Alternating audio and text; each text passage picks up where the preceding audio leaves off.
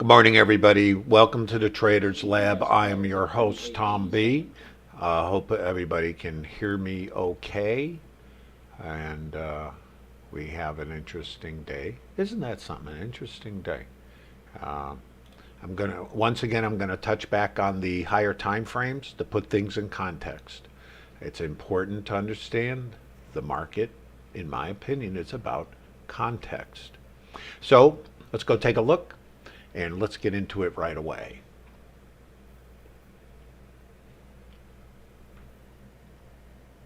This program is about integrating Bookmap with auction market theory and volume profile in the intraday developing time frame. It's about trading inside out.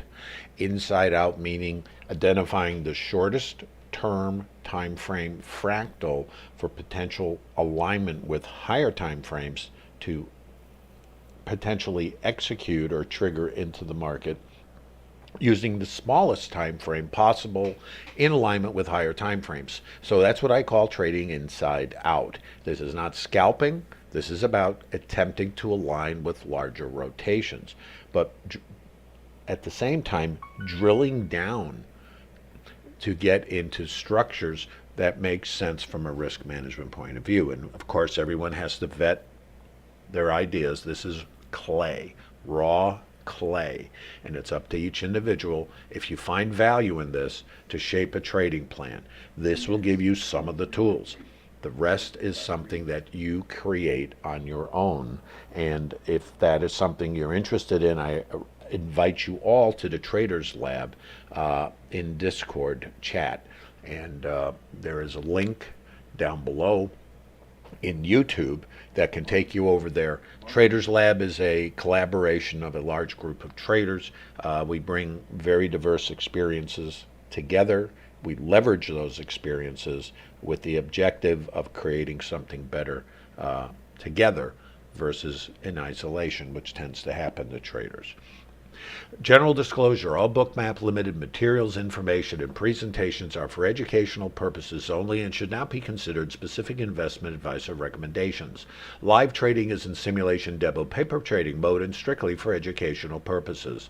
Live trading executed in simulation cannot accurately represent realistic trading performance. Risk disclosure, trading futures, equities, and digital currencies involves substantial risk of loss that is not suitable for all investors. An investor could potentially lose all or more than the initial investment. Risk capital is money that can be lost without jeopardizing one's financial security or lifestyle. Only risk capital should be used for trading, and only those with sufficient risk capital should consider trading. Past performance is not necessarily indicative of future results. And remember, this is not a trade calling room. This is for educational purposes only. Anything you see, hear, or otherwise observe, rumor or otherwise, statistic, etc., is something you need to vet on your own. Past performance is not indicative of future results, and this is basically concept with practical applications. Again, something you need to vet for yourself.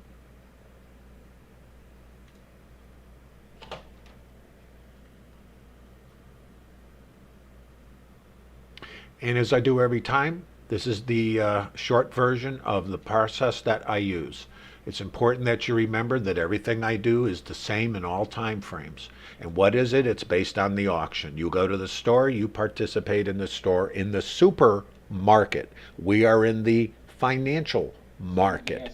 Notice the similarity? They are all. So as shoppers, in the auction process, we go to the store. If it's on sale, you buy more. If the price is too high, you don't pay it. Where is the intersection of price and volume? This is the auction. That's retail. So at any specific time, at any specific store, for any specific product, there's going to be a price that's too high and a price that's too low. And the retail, the sellers and the buyers, wherever that balance takes place, which is represented by volume and price, that is retail. And it creates in trading, or in all markets really, high volume. Because when you get to a fair price, isn't that where that intersection creates the highest volume? It's not too high, it's not too low. The sellers are good, the buyers are good. Same thing in the auction. That's auction market theory. Now you know it. Next thing, the volume profile. It is the optical representation of that process. We have something called low volume nodes, and we have something called a high volume node. And all the low volume is where those buyers bought on sale on the outside edge of that retail price because it was on sale. And then when the price goes too high, it creates a low volume node because the buyers wouldn't pay it. You go, I'm not paying that. Well, not much buying goes off up there. And then it comes back in the middle, pretty much is where that intersection of high volume, and we're at retail.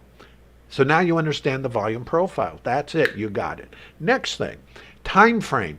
Now this is the deal. This is, to me, the most important aspect of this. This behavior is taking place in all time frames. And by that, I'm referring to fractals.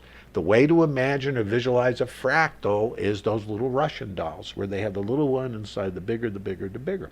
So if this auction process is taking place in all time frames, in other words, the midget time frame, as low as you can slice and dice it, or the high time frame, that is the yearly time frame, they are all operating inside of each other. Then it's up to us as individuals, as traders, to identify the time frames that we can operate in based on the range required for trading, etc. It kind of works that way.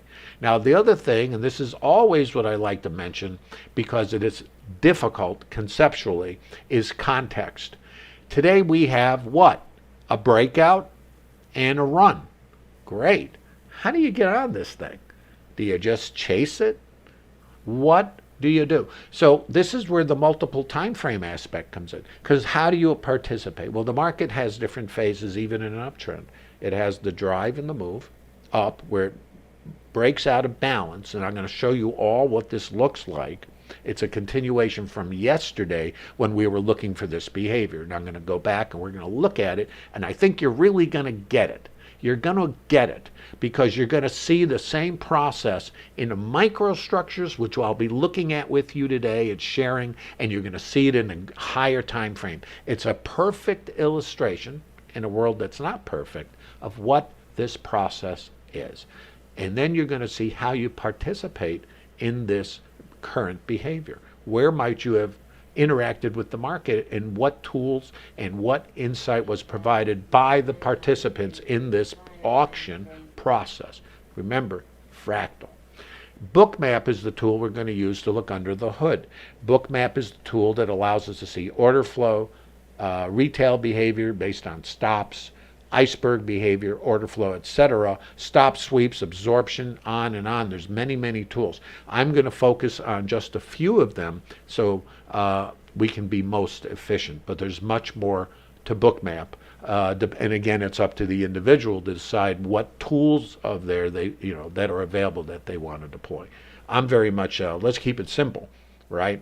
Because it's not about complexity, in my opinion, in trading. It's about a process you can replicate consistently so you can measure it. If you can't measure it because you have a random inputs, you have no idea of what, can statistically give you that edge. You need a consistent input. And if you're not familiar with what I do, I encourage you to go to the Discord Bookmap Trader Lab chat room, and there's an introduction video pinned at the top and about 80 downloads of PDFs of detail and minutia that you can sit with your pizza over the weekend and you can take it in and then think about it. So I'm going to look here, get back here, at the high volume. Remember I said I was going to review that. Let's take a look at what we had. Now this was yesterday morning before RTH opened. Let me explain what you're looking at here. And I hope you guys were here yesterday, or at least conscious, and I always say grab a pen and paper and take some notes. If you're not doing that, you're wasting time. Because nothing goes forever. I am not going to be here forever, and I'm not saying that matters, but the thing is, get what you can out of this. So this is what's going on. Now you remember, right, we gapped nasty, and we came down in here.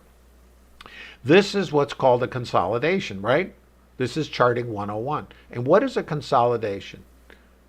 The market trades over itself. And what a consolidation represents is two-sided trade.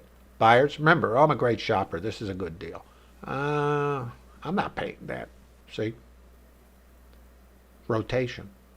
And what happens in this, so I isolate these. I just want you to know, these are called, I call them a micro composite. And all they are in volume profile. Remember, what am I measuring? Price and volume.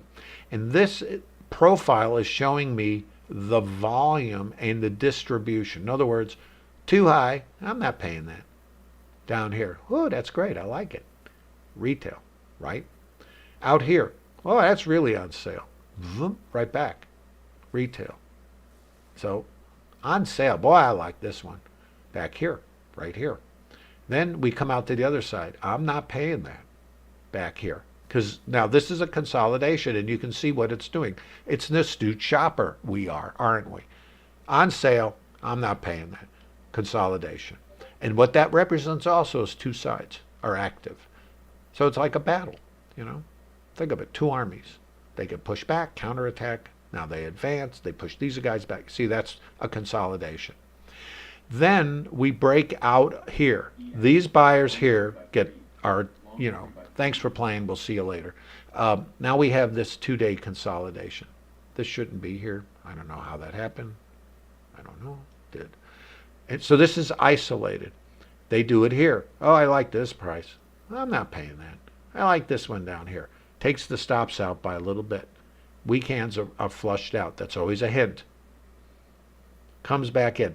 Two sides are battling. You see where this ends up? Does that look familiar to this? You got the tails on both sides. This is like what they used to call a Mexican standoff, right? I don't know why, but they did. Same thing. Two sides. Back in the middle.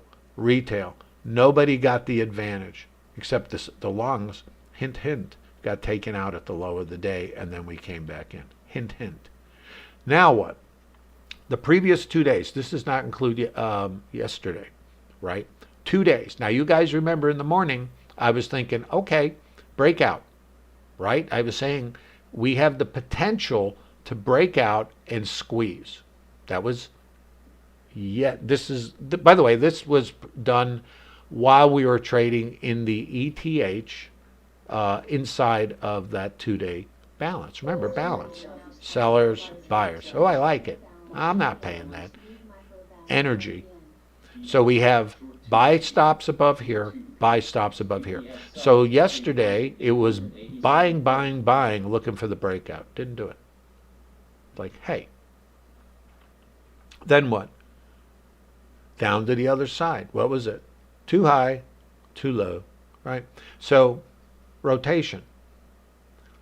Looking for the breakout, didn't do it. So they took all the longs out yesterday, and we ended up something called a neutral day. Now, the other part of yesterday was we opened in range and value. Do you remember that?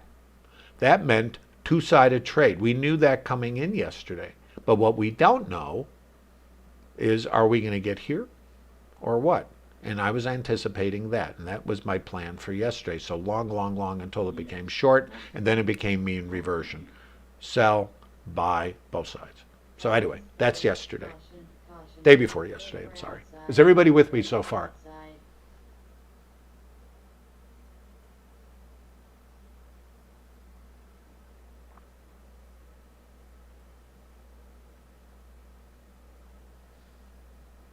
Hey, Alec, good morning.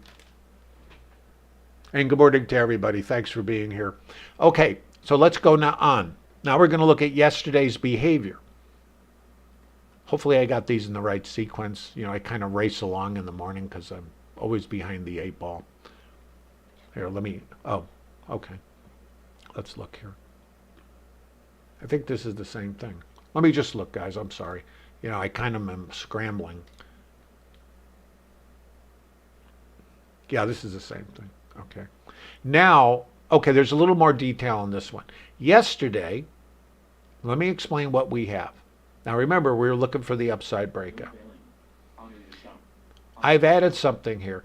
What I did is, and with my software, I can identify, remember distribution, right? Outside edge. Remember where it gets that low volume? It's like, I'm not going to pay that. Well, this is still that previous 2 days. This does not include yesterday, so you can see. This is the low volume area on the outside edge. Low volume area on the top side. So in other words, yeah, this is where the volume of the previous 2 days, not including yesterday again, I'm still before yesterday. This was the low volume area. So between this distribution, which is an auction, and the main distribution, this was the outside edge. So this is where it was unfair. This is where the buyers came in within these 2 days and said, based on volume, that this was the low side after these two were in here. And up here somewhere is the high side. So this is marked 37.46. Now this is before yesterday's trade. So, and this is the retail price in here. So 68 was the fair price, right? Retail. I'm not paying that. Yeah, this is fair down here. And we don't, remember, there's no precision in this. This is like maybe at best, this is trading, yeah? So let's go on. Hopefully I got this right or I'm in big trouble. Long 2P. Long 2P. I might. The lower that, now this includes yesterday. Where that low volume node, remember, too cheap, hits it to the tick. And we don't know when it happens, right? And remember, we had two-sided trade yesterday. So it was, and we couldn't take this out. It was like, what? You know? So we went mean revert. Once we were long, right? So we were going up, up, up, didn't do it. Then everybody who's long runs away. What happens? They get flushed out. And we had what was called the neutral day. And that's when the first hour high and low, which is called the initial balance, high and low, are both taken out. So the initial balance high was taken out, then we failed. It becomes mean reversion. The initial balance low is taken out. This target is hit, and at the time, I don't know it's the low. So you know, I don't know, you don't know. If you think you know, I always want the phone call. I don't know. All I know is this is auction based and there was behavior in the volume that was created. Now this line was here, you remember, for the last chart, right? So we tested it because this was the low volume area. And what happens in a low volume area? The buyers come in and the market rejects a price. It doesn't hang out. That's what creates low volume. Okay? So you understand. So here we are. This is yesterday. And I'm going, huh. Now I'm going to show you something else. And you're going to recognize this from our fractal behavior that we always are operating in multiple fractals and time frames. And I mentioned this to you guys yesterday. Chop, chop, chop. Break low. Chop, chop. Back in the consolidation. This is a buying trigger, isn't it? In a high time frame. Breakout. What is this? Long. You see the structure? Everybody who's been following here for months in the Trader Lab, is this a familiar structure in a high time frame? Is that a yes?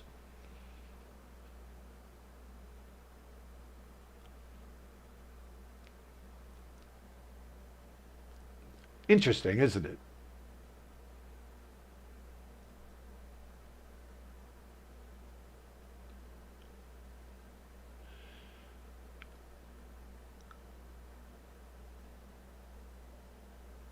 Okay, so this is our higher time frame, and this is our breakout. So now we have this, and we have that gap. So now it is pedal to the metal with the gap. So longs. Now I'm not going to spend a lot of time with this because we've already discussed this. I'm going to show you a couple of opportunities, and then we'll get into real time. Does anybody have a question on higher time frame? Does anybody have a question on what this is? Do you recognize what this whole structure is in the intermediate time frame? Yeah, okay, these are daily candles, yes. And every consolidation I draw a profile over because the profiles show me the distribution. In other words, where's the volume taking place? And that gives me a lot of insight because the nature of a auction in all time frames is to come out to where is it too low to attract buyers. Remember, you're a good shopper. Oh, it's on sale. I'm buying 3 cans of tuna fish today. And then it rotates up, and the buyers go, I'm not paying that. That's too high. And then it comes down. So this rotation takes place in all time frames. But what happens is volume, where the most volume transacts, is like a fair price. It's just the market tends to rotate around the fair price and come back to it. And then what happens after that is that fair price, if we leave it, then it is saying potentially it was too low. And now we're going to auction elsewhere and try to find a new retail price. Because if the perception of value has changed, then what used to be a fair price down here is too low. And then we may do this whole process again at another location, rotate, create a new fair price, and then potentially come back and check this one, or go back to a previous one that we thought was too high and check that one. That's the nature of this of auction market theory. It's looking for a price everybody agrees on. So what the market tends to do is run around looking for a fair price. And that's what the auction is. It does it in consolidations, and it does it in all time frames. And it does it in this time frame, which is all the volume that ever traded here, as long as the market's ever been here. But I'm not looking at that now. I'm trying to keep this kind of, within. If we are positioning in the day time frame, we want to operate inside of these structures when we can identify them. Notice where the low of the day is. Too low, outside edge. Too low. And remember, I showed you the chart. This was sitting here. And again, I have no idea, so don't think I know, because I don't. But what I know is what created it. It was the buyers in these 2 days. This is created before this day. Okay. In these 2 days, even though we traded below it, that overall, for all the volume that took place in here, and this is what volume profile is about, it's letting you see inside price. And that's what you don't see if you're in time-based, artificially structured bars. Now, a daily candle is important because it encompasses all the volume. Other than that, I'm looking inside of all this behavior. But it's that fractal, and that's the point I want to make, fractal. Anyway, I hope that makes some sense. Hold on 1 second, please.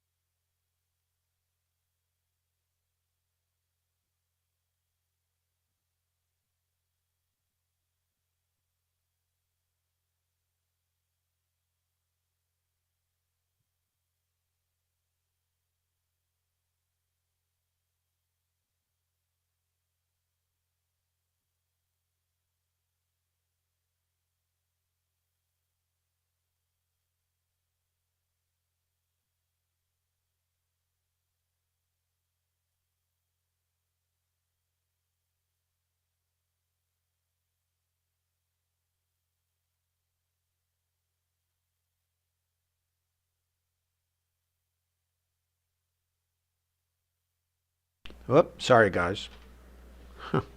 Anyway, you saw the high time frame. Okay?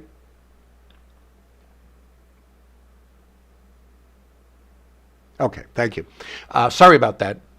I always like it when I talk to myself. It's really good.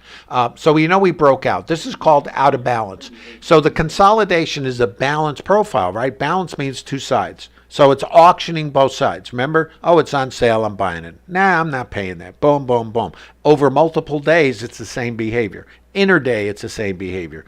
But we broke out, right? We looked at the higher intermediate time frame structure. It's a breakout. Changes everything, because at that point, it's long or potential pain. So at least for me. Now, I don't have no crystal ball, but that means longs only. What we don't know, here's the I don't know, which of course I never know. So write that down if you haven't thought about it. And you should take notes here so you get the most out of this. Is there's the potential for a couple of behaviors in this context. Remember context? Write that down. Context is king. If you're not aware of the context, you're going to be zigging when the market's zagging. And you really have to, that's like the dominant piece, because it's about alignment with context. And that's really where we look for the opportunities.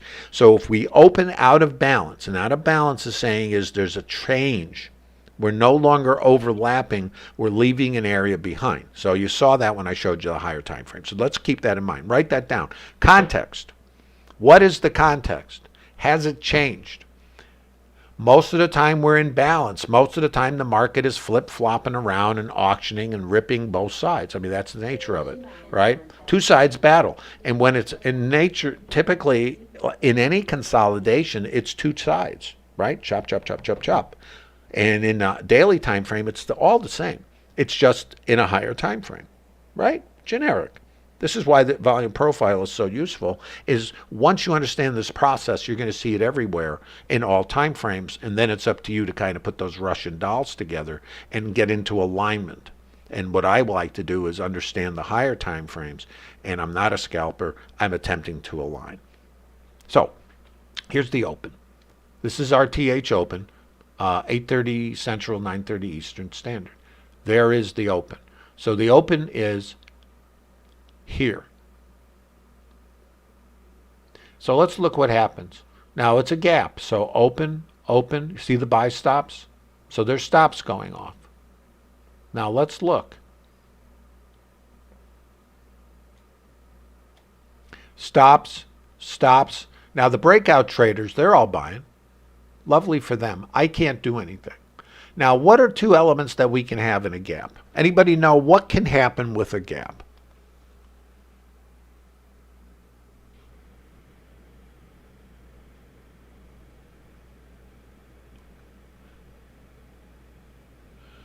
Fill the gap. What else? In a gap this high, out of a major consolidation, would we fill that gap? Maybe. Well, it can do anything, right? So we understand that. However, there's a big report at 9 o'clock, new home sales. Do you think we would have? I always kind of think that if there's going to be a report, and I get behavior ahead of it, that maybe somebody knows something. But we also knew the structure coming in too. So the gap is an issue, right? Gap and go or close. So anyway, here's a couple possibilities.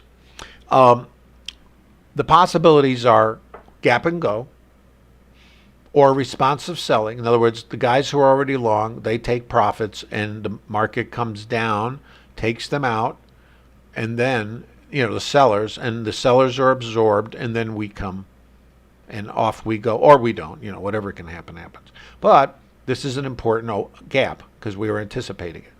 Here's what happens, and this is something I see, and I'm always aware. Rarely does the market open and never look back. Often the market opens, we get the early buyers, retail buyers, because of the gap. And what does it do? It takes out the first low. And then we only two-ticked it. Now, I have no idea when this happens. Right there. Now, here's the hint. Market opens, volume point of control is moving up, buying volume. See it? Buying volume. This is a potential short trigger, which doesn't mean get short. It means potential counter rotation, looking for a long. Okay? The problem is the open. And there's going to be stops under there. I can't do anything. I would love to do something. I can't do anything. So let me show you. Now, I don't know where the low is. You know, I haven't figured that out yet. But here's the micro indication. Let me show you.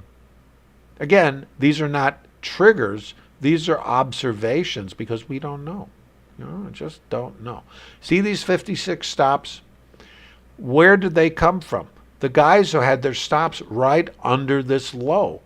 Isn't that a kind of an obvious place? Open, drive up, pull back, a couple of ticks. What is it? 31.5, 31.75 to 31, 3 ticks. Anybody running a 3-tick stop? Well, not me, not here. I want to see this. So my rules say, look for the response in a gap. Wait for the response. That's my rule. Now, let's say it did this and it never came back. I'll have another opportunity to get in at a different location. So I cannot buy any of this until this. And even here, I can't buy it because I don't know if we'll come up here, right? Go down. So I know I don't know. So I'm just going to tell you, nothing for me to do. And look at this thing. Now let's remember, what do? We mark these. Variable high volume node. VHVN, right? Let's mark it. And remember, I'm doing this, I trade off another Bookmap at a different computer. And I can't be doing this in 2 places at the same time, so I'm going to catch up while we're going. And then there's here. Because these were the 2 locations where the VPOC initially was measuring the volume. And this is what the volume point of control is doing, is it shifts around. This is called developing. This is the developing time frame. In other words, this is the whole day. This is the microstructures. So in here, here. So this is kind of resistance here. You see the behavior and you see the pullback. So this is my next structure here. So I have this, and I have this, and I have this. So these are the structures in this little thing, and it's what, 1 minute and 30 seconds. So this is kind of what you might say rapid. So this, now this is something I'm going to say to you guys. This is, let's assume that I cannot execute in this because it's just a little, but I know I want to be long. So if I'm going to potentially execute, I have a few locations. I have here against this volume. I have here against that volume. Let me just show it to you so you can see what, because that's all that's here. We don't have anything else at the moment. So here, look. Volume here. Volume down here. Right, let me get this other nonsense off the chart.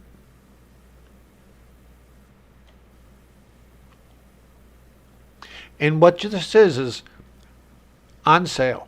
We don't know it at the time. I'm not paying that. Here, on sale. I like that. I'm not paying that. No, this is still a good price. All right. No, I'm not paying that. I like this. High volume. Retail. Pullback.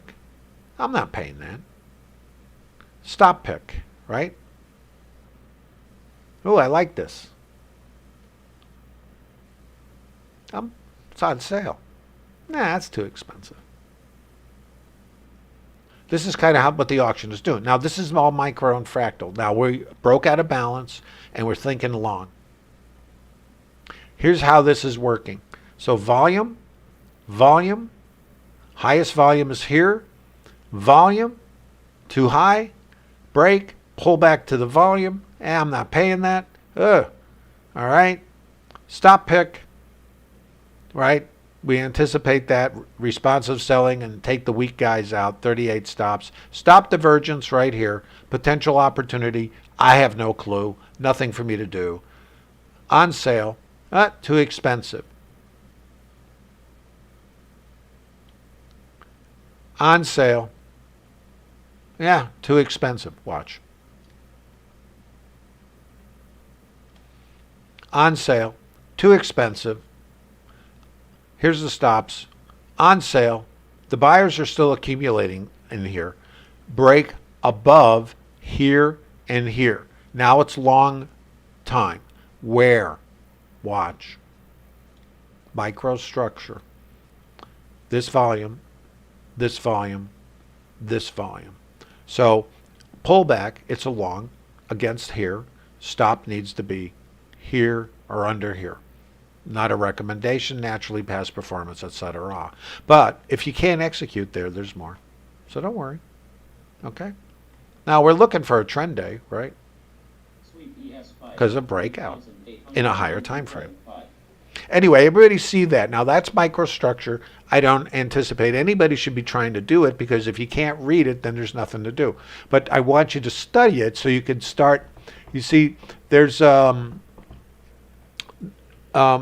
it's a matter of practice and recognition of what's going on. And it's, for me, I'm going, if this, then that. Write this down. If this, then that. If not, then what? So I'm kind of watching the auction based on the little structures. This is an auction. Too high. Too low. Retail is right in here.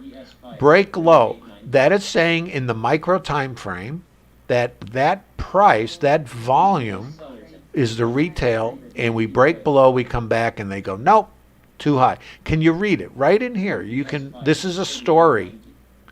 If here's a consolidation. That's all this is. Chop, chop, break high, break low. There's your trigger. This is a short trigger. Now, by short, it is not a get short trigger. It is a behavioral structure, which happens to be a triggering structure, but I use it since the context and the trend is up. I'm not getting short. Believe me, I ain't thinking about it. I want to get long. But when I read it and I go, okay, break, so the trigger is fired. Now it's the retracement into the trigger structure, and the retail volume is right through there. Does this make sense? Let me try to show you better. See this? That's a high volume node. Remember that? That's too high, too low. High volume is like a VPOC. It's retail. And they're saying is, nah, that price was really too high. And they're out of here. Break, pull back to the volume now that's in this structure. Break, pull back. See? So,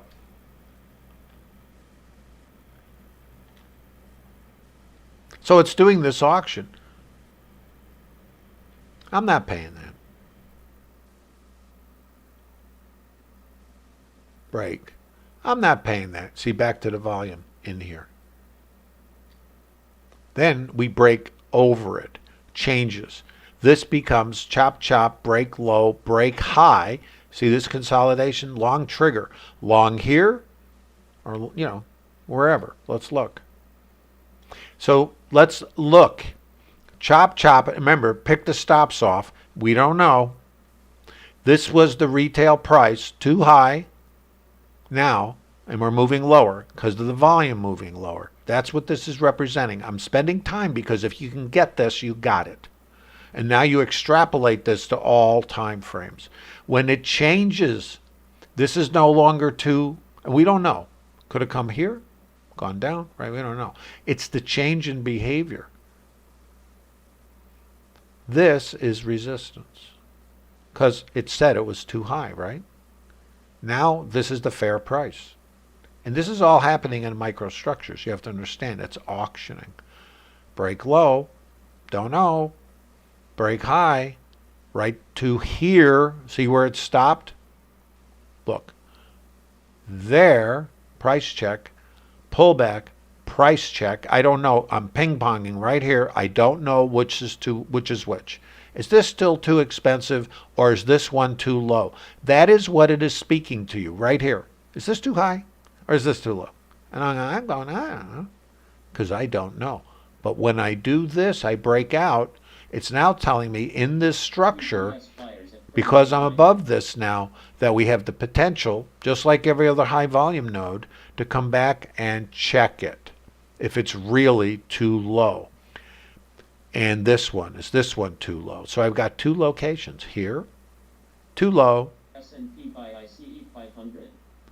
and I'm breaking above here. So this is really the location where it would fail. It happens to have the VWAP here, which is not material to me. What's material is the behavior right here. That's a long. Caution, lunchtime chop. Caution. Does everybody see that behavior? Sweep ES sellers at 3,890.5. Max, for me, I like pullbacks because what creates, in other words, if you think in consolidations, which is how my brain kind of operates, what is a consolidation? It's an auction. In other words, let's just pick one. Here, let's look at this. I don't know what happened after this, but here, chop, chop, chop, chop. I'm not paying that. Oh, I like this. Boom. High volume is in here. Chop, chop, chop. High volume is in here. So look what happens. Come up, too high. Come down, too low. You're seeing it in both places. One of them is going to fail. Well, if the trend is up, probably the better bet is to be the buyer versus the seller. And again, I don't know what happens here. See? So, trend up, I'm only looking for longs. That's just me. And let's look at this microstructure. Now this is in midair. I mean, as Dirty Harry would say, do you feel lucky? But I understand the context. Now I pulled this out of thin air, and this is not a trade recommendation or even anything anybody ought to do. What I want to do is share with you the auction in a fractal. Look at the range here. There's a couple points. If this is the selling structure, and you can see it there, see? And this is the buying structure, you can see it here. You see the same thing? Sell side, buy side, microstructure. Is everybody tracking? Caution, caution. Wait for outside. Wait for outside. Sahad, if I'm saying that right, and I apologize if I'm not, there's no right or wrong. I kind of, but the volume profile for me supersedes like the VWAP or anything else, because it's the thing with the profile is it's the real-time expression of a participant perception of value or lack of value. If the market goes down, it's, quote, out of a fair price. In other words, on sale, we're all going to buy more. If the price gets too high, we're going to say we're not buying. And the thing is, in a fractal, it's happening in all time frames. So these participants right in here are auctioning. But if the trend is up, I want to wait for a rotation, and it has to fit my trade plan, and a location to potentially engage. So, what I always talk about is priorities of inputs. This is my priority input over everything else for me, because this is showing me what the participants think is too low. This is that low volume area, and what might be too high. Well, we're auctioning up. And here's another way to look at this. Let me show you. This consolidation was too low. Here's your high volume node. I'm buying. I like this. Nah, I'm not paying that. It's on sale. No, it's not. I'm not paying that. I'm going to wait till it's back on sale. Rotation, rotation. Here's the high volume node in this auction. This is happening in all time frames.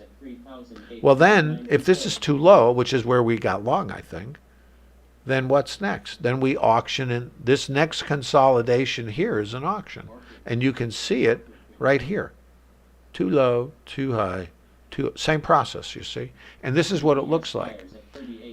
Oh, it's on sale. I'm not paying that. Oh, it's on sale. See? And I'm fitting this structure inside of this structure. So that's the fractal nature. So that's why it becomes a long. So it's a long against here, against here. We auction. We leave this behind. Too cheap, too inexpensive. So this little chop in here created high volume. That's like your micro retail price. Right there. And we leave it too low. This is, and you can see this progression of rotations. This progression is the market checking. Is this still too low? Yeah, it is. How about over here? Is this too low? Well, I don't know. Let's see.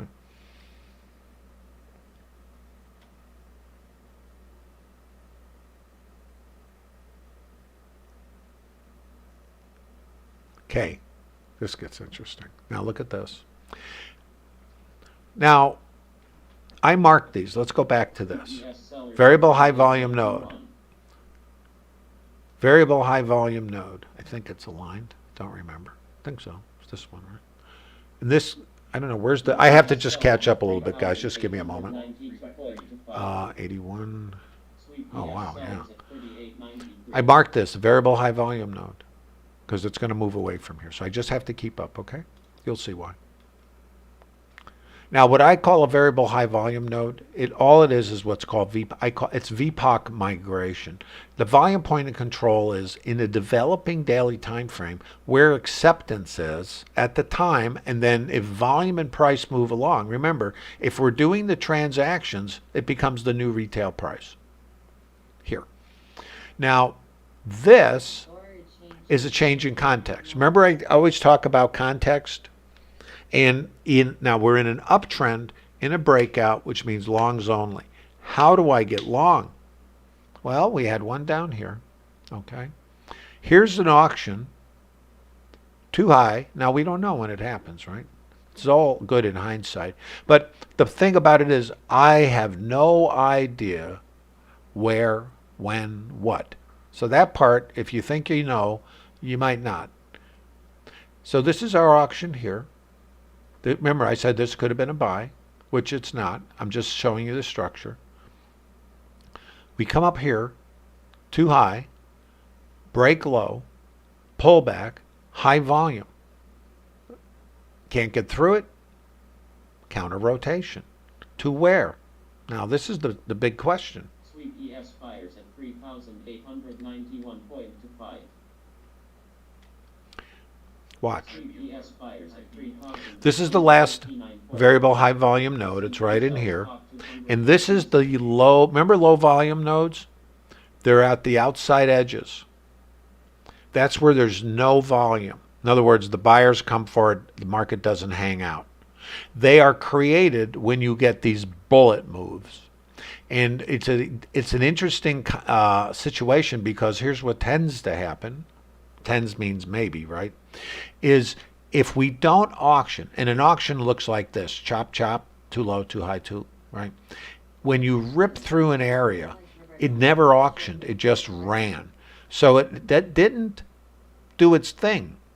And what else happens? These are outside edges where the stops are going to pile up under the swings, right? Because this becomes the low side of a consolidation. And what I'm aware of in low volume nodes is they're tricky because the market can come out to the outside edge, which is created by the swing and this poor auction, and take these guys out and come down. And then if there's no selling, it's that your shopper in a different time frame comes in and says, hey, it's on sale. And then the potential is to come back and check retail. Is this logical?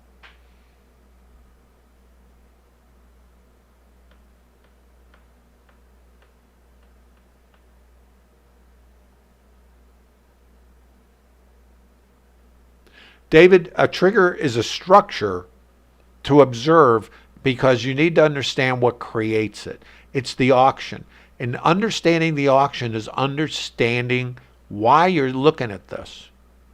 That's the trigger. Now the trigger is potential. It has to align with location. In other words, they're not in space. In other words, you're going to see these things all over the place because it's behavior. But I want to align. Remember, fractal. I always want to be thinking about the higher time frame because I need the range. So if I get involved here, you know, I don't know where I'm going to go because it's early, right? So I don't know. But I do know if I see this and then I see a breakout of this trigger structure, I might want to be out. Or I took the long. Remember, the way I always talk is I only give a basic, a minimum, call it in my stream here, I'm giving you what I perceive to be minimum components, not advanced. Well, maybe it's advanced compared to what other people do, but you know, to me, I'm a minimalist. I want to give you guys basic tools. Then you kind of form it, you know, into your own thing. You can do whatever you want with this. Believe me, you could be a trapeze artist if you want with this. But this is a triggering structure. Let's remember the goal. Job number one of any trade is to get risk neutral. So for me, my primary job, assuming I enter here, is to get a scale. My risk is from entry to failure, which is 2 ticks under here. So that's my stop. And then I need the rotation to get risk neutral and then manage the trade. And, you know, in this case, if you did nothing, you would have scratched it. That's okay. For me, I'm not saying it's my trade plan, how I manage a trade. What I'm saying is job number one, and as a trader, I believe, and it's just a suggestion or a thought process, is what is the probability of getting your scale so you've bought your ticket to ride for the target, if you have one, versus taking a full stop on a 2-lot? Is your probability greater to buy your stop for the next trade? In other words, you have 2 contracts, one pays for the stop on the runner that goes to target and pays you. You have the risk of taking a stop on 2, of course. So the range to target has to make it worth it. So that's how I structure minimal. I would recommend when you're building a trade plan that you think like that. What's my obstacle to get risk neutral? What's my probability on any trade? And that's where you keep statistics. You create the setup, you define it, and then a trigger. And what is the odds of paying for that stop on your contract number 2? If it's positive, you might have the ability to be in a trading business. If it's not, then you're not doing something right, or you're getting involved at the wrong locations, and that's something you got to work on. So this is the trigger, right? Remember, long, here, long, scale, boom, long, stop could be under here, or another long, see, short, not short, but counter rotation, see, watch. Where's the stops? Here, under this consolidation. Where did we go? Low side. So we rotated. What's the fuel? Retail trader behavior. What happens right here? Everybody take a look at this right here. What is this?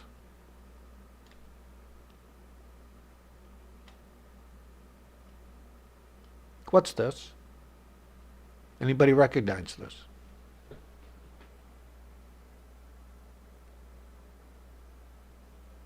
And what else is it? David, the question again on the triggers, I'm not mechanical, I'm process. So I understand what's going on in the sense of, and it's always maybe at best, you know? Yeah, Peter, that's the point. See, if we're in a fractal, this behavior, this chop, chop, break, boom, is back to a high volume node. In this, we're in a higher time frame. The volume point of control is your retail price where all the volume is transacting in the whole day so far. I know that this was too low. Remember, we left this auction. I'm not paying that. Yeah, it's great. I'm not paying that. Oh, it's great. High volume, retail. The whole thing is too low. Now we move up here. Now we move up here. Now this is the retail price. Where's too low? Is it there? Is it here? Well, where's the big low volume node? It's here. So in theory, since I know I don't know, let's go back to the left. You got to look to the left. Where's the swings? Where's the stops? Here, down here, here. So this is the outside edge in here. And I don't know. But here's what happens. And this is, now you can read it. Now, I don't know where that is. I just know where it might be. It's out here somewhere. And I know the market's long. So thanks for playing. We have parting gifts for you. But now I'm looking for a triggering structure. What is it? It's right here. Watch. Now, I don't know. It could come back here. Don't know. Don't think I know. I'm clueless. But what I understand is auction behavior. And I understand that if the market gets long, they're going to, flush the financial you-know-what. So, okay. So now I'm waiting, and I don't know where this is. Don't think I know. I don't know. What I do know is where I know the behavior, and I know what might happen. That's the best I got. I know we rejected this. It was too low. And I know I've been sequentially moving higher, and the fair price is here. Let's put the pieces together. If it gets too low, and I don't know where that is, I know unless the world ends here and then everything collapses, which I have no reason to anticipate at the moment, unless it does, I'm looking for a long back here. And this is a term we use called mean reversion. Is everybody with me?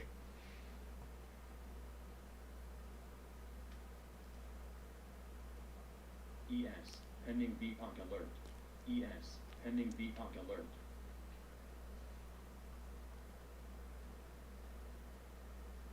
ES, pending VPOC alert.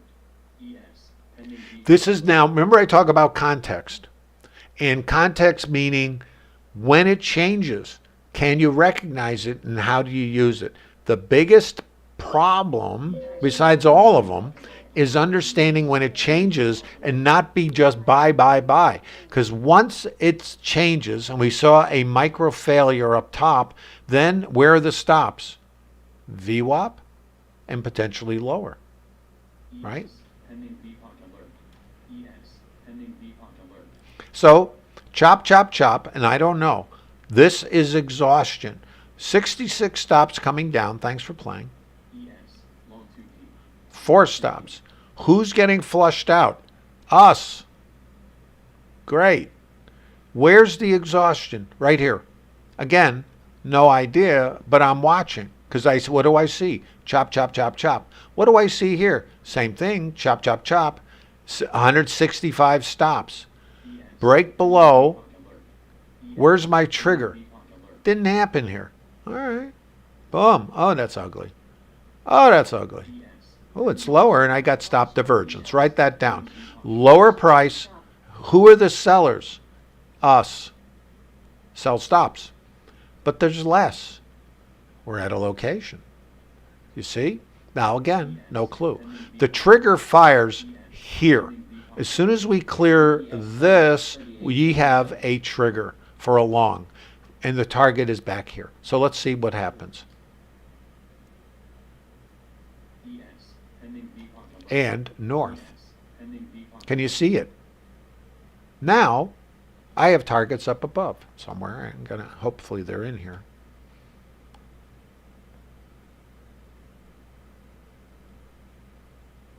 Let me look. This is current, so we got to kind of.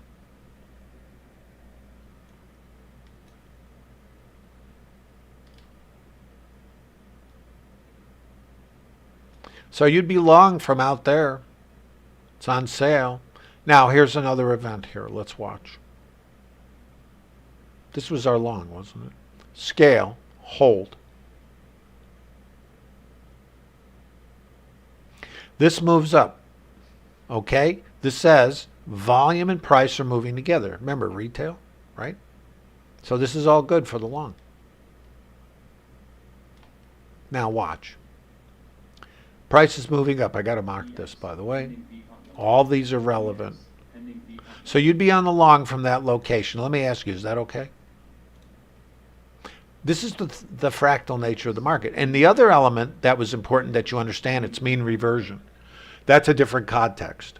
Okay?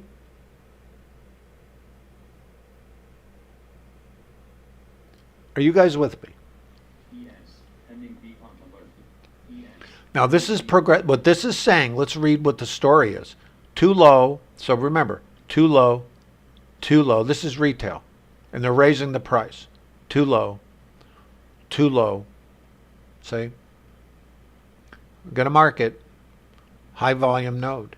So I call this VPOC migration. And what you're seeing is auctions, and they're too low, too low, too low, breaking away, too low. This, and don't forget, you're out of balance. We have a breakout, so we have a trend configuration. But we need, how do you get into these things? And that's mean reversion. And let me just give you a picture of it for those guys who don't know. And this is a short mean reversion, but it's the same process. I probably should get a long one. But this is what we had, except we did it on the downside. We came to an outside edge, low volume node, picked out the stops, and then continued back to the volume point of control. So this is, if we, this in this picture, it was, nah, I'm not paying that. Let's come back to retail. And what we were looking at, it was just the opposite. Nah, that's on sale. And then we come back to retail. Does that make sense? You see context. So once you understand mean reversion in a trend configuration, you need, in my opinion, to be looking for the counter rotations for the return back.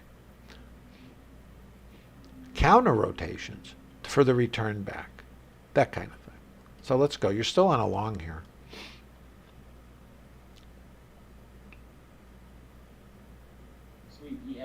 Now we have a statistic. Does anybody remember? And it comes at 9:30 my time or 10:30 Eastern time. That's called the initial balance. The initial balance is the first hour high and low, and it has the statistical probability of over 90% of getting taken out, one or the other, during RTH. And again, past performance is not indicative of future results. You always got to vet anything you hear from anybody. Okay?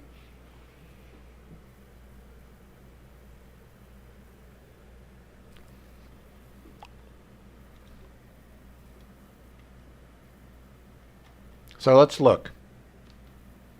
Let's watch the behavior. Now, if I have a target, now I don't know where this is going to be. By the way, I have a target up here. This is my target. Doesn't mean anything. As you know how targets are, it's always maybe at best. Okay? So, watch. Now, what do we have here? This is our volume point of control, retail. This was too low, right? Retail. Ah, wow. Boom. So, buy low, right? Too expensive. So this is your retail price. However, does something look familiar? What happened here? We ran. We didn't auction. Rinse, repeat. What does it mean if we don't auction? What is that? What does that create? Anybody? Pending beacon alert. ES, pending beacon alert. ES, pending beacon alert. ES, pending beacon alert. Well, you can't buy on a limit, MK. You buy on a stop, you can't buy on a limit. You only if it's below the market. You can't buy. If you're asking me on the top side, I'm not sure. I hope I got that. Understood your question. Right, the LVN is the outside edge, not auctioned, and it's under swings. So if we rotate, we can take all these guys out. Here's the low volume node, and there's another one here. We auctioned here, and this was too low. Right here, right? Oh, no, that's retail. Nah, that's too low. Now we got this here, but the low volume is out on this edge. So that's vulnerable because it never auctioned here. Just see. So this is the same thing we were talking about below. Remember?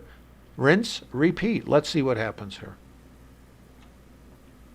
Now, right here, here's important. Right here is the initial balance high.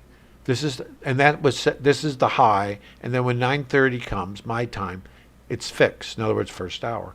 So this has over a 90% probability of getting taken out. Well, that's nice. So if I'm going to get long somewhere, I'm going to be going for a statistic that's over 90%. And you got to vet these things for yourself. So I'm looking for a long. Again, what is this called when I'm looking for outside in? Anybody? ES, pending VPOC alert. ES. What are we going to try to do? Mean reversion. Same process. How do you get on a trend? You have to let it rotate, in my opinion, unless you're one of those that trades breakouts, and that's not what I do. This is because what I'm using is retail trader behavior, but what I should say, shoppers, auction market theory. If it goes on sale, if retail is here, there's two things to think about. Poorly auctioned, stops being trailed by little traders like us. And we are retail, we are the weakest, in our time frame, we are the weak hands. We are the guppies. So we are vulnerable.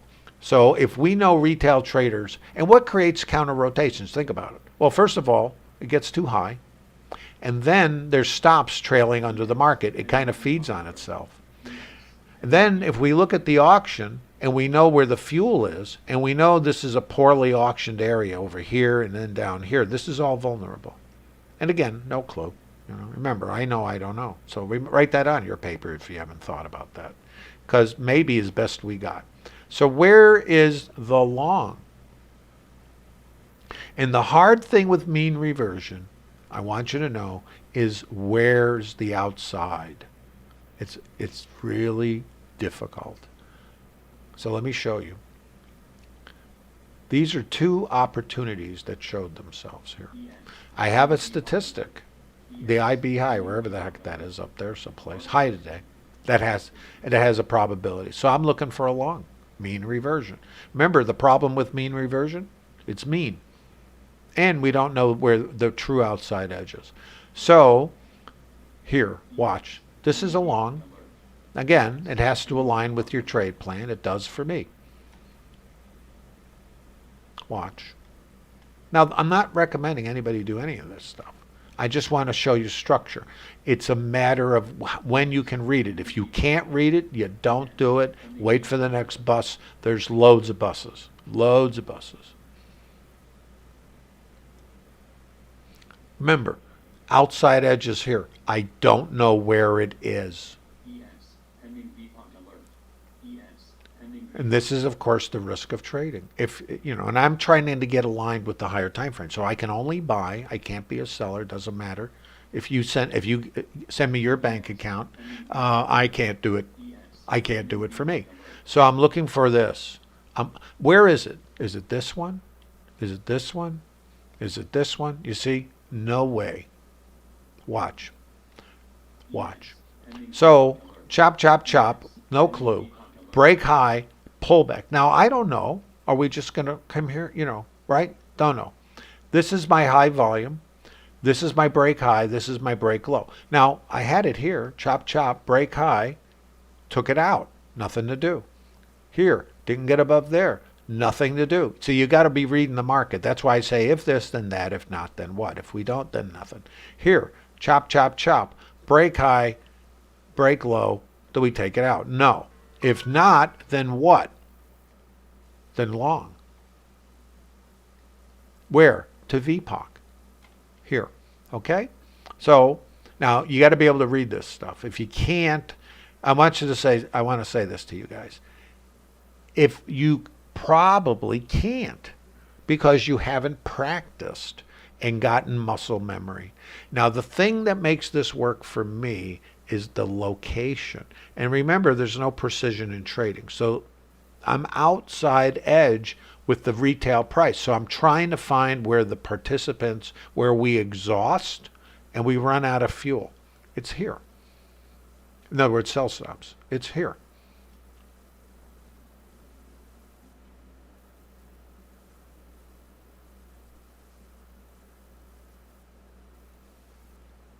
If this doesn't fit what you perceive to be a trigger, you can't do anything. For me, location. Remember real estate. You guys remember real estate? They say location, location. Well, I don't know if this is the outside edge.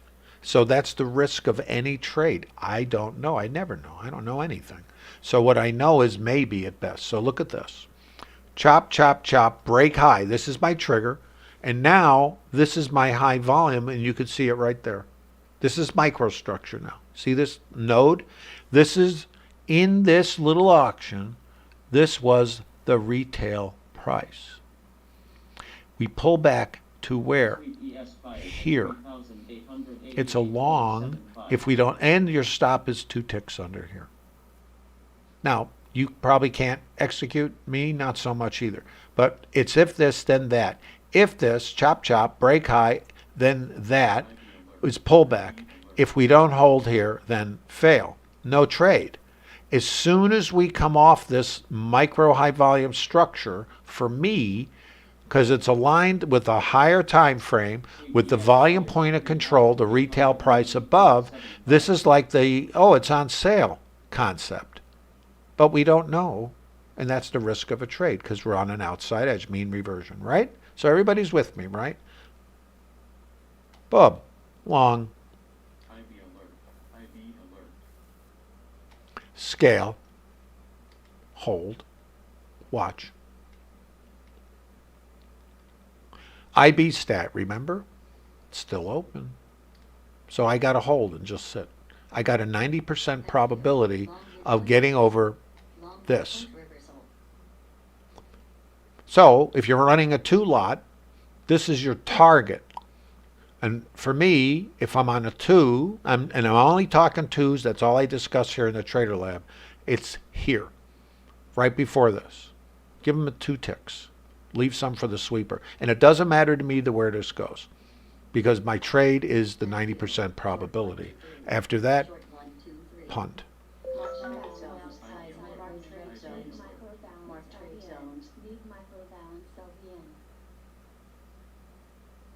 Got it?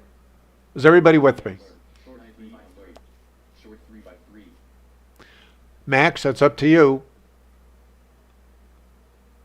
It's mean reversion. Mean. Mean. ES. Short 3x3. Short 3x3. Are you guys tracking? It's just one idea.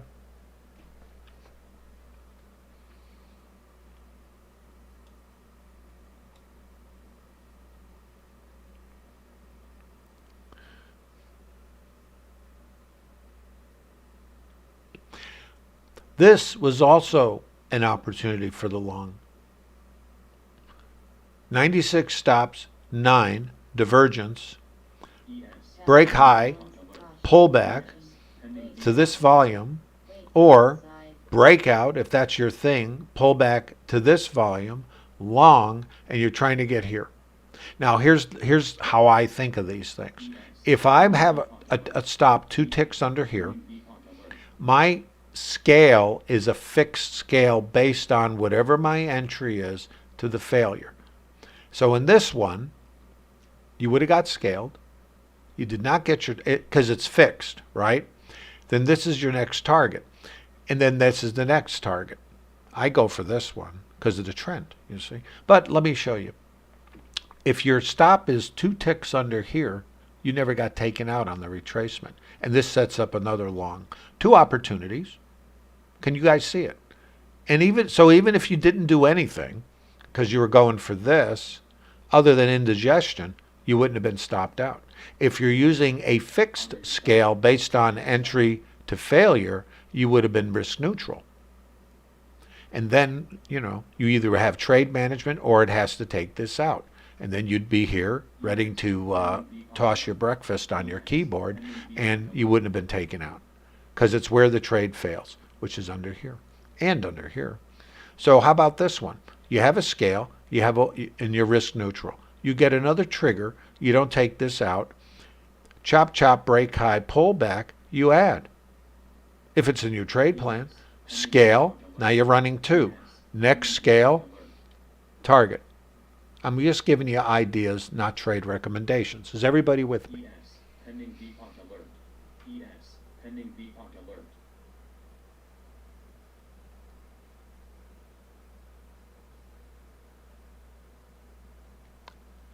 What levels are you asking me about, Sorensen? ES, pending VPOC alert. ES, pending VPOC alert. They're the first hour high and low.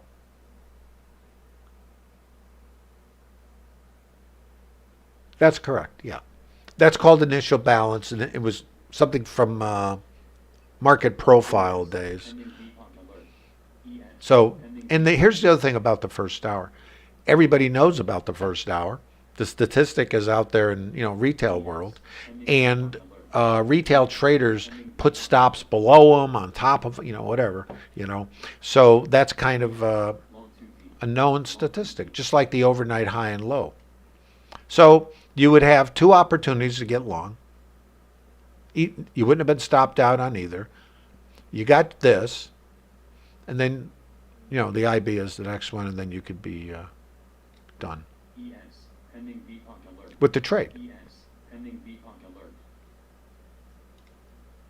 wherever it went. Come back here. Okay, and now there's another phenomenon that took place I want to talk to you about. Where is the IB high? Let me get this here, because I saw this and I thought it was very interesting. I want to review it with you. And it's something, it's a market profile event, Pending VPOC alert. and they're Pending kind of informational, Let me see if I can find this. Hold on, guys. Okay, let's see. ES. All right, the first time we take out the initial balance high, right? It was at 89.75. Okay? This is cool. I want you to see this. Here. Now remember, the target was 2 ticks in front of this. Isn't it interesting? We only went 1 tick above it. Is the And then did storage this. using any Um, benchmarks? That's why it's your target.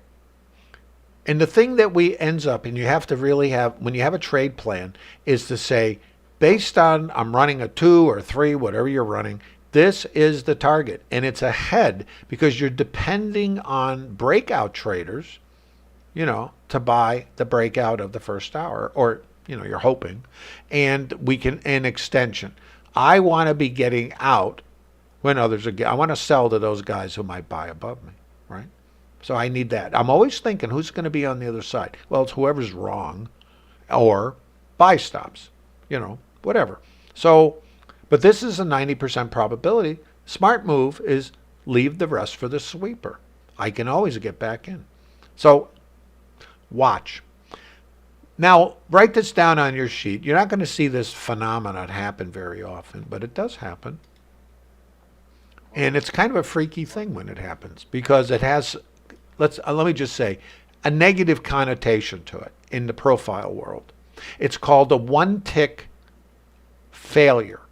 In other words, this is the high, right, of the first hour, initial balance. So this was the previous high. We 1 tick it. So 89.75, and what do? We hit 90. And we're all going, yeah, here we go. No, not so much. And we crash into this guy, of course. Nice. And we fail. That's called a failed auction. Now, it can be somewhat nasty. Now, the trend is up. We broke out, right? So it doesn't have the same significance, but what it typically sets off is everybody who's long sees it. What do? Hit the eject button.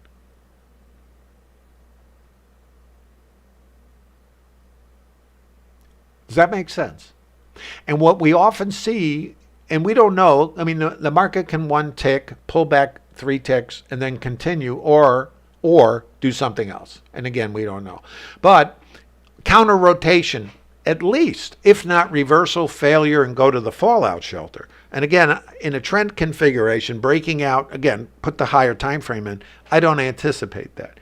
And again, I don't know, so don't think I know. But what I know is a counter rotations, because other traders are going to respond to that same thing. Hey, we only 1 tick this high, and now we're coming back. Everybody hits the button. You would too, wouldn't you? And what is this setup? Let's look what this is right here.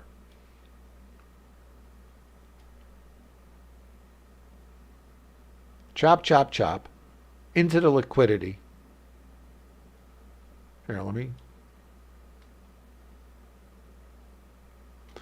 38.90. pending Meat on the bone. ES. That's the highest liquidity sitting around here. Okay. And what is trading up here?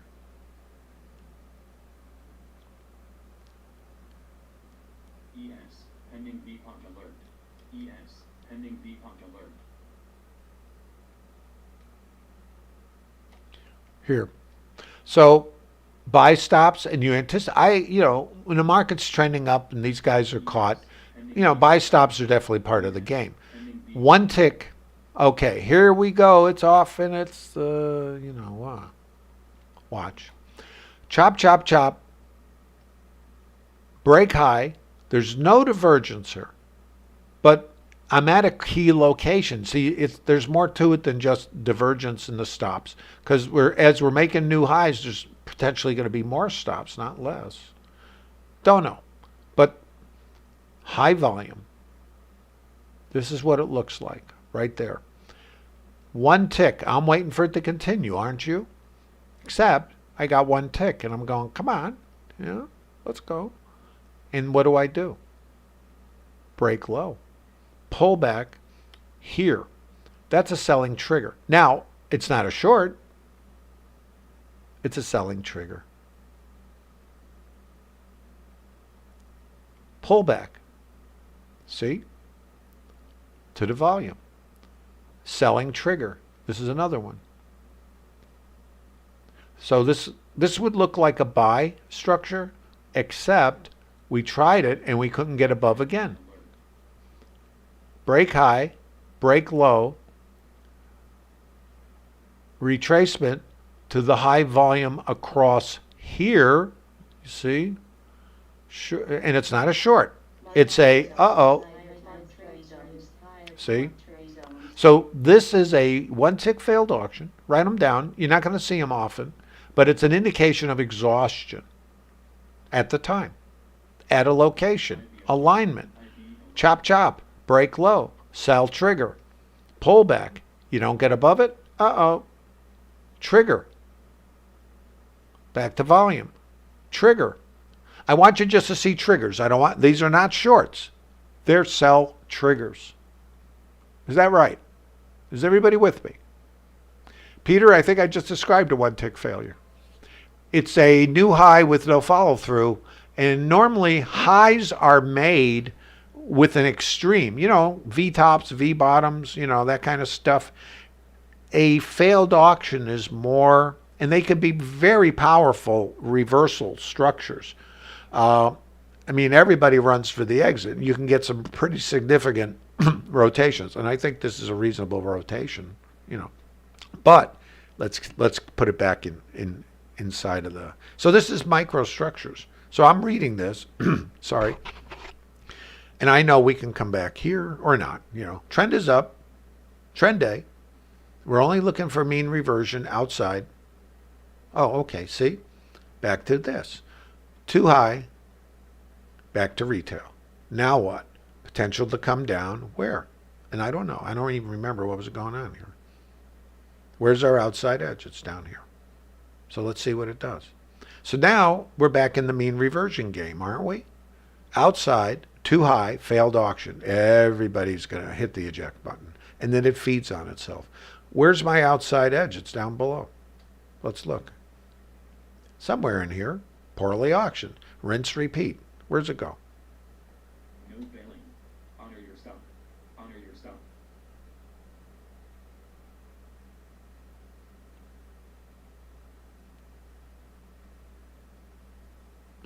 VPOC migration. We got to mark this, right?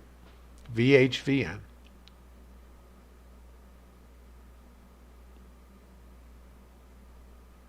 Well, get over here. So price and volume are still moving together, which means acceptance. So it's still outside in. You feel lucky? As Dirty Harry would say. Where's the outside? Notice here.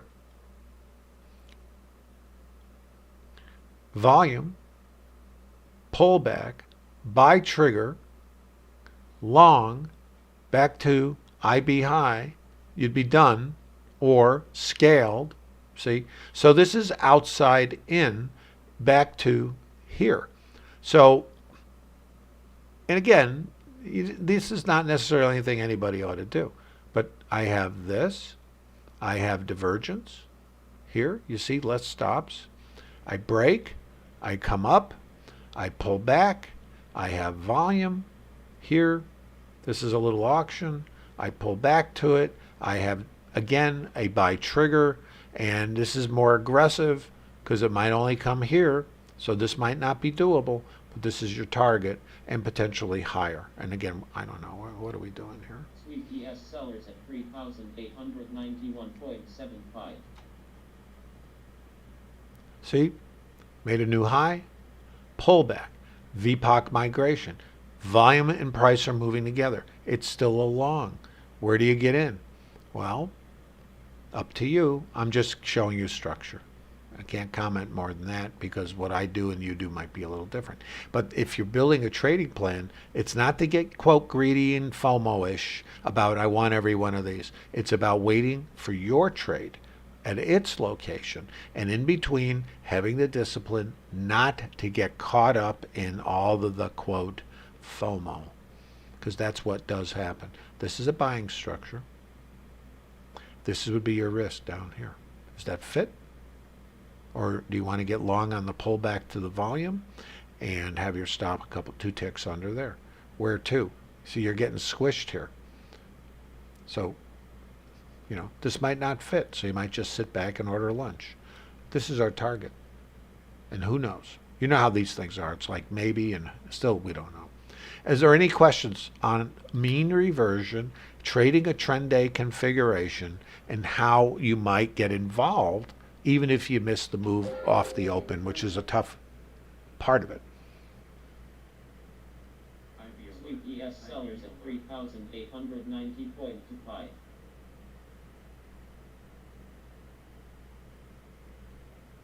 Well, on Bookmap, so you guys know, I zoom in and out, you know, because I'm looking, I mean, you know, I have to look at it a few different ways, you know, because I'm always looking at this, because this is like the primal chassis.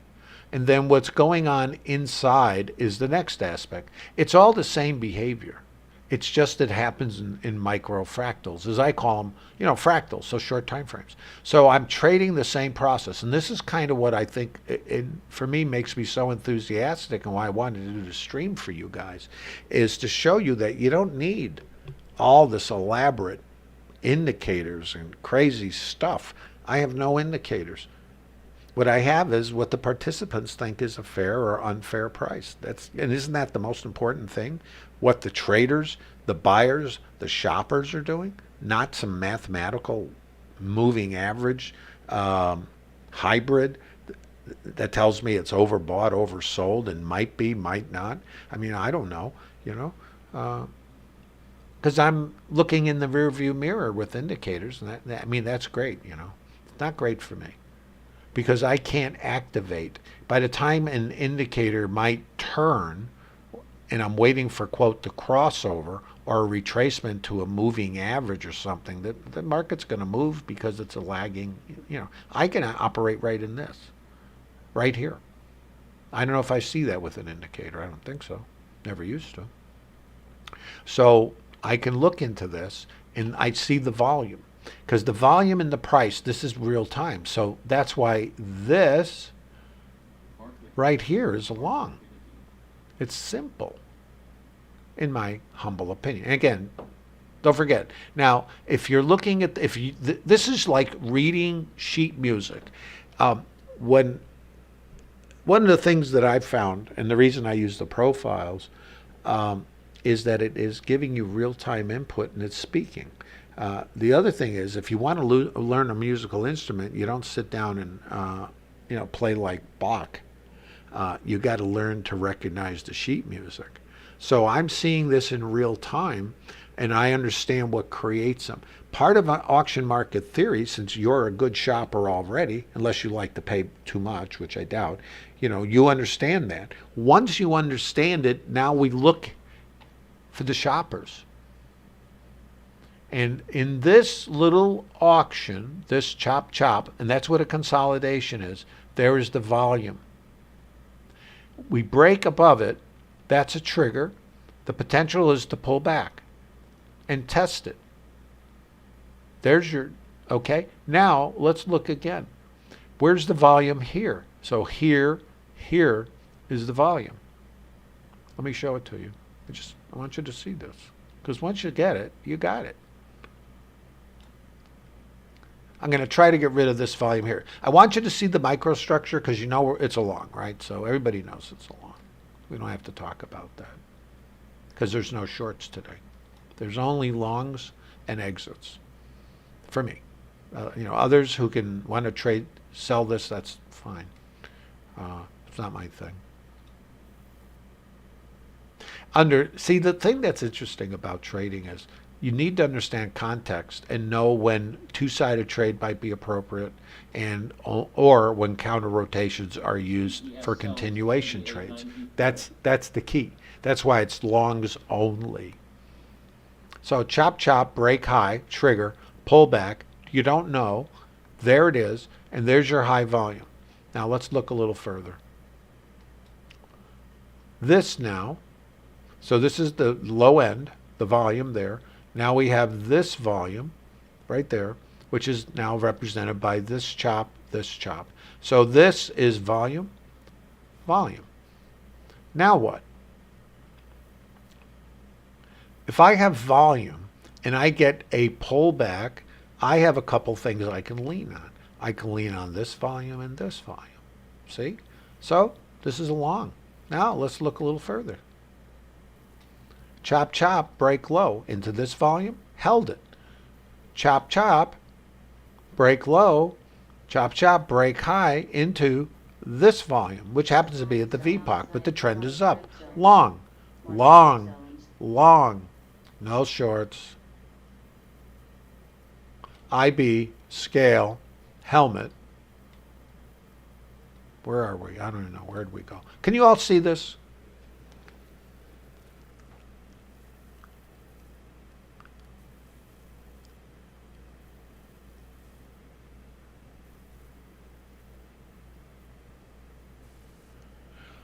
$12 to 1 stat. Where are we? Oh, yeah, perhaps. Still got a target up above, right? High of the day, icebergs. What do we got sitting up here? Let me look. By the way, when it comes to liquidity, what matters is more important, at least, is the liquidity that's in the book from RTH open or before. Those are passive sell orders. Hold on.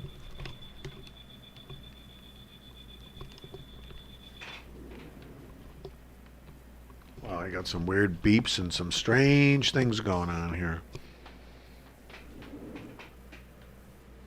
Sweet ES fires at 3,000. I had a power failure this morning here, and things got kind of dicey. So I don't know what's going on. If I disappear on you guys, just want you to know it's not intentional, but there is some strange things going on here. I'm getting, put it this way, alarms going off in places where there should be nothing. That is not, and I don't even know where they're coming from. So sorry about that. So if I'm gone, I'm gone. It'll be because we have a electrical problem here of some kind.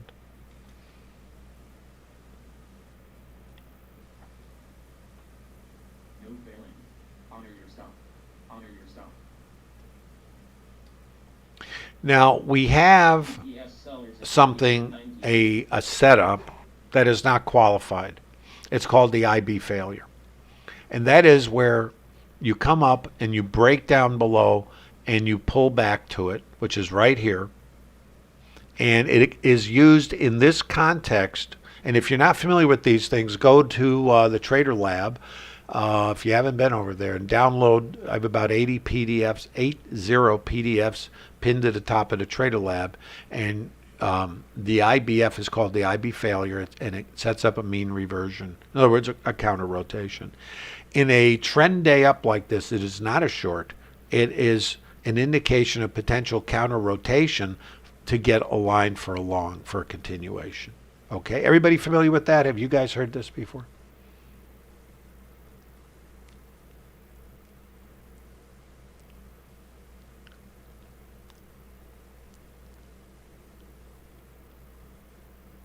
Thanks, Alec.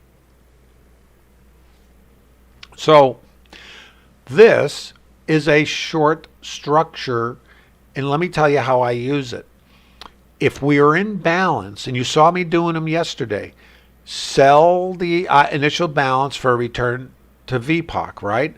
We went neutral yesterday, and then we hit that low volume node in the intermediate time frame, right? Remember, MCLVN. Back inside, and it was real hard because we had all that chop at the IB low, and then we came all the way back in. So that was the hard. Remember the long? I was like agonizing over it. I was very annoyed by it, but that was the structure, right? So we have both of those. But so here today we get the IB failure. But because of the context, out of balance, out of value, open targets above, pedal to the metal. If you're short, you're uncomfortable. Don't want to join a retreating army. What I want to do is use counter rotations to get long. So this is how I use the IB failure in the remember, context is king. You know, there's two things. Job number one is risk management.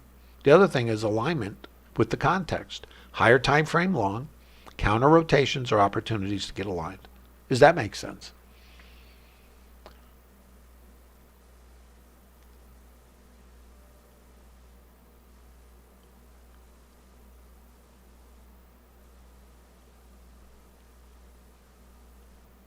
By the way, if you're in YouTube, remember you're on a 15-second delay.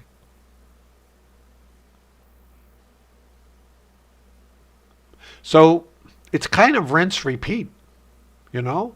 So once you have a process, the issue becomes alignment, and then, you know, currently it's outside in. You get a counter rotation, you buy it until it fails. And these aren't trade recommendations, but the thing I want to point out about the IB failure, and you can see it here, chop, chop, new high, thank you, break behind it, pull back, where? IB. Then what? Down here. Now, how far down? You know, that's, you know, remember, mean reversion, mean. So let's look. And these aren't trade recommendations. I want you to understand behavior. Because with this, the better location would have been here. Remember, price check in aisle 3. If this is too low, retail, and then we left it, the market has a tendency, remember, to come back and go, is this really too low? That would have been a good location. This is a triggering structure, but it could still come here. This is your obstacle. Not enough meat on the bone. In other words, I need, see, let's remember, trade plan, what do you need? Location, remember real estate, location, location. This would be the location, maybe. The other thing you need is a range for the scale. Here, you got a trigger, no location, and here's the scale. Well, if there's not enough range, you have a trade plan, guess what? It's not your trade. Does that make sense? Because I don't know about you, but I'd be entering here. Here. Well, I got a scale here. How's that going to work? You see? How about you? Are you guys tracking?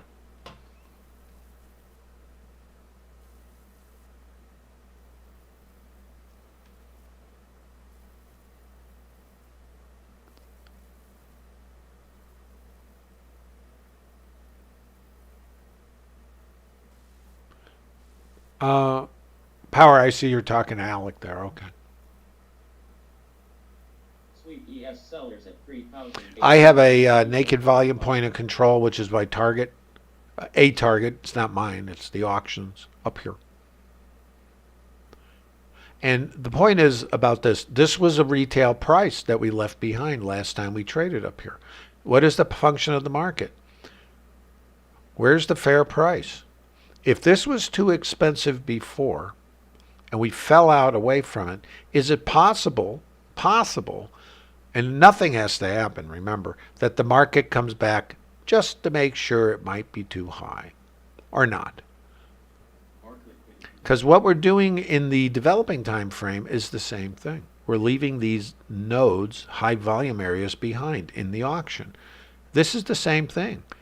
It's just left behind the last time we auctioned here. Because you see this volume point of control? This is the highest volume currently in today's trade. Highest. So this is what's considered retail or the fair price. Last time we traded up here, this was the fair price. And then we rejected it. It was too high, and we did all this stuff going down, right? Well, now, if we're marching higher and leaving these retail prices behind as we migrate the volume point of control, this is the fair price. This is the previous fair price. Might we get here? And check it. That's our job, isn't it? Price check. The auction. Price check. That's our job. That's our target. And again, it's random in the sense that we have no clue. So don't worry about knowing, because that nobody knows. But if I'm trading aligned with the trend, how do I get on board? Outside in, obstacles, get scaled, get risk neutral, and trade rotations or hold, subject to time frame and trade plan, for the target. If this, then that. If not, then what? There's the target. Does anybody have a question? Does this make sense?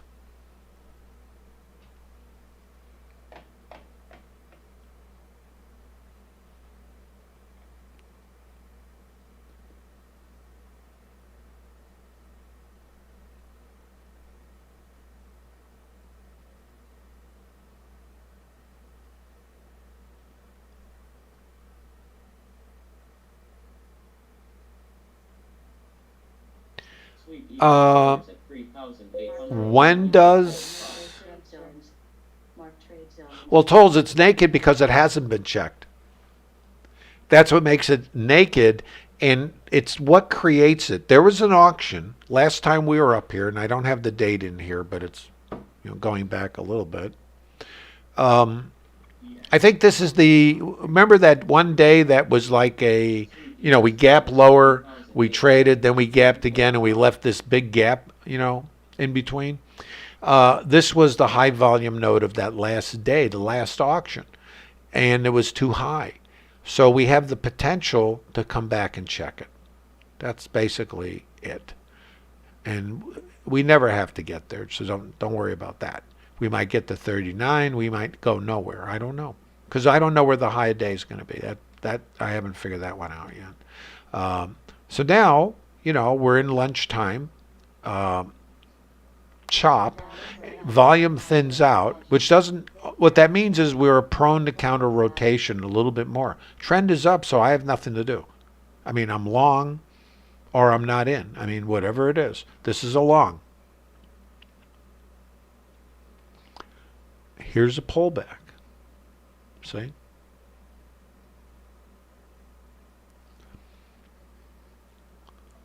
Potential long. Hold on. 269. Okay. Sorry.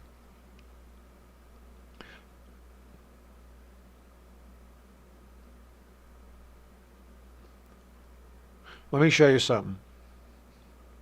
Now, this is not actionable. This is kind of narrational. How do you like that for a new word? Narrational. In other words, if this, then that. If not, then what? If I have exhaustion and a trigger, and I hold it, and I break away from it, that's a long. You see it. Now what? If it pulls back to the volume and holds it, it's a long.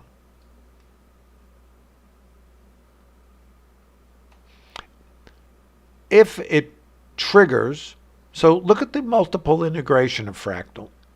Long, pullback, long, trigger right in off of here. So back to the trigger here. Trigger. Back to the trigger here. See? Trigger. I'm expanding my fractal time frame in minutia. Back to the high volume here.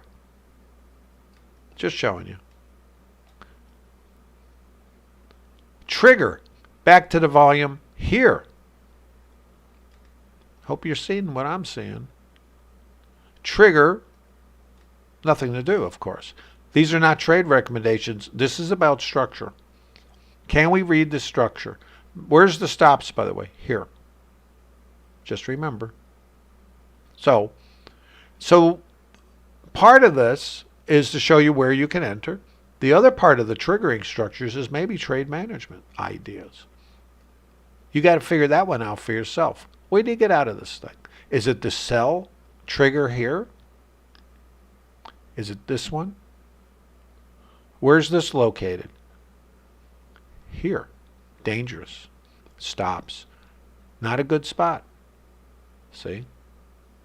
So let's observe. Not a recommendation. Is everybody tracking? You get anything out of this?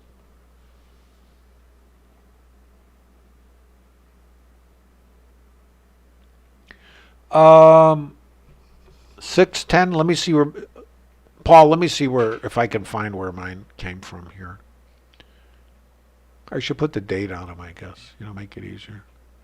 Well, the only thing that's up here, Paul, is that that day that hung out in midair, and that was come on, I'm losing it. Yeah, June 10th, Paul. 39.10.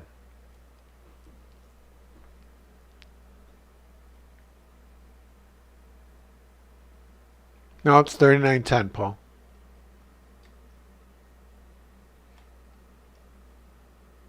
Maybe not. Paul, you might have got me on that. You did. Thanks, Paul. See, I'm slipping in the turns. 39.10. Thanks, Paul. Changing any landmarks. Thanks, Ned. So let's look at this. Remember, IB. Retail trader behavior. Stops. So now we want to see the behavior. And this sets up another IB failure potential. Where might we go? A couple of things. Back here, but where's the stops? Here. What's on the other side of this? Low volume area. So now we have the potential, right? Remember, lunchtime. You got to write all this down, please. Lunchtime. What's the potential? Counter trend. Write it down. Time of day. The other part. Selling structure. No idea. Other than, where's the stops? Here. IB failure. Where's the potential? Here. And again, stops are under here, so not so much. Here, remember this? Here. And the outside edge down in here. So that's, and again, who knows? So IB high, a couple things can happen right here. Stop pick, rotation up back to the high volume, or stop pick, rotation up, back in, back here, under here. And I have no idea. That part, haven't figured that one out yet. But it's all maybe. So it's if this, then that. If not, then what? If this, then that. If we come in, then what? Check, higher, or check, higher, fail, in. It's this or that. So it's long, back to the high volume, fail, or keep going, right? Trend is up. Or, since it's lunchtime, stop pick, buyers, these guys get hosed, and then we really set it off and mean revert. So this whole thing here is a potential mean reversion, but if not, if this then that, if not, if we just pick, then we have this.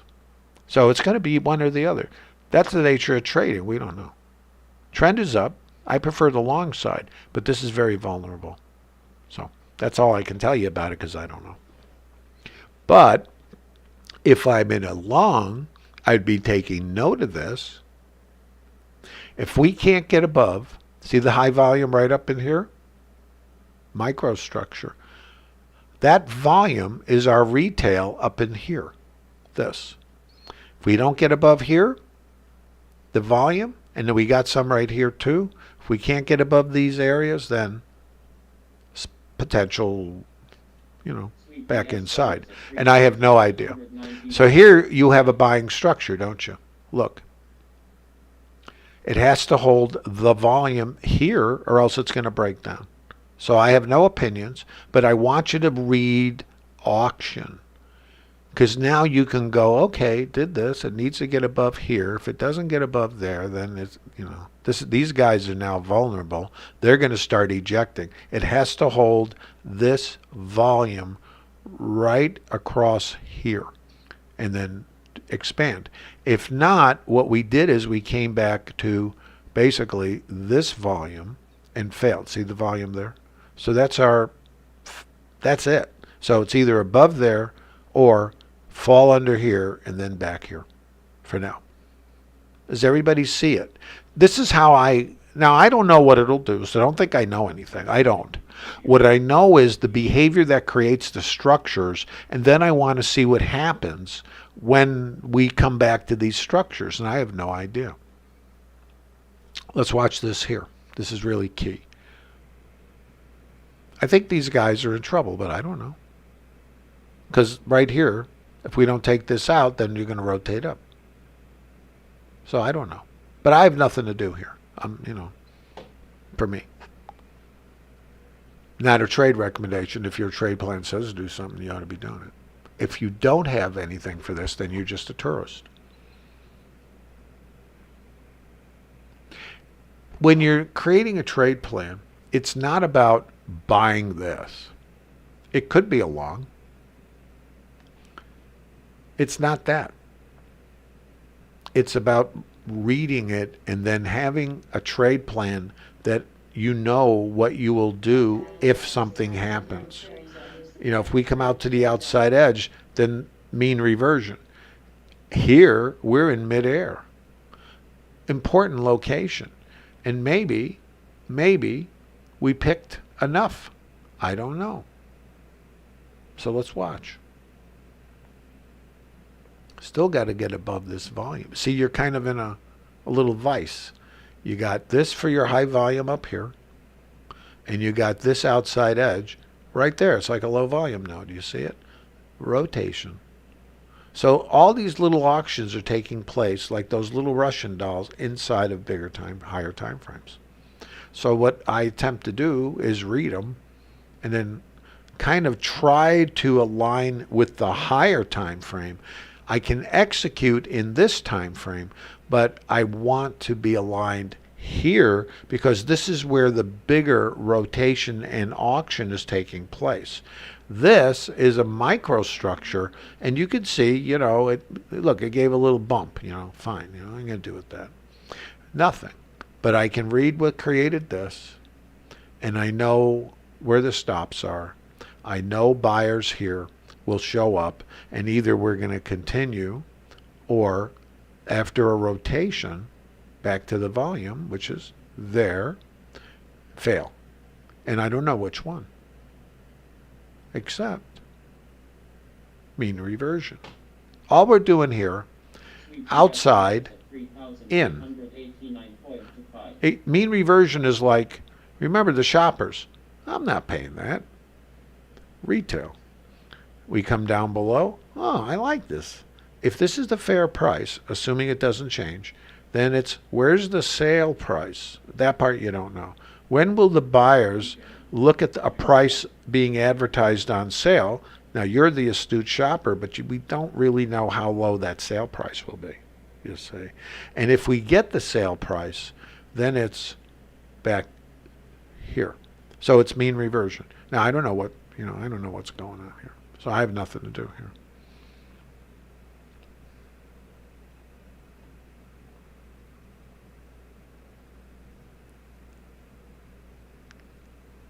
So this is nothing for me to do for me because I don't know what's going on. I know about this. I know about this. I know about coming back to this volume here. I know this could be a long. I don't like it. I have nothing to do. So, here's where you need to manage FOMO. You have to have a trade plan. And if your plan says mean reversion, I got to wait for outside, then you just let all this go. In my opinion. Does that make sense? William, the icebergs for me are not material unless they're significant. I see 1,000, 2,000 going off, big accumulation. I notice that. This inconsequential to me. It's just nothing.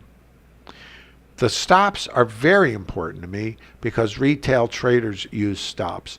So when I get a market moving directionally and I see a change, so exhaustion in other words, so if the market goes down, it goes down on stops, right? I mean, they kind of feed in themselves. So I would be looking for divergence, and I don't see the stops as an indicator. All it is telling you what trade, what's the tag on the trade? Was it a market order? Is it what is it? Lunchtime chop. And you can see here, here's an example of a selling structure. Now, this is not anything more than structure. Chop, chop, you see the market's coming up 28 stops. The market makes a higher high, 4 stops. Well, if we don't have buyers above here, all this was guys who are trailing their stops down, which is what retail traders do, and they're getting taken out. The thing is, it's exhaustion. Once I see exhaustion, and then we break below, it sets up a selling trigger, and we pull back to the high volume, which is here, and then you can see the downside rotation. Now, it's not a short. I'm just showing you a trigger. It has to be in the right place. Does that make sense? Does that answer your question about how I use the stops, William? Sheba, this is a trend day. What's that, a neutral day? Oh, neutral. No. Neutral day has to trade both sides of the initial balance. Yesterday was a neutral day. And what neutral really means is it's two sides are active and they're pushing. It's like two armies at a stalemate. One side withdraws, then they counterattack and they push the other guys all the way back. And then the other guys come and push all the way back. That's neutral. It means it takes out the initial balance high, which is the first hour high, and the initial balance low, first hour low. Neutral. And that's two-sided trade. That's kind of what we were looking at yesterday, but we thought we'd get this breakout yesterday. Sailing error. We have it today. So no, this is a trend configuration. We're out of balance. Out of balance as we broke out of consolidation. That's a big deal. And that means everybody who's wrong on the wrong side of the consolidation. That's why you get outsized moves, by the way. When you come out of a consolidation, especially a higher time frame one like we came out of, there's all that fuel. One side is wrong. Think about it. Everybody's short. Everybody thinks it's the end of the world. I mean, whether it is or not is not our concern as traders. It's who's offside and where's the fuel to take the market higher. It's the shorts. It's the buy stops. How far we go until those buy stops are exhausted, we don't know. So we don't have that answer. But that's what we have today. And when you see the market running like you're seeing today, auction, leave it behind, auction, leave it behind, auction, leave it behind. That's trend.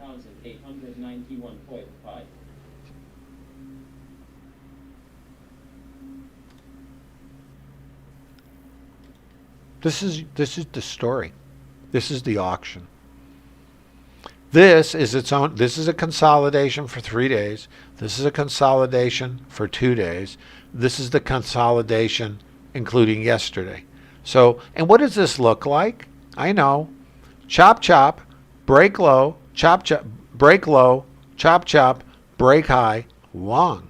Now, this isn't a high time frame. I can't, but it's the same structure. And now the target is up here. I think it was 39.10, and that's where the volume point of control, the most accepted price in this day, which is hanging out by itself, is right above us at 39.10. So 39.10 is our target for this. And then, who knows, right? But that's basically where we're looking, or 3,900 or nowhere, or it's already done. That part I have no idea. It's not my job. But I hope it makes sense. 39.10. And it's also, so we may never get there today. But look at today's profile. The thing is like a rocket ship that went off, and now we're in balance. And we had a naked volume point of control over here at 86.75. Now I want to show you something. Do I have that right? Let me get my brain. Something's out of whack. I think I'm out of whack. Hold on. I want to make sure I'm looking at the right stuff here. Yes, I am. So we had a naked volume point of control at 86.75, and we have another one at 39.10. I got to put this on the chart. 86.75. You know, if I looked at my other book map, I would see it. Gee whiz. Slipping, slipping, slipping.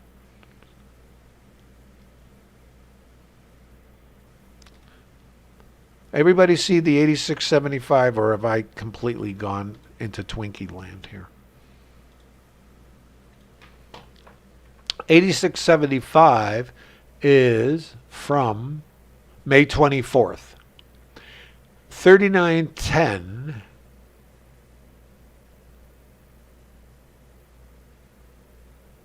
June 10th. Is that correct? Want to confirm that for me?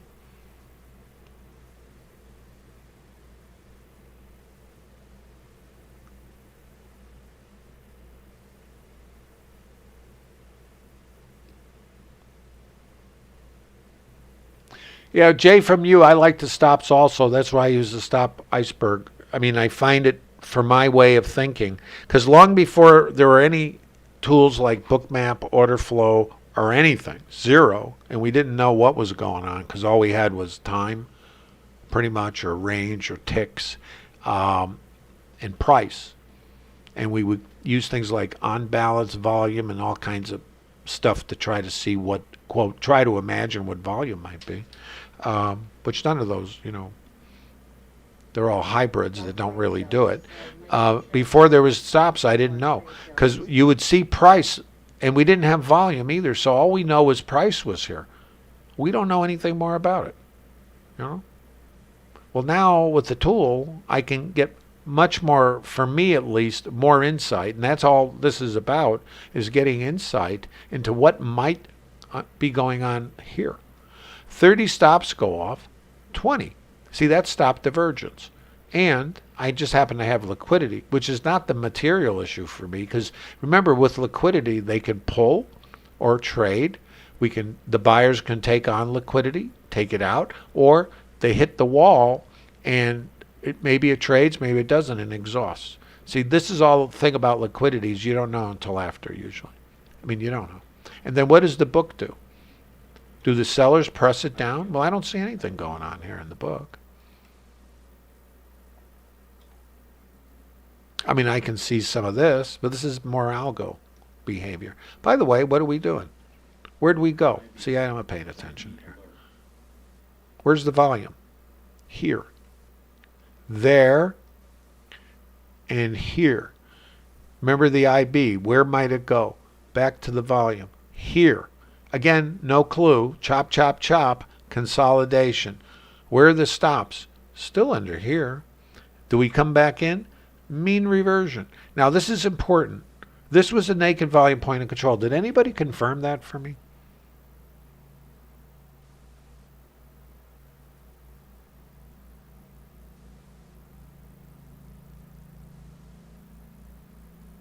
Oh, it is? Okay, great. So, Jim, this was a naked volume point of control. Is that right? I just want to make sure, because I missed it in the sense of my, I didn't. Multitasking is not my thing. Okay, great. Thanks, guys. Yeah. All right. Thanks, Adam. So this, you notice this is in alignment with this. So this was a price check. Now we are accepting and auctioning a previous location that we had acceptance.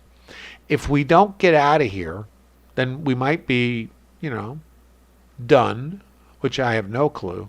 If we get out of here, then we have the next one up on top, 39.10. But we're coincidentally, the fair price is at a previous fair price. These are not, quote, coincidences to me, but they are interesting. In other words, I'm going, because I know I don't know. Where are we? We're below the IB. What are we doing? Hello, mean reversion. Outside, in, lunchtime. Didn't you write it down? Time of day. Potential for mean reversion countertrend. Stop. I call them stop picks. You guys tracking?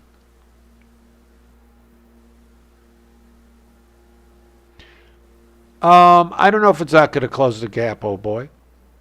It may not, and it doesn't have to. It doesn't, I don't have any opinion on it because unless things fail, it's longs only for me. And of course, I have no idea, except I've only been on the long side here all day. There's been no shorts. It's been waiting, to get the flushes of the retail traders, the stops, to attempt to get to outside edges for mean reversion. Because the only way I can participate in this trade, since I'm not I don't do any of this breakout stuff, is I have to get the flush. In other words, I need a reason and a location. Then I get into microstructure to try to read it for an area to engage with it, but it's not in a vacuum. It's really more related to the auction. In other words, what creates all of this, Well, remember, stops are under here. We anticipate buyers, which we saw. We have volume up here, which is our resistance. If we get through it, fine. If not, we have a structure here that is also showing exhaustion. If we can't get above here, we can, But this is mean reversion potentially back to the mean. That's what this is. So I can't take a short. It's not my business to take a short in an uptrend. My business is to recognize the potential for the counter rotation and manage my trade or have a higher time frame game where my stop is way under here. For me, I don't trade like that personally, but that doesn't mean anyone else shouldn't. If you're, see, here's the thing, we always have a conversation about multiple, and higher time frame traders think I'm scalping. And I have to always address that because absolutely not. What I'm doing is trying to align with the higher time frame, using microstructures, what appears to be a scalp, to get in. Because every trade starts out in what? A short time frame, doesn't it?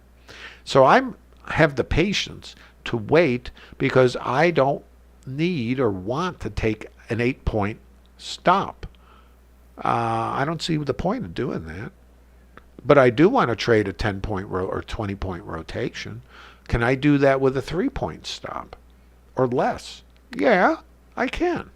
If I use the microstructures because I can read the same behavior. So if I'm looking at a microstructure, in this little structure is an HVN. Down here is an HVN. I'm sorry, LVN, HVN, LVN. It's an auction. Retail. Break away from it. Too expensive. That's all that's going on in here. Now I can see it. That sets up a potential counter rotation, not a short. If I'm managing a trade with this, and that's my plan, and we don't discuss trade management here because that's an individual thing subject to time frame. You see, there's other elements. That's where your trade plan sets that up. Are you a guy who trades, 20-point rotations, or are you okay, going outside back to here? Or are you okay going outside back to here, back to there? What's your plan? So in an uptrend, I'm me, outside, back, unless it fails. If things change, then no. But I'll pay with a stop to find out if things are going to collapse from here. In other words, we're done. High of the days then. And I have no idea, so I don't know. But I know this structure created this counter rotation. Then this is the fair price, the volume point of control. Why wouldn't the market potentially, because that's all you got, come back to the fair price? The only way things will change is if we stay in this auction and the volume, we have almost 14,000 contracts at the volume point of control. That's where the highest volume is. We have about 11,000 contracts here. If we stay here and now the volume and the price are shifting higher, then we might not, come back here. Then we might just keep rolling along. I don't know which one it'll be, but I cannot sell it.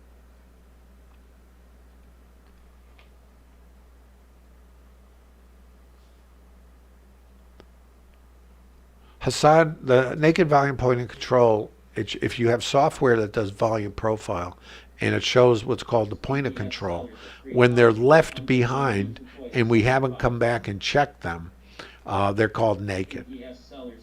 Basically what would happen is if we leave this behind and then let's say Monday gap again, and I mean, I don't know, I doubt it, but let's just say we gapped again on Monday, this would then become the naked volume point of control because it hasn't been revisited. Then on the way down, this would become a target. Does that clarify that?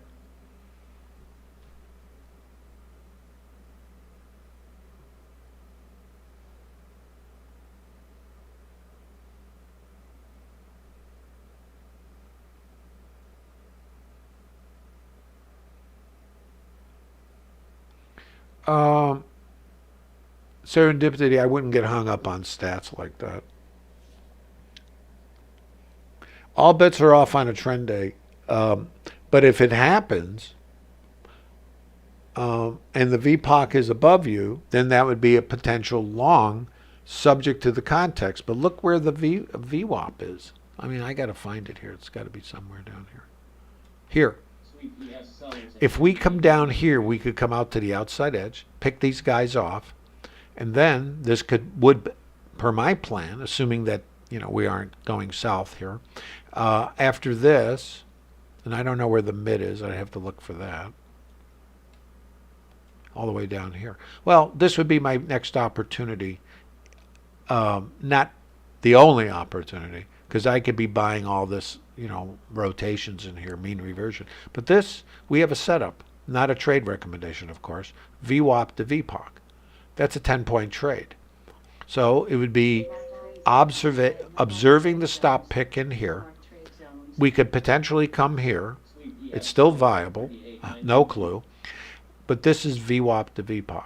And then, well, it's so close to the IB. And then you still got this, or not, or this.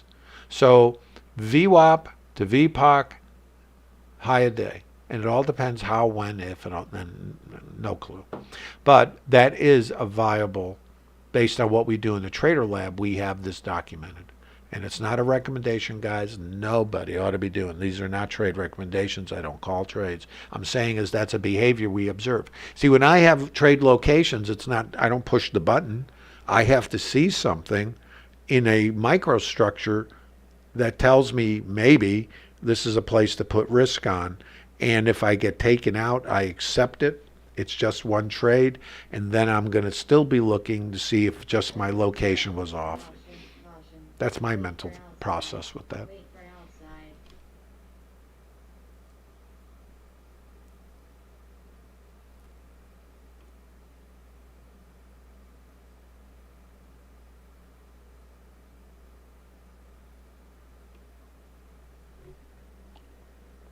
So this is kind of mean reversion here. Now, again, it's all random.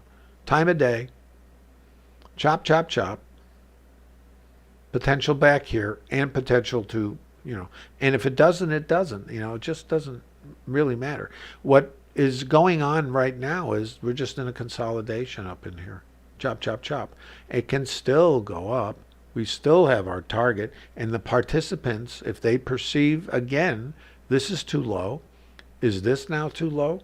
There's a buy trigger here. Remember, nothing for me to do, and the sell trigger here. So you see we're kind of caught in a little vice here. Trend is up, so you favor the long side. However, this sets up mean reversion back. So this is like just a very funky area. So for me, I nothing to do. This is okay for the long. Back here. See? That's it. So I have nothing to do. For me, there's nothing. I have nothing. Again, that's just because I can't buy high. I got to buy low. So if I don't get a rotation down, like to pick these guys off, which would be the next location for a stop pick, out to this outside edge of this distribution, which is a low volume area, see?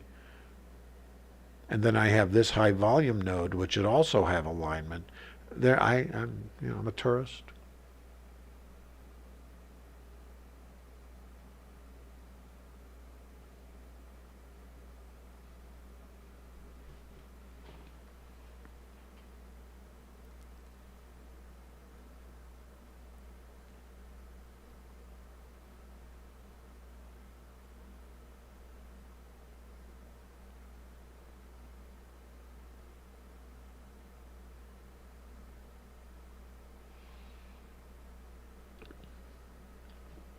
So we're just sort of in park here. So for me, again, I'm just saying, but what I want to be doing, as long as we're sort of on the tour bus, let's look at the structure here. This is a selling structure. And it's not a short structure, it's a selling structure. I hope you guys can tell the difference. This is the potential mean reversion. We're all, stacked up right here. So this is the fair price. This is the previous fair price. We have this, potential stops under here, here. This would be the next area to observe, low volume node in here. So all of this, and even this, is on the table. Or not. That's it. I wish I had more. That's it. They go, okay. If we got here, it would be interesting. Because this, when I look at range, now you guys have been in the Trader Lab and you've downloaded my PDFs. You know this is a setup, right? Not, of course, not a trade recommendation. It's just a location to observe. If we come down here, there's going to be stops.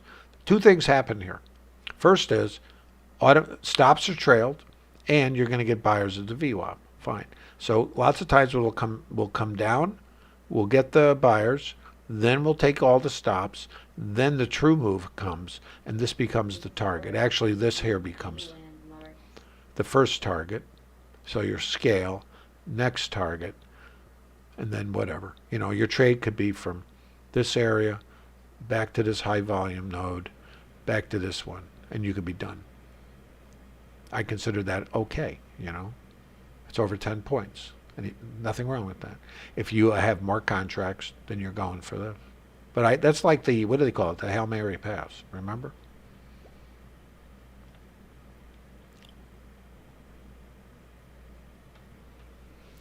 Do we have any questions, guys?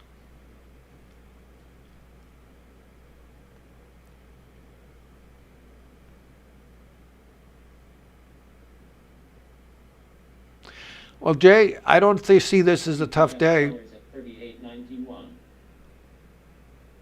I see this as just another day in the jungle. Rinse, repeat, auction, trade the auction. Nothing hard about it other than the same stuff we face every day in trading. Same thing. Context gives you the direction as far as the alignment. Then it's what tools do you have in an understanding of context to get engaged with the trend? And just my process, and I'm not saying anybody else should do this, it has to be outside in. I have to get a counter rotation because I'm not interested in the risk. I want to get a counter rotation for the mean reversion. And mean reversion means trading outside back towards high volume because that was the retail or the fair price. So outside, outside, outside, outside.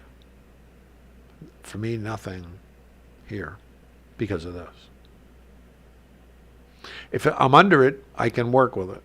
If I'm above it, I'm anticipating this, you see. So, because it's the same process. Mean reversion comes from both sides. Now, in a trending market, when the market price is moving away, this is going to be trailing it. And often, I will use this to lean on like a springboard. But I have an issue. Time of day. So I have nothing to do. Now, if this market breaks, makes a new high, and goes without me, it's perfectly okay.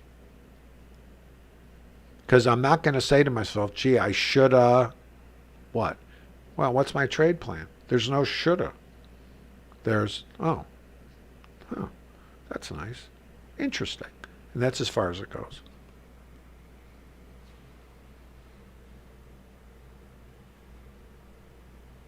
Yes.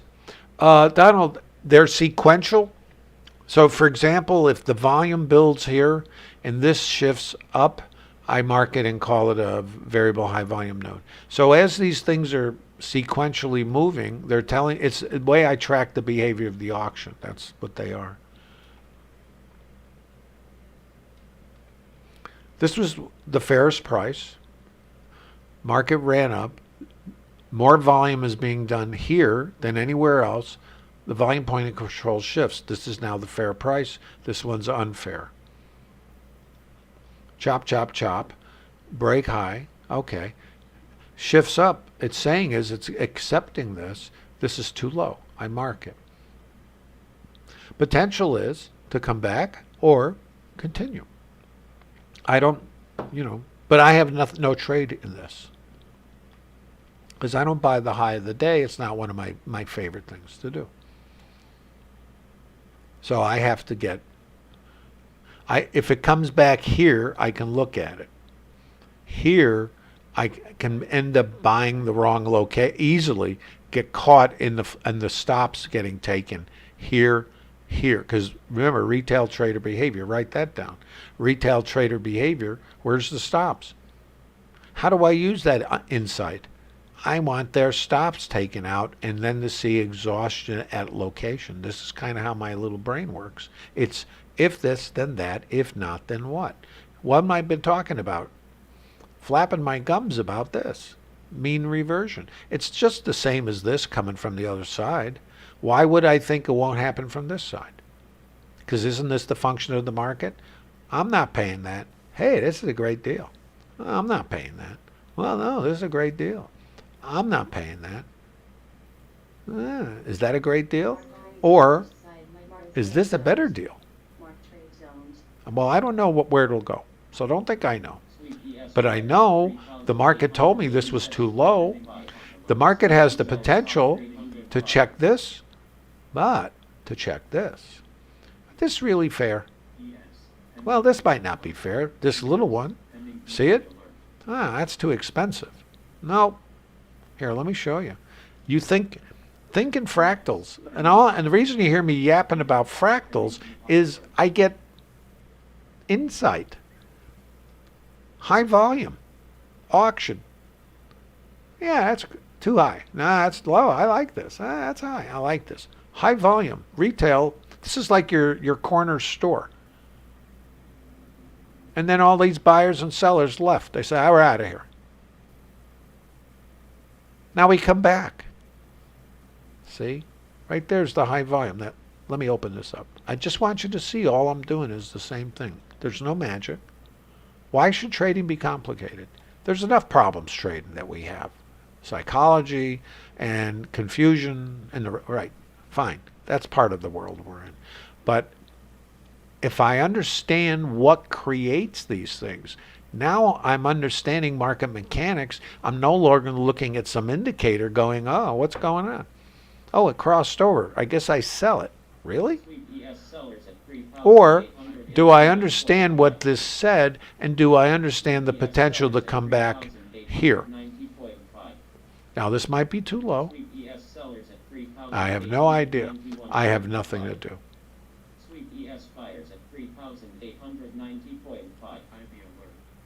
You see this 350 stops? You know what that is? Everybody had their stops under here. Remember? All these guys who got long. And then they ran into this. So this break didn't take them out. They're going, yeah, you get more buyers. Oh, I'm excited. Where's it go? Right there. If I'm looking at this, I know that's an obstacle. If I'm trading the microstructure, which I'm not, but if I did, don't I scale? Isn't this a retracement back to this auction where the retail price was there? Right there. So we come up to the low volume node, outside edge. So now we're rotating. You see what we're doing? So in a higher time frame, we check this. Now, I don't know if that's done. I have no idea. And it doesn't matter to me. I can't buy it here. This could be it, right here. But what do I know? Too high. Consolidation. Break low. Does anybody recognize that? Pull back to where? The volume. I can stay mentally and otherwise in alignment with the story. I don't know what it'll do. Don't think anybody knows what it'll do. What I know is what it's saying. Does that help me? If I got long here, there has to be my scale. I mean, I don't operate in that range. But in a higher time frame, which I'm trying to align with, this is the attractor beam. This is where the market comes back to go, yeah, this is our fair price. Is it still fair? Or is it too low? And we're going to take off from here. Take all this too high volume out. Too high. Is this too low? See? Higher time frame. Fractals, microstructure. It's all the same. I hope that makes sense. It's just we're slicing and dicing it up. The more minutia I can understand, the better control I have over my trading process. And that's why I do this for you guys.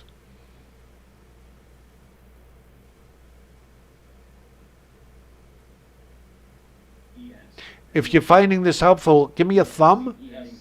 Flip the thumb.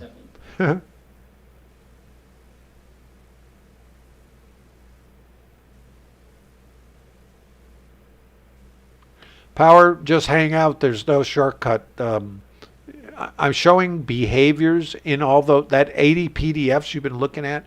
This is not a sheet of do this, do that. It's a sheet of behavior and repetitive processes that are built on auction behavior. This is a price check in aisle 3. Now, this is your obstacle. The stops are going to be here. This is the volume. So I have still nothing to do. This could be a long, but it's not. It could be, but it's not. I know you're going, really? No. The reason it isn't is it's not outside. Now this could very well from here come up here and keep going. It's not my trade in this context. Time of day, and where's the fuel?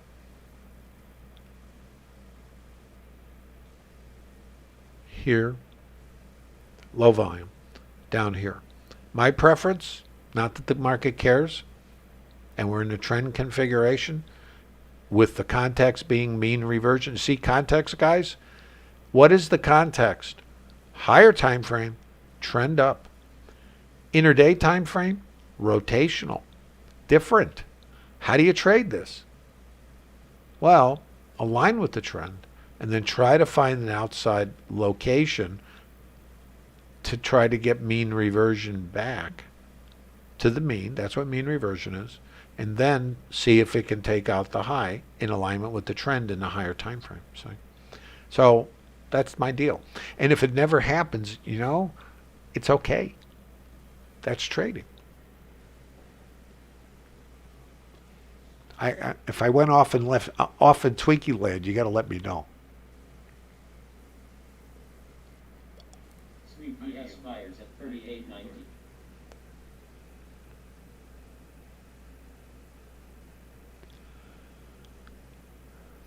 That is a long trigger over the VPOC. Again, it's not my thing. You want to see it? Now this is in the microstructures, right? And it's not a buy. I'm just talking about triggers. I mean, why? What about this one? Was this a trigger? Is this the trigger? What's the real trigger? Is it? I think it's this one, right? Here's why. 350 stops. Thanks for playing. Buy, but there's no divergence. Lower price 42. That's stop divergence. That's how I use the stop iceberg indicator. Chop chop, break low, divergence. Chop chop, break high. Now your volume is here. Let's see if we, what we do. Let's watch. And this is not anything for me other than I'm sharing interpretation of auction behavior. I find this the most immediate way to potentially interact with the market because this is happening right here. There's no lagging indicator telling me what's going on here because it would take too long. Where would I be buying? I don't know. If I'm getting long, it's here. Not a trade recommendation. I'm just giving you examples because now my risk is 2 ticks under here. 86 to what? 88, right? Now this is not qualified as a trade. I'm trying to show you triggers. So don't misinterpret this. I'm not calling trades. I don't do that. because I'm as clueless as anybody else. But watch. I want you to see behavior. See this little node? This is your little VPOC here in a developing time frame. This is the VPOC in the whole day. There's alignment here. Now, we don't know if the market's going to go, this is too low, let's go back up here. I mean, you're right up against the high of the day. Or are we going to rotate, run into the volume here, see, and then come down. That part, that's trading. A long trigger, not the best location. We are inside. We're not outside in. We're inside. I consider this problematic. So I'm just telling you, but I want you to read the triggering structure. And then we'll just see what it does, you know. Here's your volume, right? See that? There's your obstacle. I can look at these structures and go, okay. So if I'm getting involved, and let's pretend this isn't here, I have to go look over here where we fell out because it was too expensive. Then it's a matter of, do we come back and check here before we come down, you know, under here? And remember, I'm looking for this out here to get involved back to here, not to get involved here because I perceive this to be not to be an ideal location, because then I'm not doing mean reversion. And in this context, I want to get outside so I can have a way to get my risk off. How do I get my risk off at this thing? So just the fact there's a trigger doesn't mean anything. See how you kind of prioritize inputs, at least the way I do? This is what I want. I want out here. Or even further, it doesn't matter. Wherever it is, I want to be out. So I have the rotation back to this versus this getting the rotation back to what? And again, it doesn't mean that this isn't it, because it could be.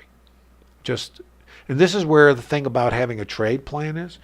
You're going to see all kinds of stuff going on, and your brain is going to go, yeah, I want that. Oh, I want that. Oh, let me do this. And if it's random, you're in trouble.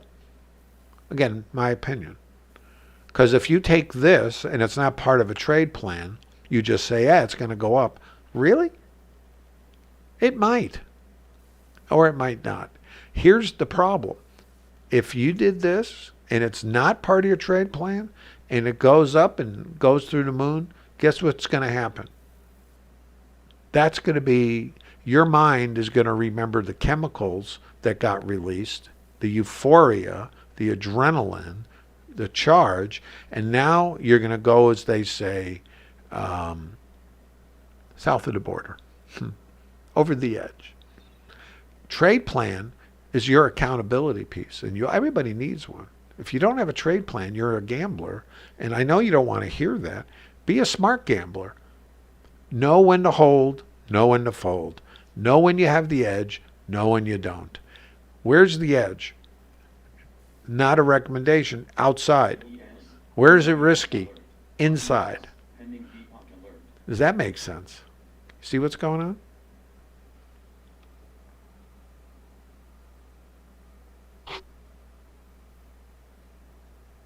ES, pending VPOC alert. ES, pending VPOC alert. Billy Bob, I'm not commenting.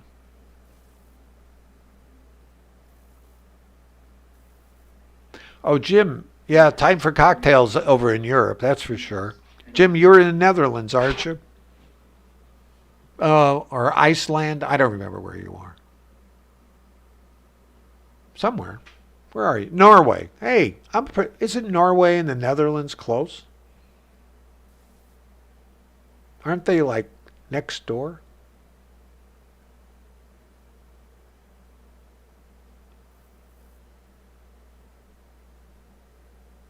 Mark liquidity.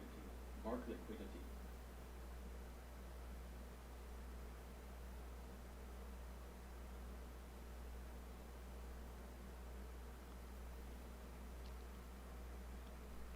So guys, what do you think? See this? This is the trade plan deal. This is where you're FOMO, you're drooling, you want it. Well, with a trade plan, you're just going to go. And here's the other part about this: the separation mentally from the FOMO. See, I feel it. Do you feel it? Unless somebody gave you a lobotomy, you're going to be feeling these things. And I don't think trading with a lobotomy is I haven't met any lobotomy traders yet. Though I have met some traders who might have had one and they didn't know it. That's humor. But but Netherlands and Norway are not close. All right, Patrick. What am I thinking about? Oh, Holland. What the hell? Yeah. See that? I'm not a geography teacher. And I don't multitask. My mind is really limited. It really is.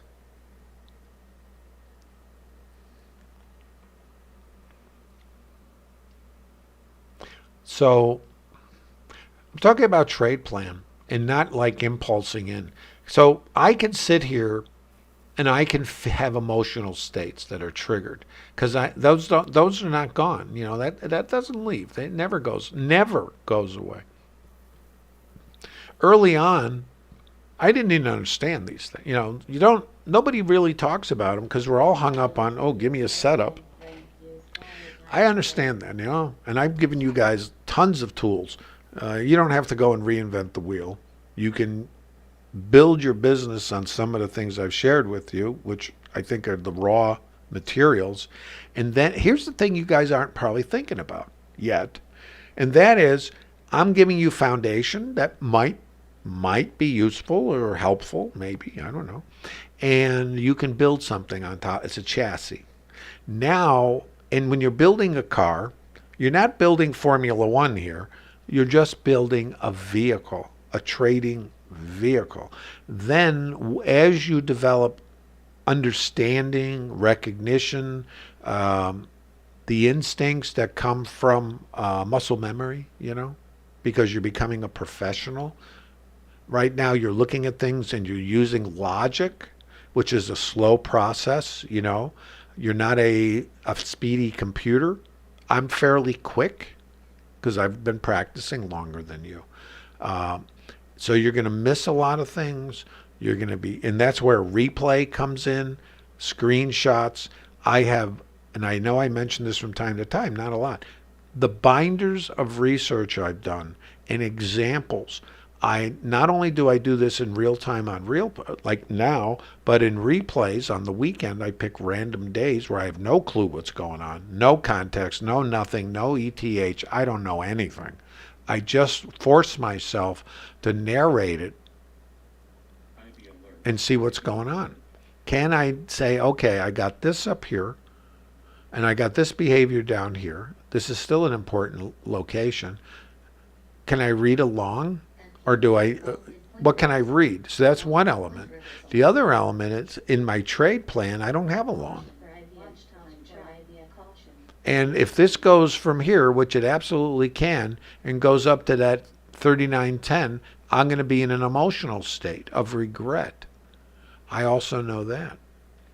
But my job is to just understand my emotional state, not respond to it, but I'm accountable to my trade plan. If I bought this and it's not in my trade plan and it goes to the VPOC and I get whatever it is, 20 points out of it or something, or 20 points, and I get rewarded, I'm on my way to self-destruction. So I know to stay in the business, I got to wait for my train, my bus. This is not my bus. Doesn't matter if it goes to, where it goes. So that's very important. Though my emotions are going to be triggering, I shoulda. I mean, think about how many, if you're really in touch with your emotions, you see it here and you're going, I should have bought it. Then it comes down here. Oh, I'm glad I didn't buy it. Now it's, gee, I should have bought it. Isn't that it? Do you know what I'm talking about?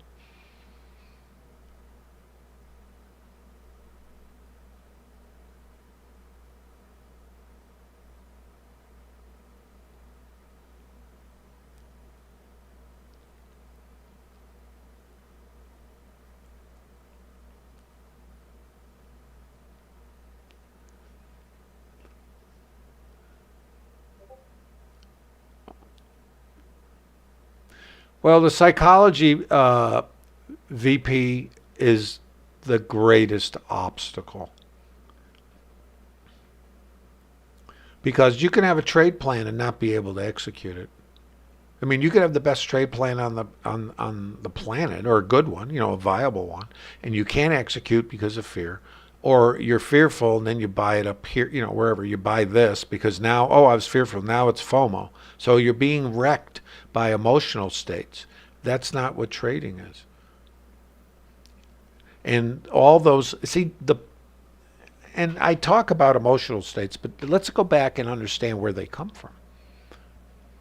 They come from our wiring when we were in the primal swamp, you know, so we didn't get eaten by the saber-toothed tiger. So we're wired to avoid, you know, obviously death and destruction, but also pain. You know, so when you step out in front of the bus now, you're wired to, without processing it logically, to jump out of the way. There's no, in other words, that's that reptilian wiring, call it whatever you want, right? Well, those things are being triggered all the time in trading because you're stepping in front of the bus. And then you want to be sure. Because why? Risk adverse. And that's all of us, by the way. So you really need to keep a journal, not only of, you know, what you do you follow your plan, but what do you feel? Very important. Do you make errors? What are they? Because you're going to see patterns of errors. This is how you become a consistent trader. It's not like, you know, this is not plug and play. You want to be a trader, you're operating in uncertainty, and that's the nature of what we do. We take risk and we don't know. Because if we knew, we'd skip all the trades that don't work. I know I would, right? So I have to take the trades that fit my trade plan. Even if this goes here and takes the high out, which I know it can, because under different conditions, I'm a buyer here. But I'm a better buyer out here, back to here, than I am here up to here. Even though I have a target. See the conflict? I want to be long. But from where? I got this. I want that. I see this, and my brain is having regret, and FOMO is kicking. Well, every one of these rotations is giving me FOMO, isn't it? Wouldn't it be giving you? Isn't this FOMO? I'm not going to buy it. It's a triggering structure. It's a long. Sellers at 3,890.75. Right? But it's not at the location. I can't take it. I want to point this out to you because there are other times in my trade plan this is a location. And it might be here, but it's not. So the only way I can participate in this is outside, in. So I already mentioned VWAP to VPOC, No failing. Honor yourself. low volume node to VPOC. So this is my area somewhere out here someplace, and out, you know, here would be all right, maybe, or in here, back to here. So I know I've mentioned it. I don't mean to keep saying it, but I know I want to talk about emotional states. See, this, and this is a buy trigger. Isn't that something? But it's not a location for a trigger. That's what I want to differentiate. You guys, and I was starting to talk to you about the binders of stuff I have. I think about this stuff all the time, obviously, because I'm passionate about trading. But I also have learned that I can't make it up as I go, that I have to have setups. And so you understand what a setup is. It's a location to interact with the market based on the context. Then it's a triggering structure to try to get involved where I can see where my trade fails, which is under here, and a location on a retracement, which is how I like to do it.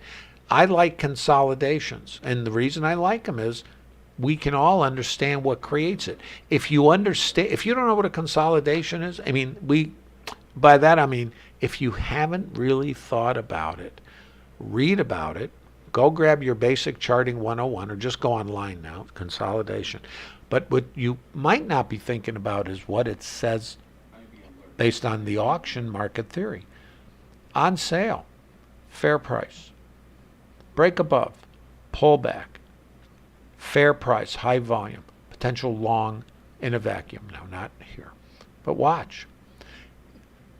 Isolate what you do, what I do, what I did, and I still do this stuff, you know, mentally I'm doing it all the time. Chop, chop, chop, chop, divergence, don't know, chop, chop, consolidation. See, I don't know what's going on. As soon as we break up, now I've got this volume here to lean on. That's my entry. It fails under here. So let's observe it. It's not a, and remember, I don't have alignment, so I can't take this. I have a trigger. You can have them all over the place, so don't get excited. But let's observe it. Isolate, learn, and don't worry about this being here. Think about what happened in here. Now you understand auction. You got to think about it. Why did this come down here and then come up here? Because it was on sale in this time frame. Pullback, too low in the high volume node. That's a long structure. This is a long. Where to? Wish I knew. Probably the high of the day or not. Is it? But not my setup. It's my trigger. Are you guys with me?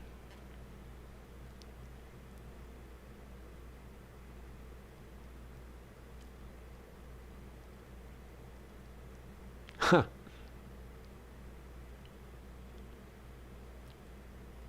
Patrick, the issue that we have with the psychology is common. Now, the thing with the trade plan, guys, it's a process. You want to start a business, what do? If you're going to come up with the pocket fisherman, everybody remember the pocket fisherman? Anybody ever heard of that? Adam, I can't comment on NQ. It's the same structure, though. Same process. I mean, I trade NQ.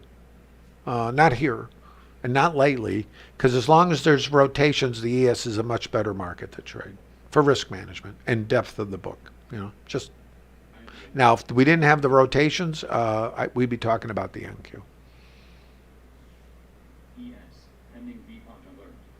Ron Popeil, that's right, Billy Bob. They had a thing called the pocket fisherman, and that was what really established him. That was a big breakthrough. One product. Then it was the Ronco grilled cheese maker, the this, the that, the little thing to cook your chicken in. Ronco. Ron Popeil. Sorry. One setup, one piece, one discipline, one trigger. One. You sim it to see, based on the trigger and your perception of a setup, do you get risk neutral? What's the probability? The next thing is target. What's the target?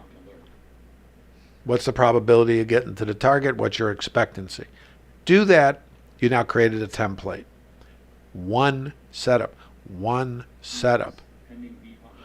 You need the discipline to wait for it, which you're going to have a hard time with when you see all these rotations. You need the discipline to overcome your fear. You need to collect the statistics so you know you have something. If you have a positive expectancy to get risk neutral, which is the primary job, even though you're going to take full stops, and we're assuming a 2 lot, because that's our basic thing we talk about here. 1 to get risk neutral, because it releases you from the fear and allows you to sit through these rotations and the noise. This as an example, if this was at the outside edge, remember this is not a trade. Where does this fail? Below here. So all this nonsense in here, we can come back here. If this, again, we're just talking structure. By the way, where did we come? Remember, high volume? Where do we come?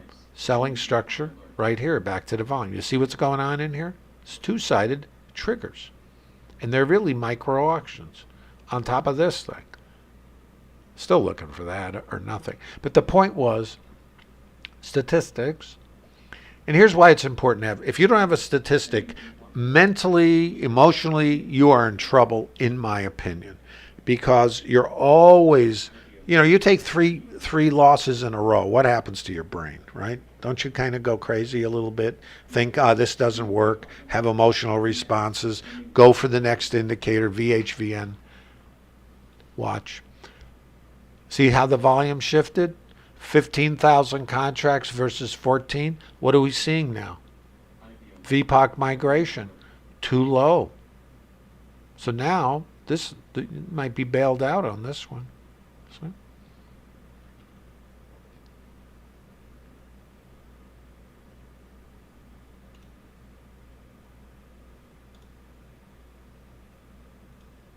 Price and volume moving together. That is a somewhat supportive eventuality. We can still check this, price check in aisle 3, or continue. Doesn't matter, does it? So, and again, my trade plan is, not to be thinking about this. It's to be thinking about that. So now if it continues and you have all those emotions, here's what I do. I go, what's my primary job? And in my trade plan, I have like a cheat sheet, call it a mini, like just a two-sided thing that's in a piece of plastic. And because of how my emotions get triggered, I have a section on mental notes, review daily, And it tells me, even it talks about my feelings. Because I'm going to forget it. Because chemicals get released in your brain. And it obscures logic. So all of a sudden, there's another hand coming out, grabbing the mouse and clicking here, right? Oh, it's getting away. It's going to go, whoa, yeah. And it might. So I have to be conscious of my stimulus. The stimulus is chemical. So you have to understand these emotional states. Your brain is flooding your mind, because it doesn't know. What your brain is wired for a different world, out there on the savannah with the saber-toothed tiger. So, and we're still got that wiring. That hasn't gone anywhere. So you're going to experience the emotions. So you need to be conscious, make it part of your trade plan. I have things in my trade plan that I have figured out over the years that really are annoying. One of them is, and I just share it with you because this is me. I have nothing to hide. Early winter triggers fear of loss, attachment to the winners, and it's not conscious. In other words, I have, let's just say 4 or 5 winners in a row. Just to say I'm lucky, right? And I look at my, and I'm up nicely. And I go, I'm doing pretty good. And I start unconsciously to become passive. Now, what happens is I'm attached to the dollars. I don't want to give it back, right? Anybody have those feelings? But I'm not conscious of it. What's happening is my brain chemicals and fear of loss are being activated unconsciously. What happens is when I'm aligned the best with the market, when I'm really, the market and my plan are, rocking, I get passive. I stop trading. I sit back and go, I'm good. What is that about? But that's subconscious. No intentionality. It just happens because my mind is operating in the background without talking to me about it, my conscious self. It's a subtle movement away from my job and my trade plan. But I've observed it, I've recorded it, and I understand. Right? Now here's the other one. The opposite one. If I'm triggered by being successful, what happens when I'm not trading well, or my plan and the market, are out of alignment? The opposite happens. What happens? It triggers fear of loss. In other words, I'm down. Well, I got to make it back. I get more aggressive when I'm out of alignment, which gets me more losses when the opposite is the true. I should trade less and have patience. See how they're opposite? I didn't understand that. So what would happen is on a good day, which would have been a great day, it would be an okay day. On a bad day, it would be worse because I got more aggressive and it was being motivated by the loss. So I had to turn that around. But I wasn't aware of it. Is that useful?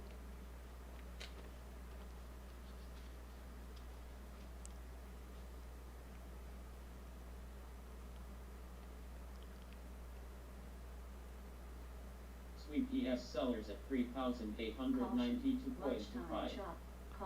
Yeah, everybody's different. And you know the other part about it is everybody trades at a different time frame too, you know. So, and remember, my goal is just to give you some fundamental, things to think about, and then you adjust it, you tweak it to whatever your thing is. This is a buy structure. It's not my trade. So I have to go, okay. And what's the chatter? What's the chimp in my head going? Yeah, you should have bought that. See? Okay. Nope, I shouldn't have bought it. So I have nothing to do. See, now here's another element of trade plans and time frames. What is your time frame? Are you operating in the higher time frame? Then you'd just be hanging out, and you'd be willing to give up this maybe to get that. Is that worth it? I don't know. I can't answer that. That's statistical. Should you just be long from here and not move your stop? See? Question. Everybody has to come up with that. And that's where you have to keep metrics and understand what's going on. Now, today's not a quote normal day. Today's a trend day.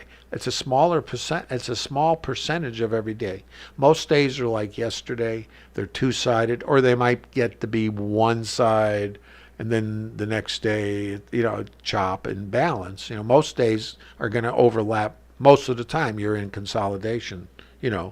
Both sides activated at edges, wherever those, and they can move around those edges, but and then you get this, different.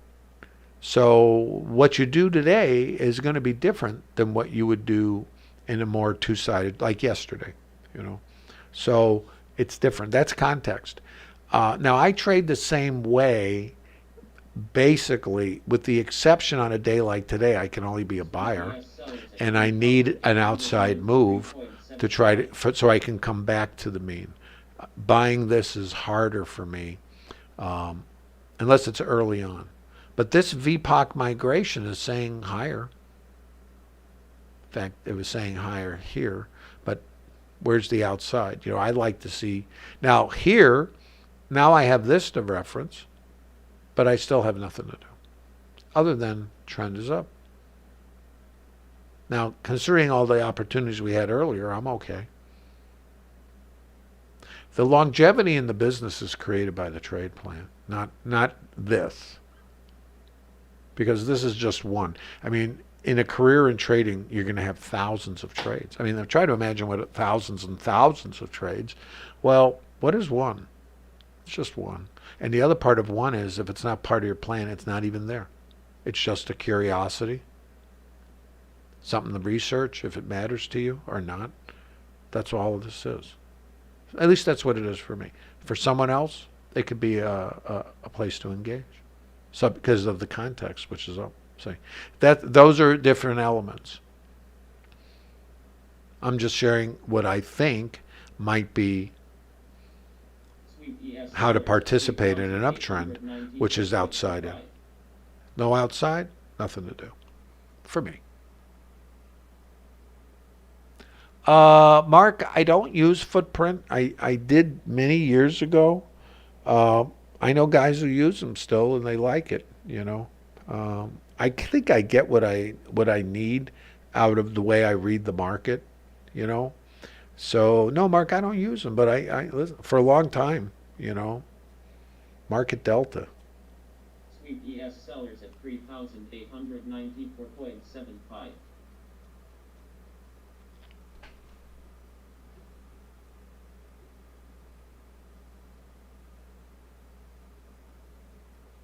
Yeah, you're welcome, Mark. Thanks for sharing.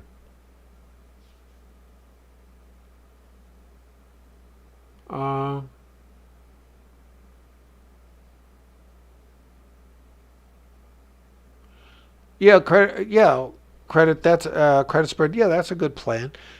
Think about if you build a business plan. It's like a chassis. in other words, what are the elements? You want to start a business and you go, okay, here's the product, which is net, for whatever, you produce, gives you a net. All right, what's my cost? What do I got to do to secure my cost so I can at least break even? And isn't it kind of like, like if you have X cost to produce something, that the worst, hopefully that'll happen is you can break even on it, give the guy a discount, he can't pay, whatever.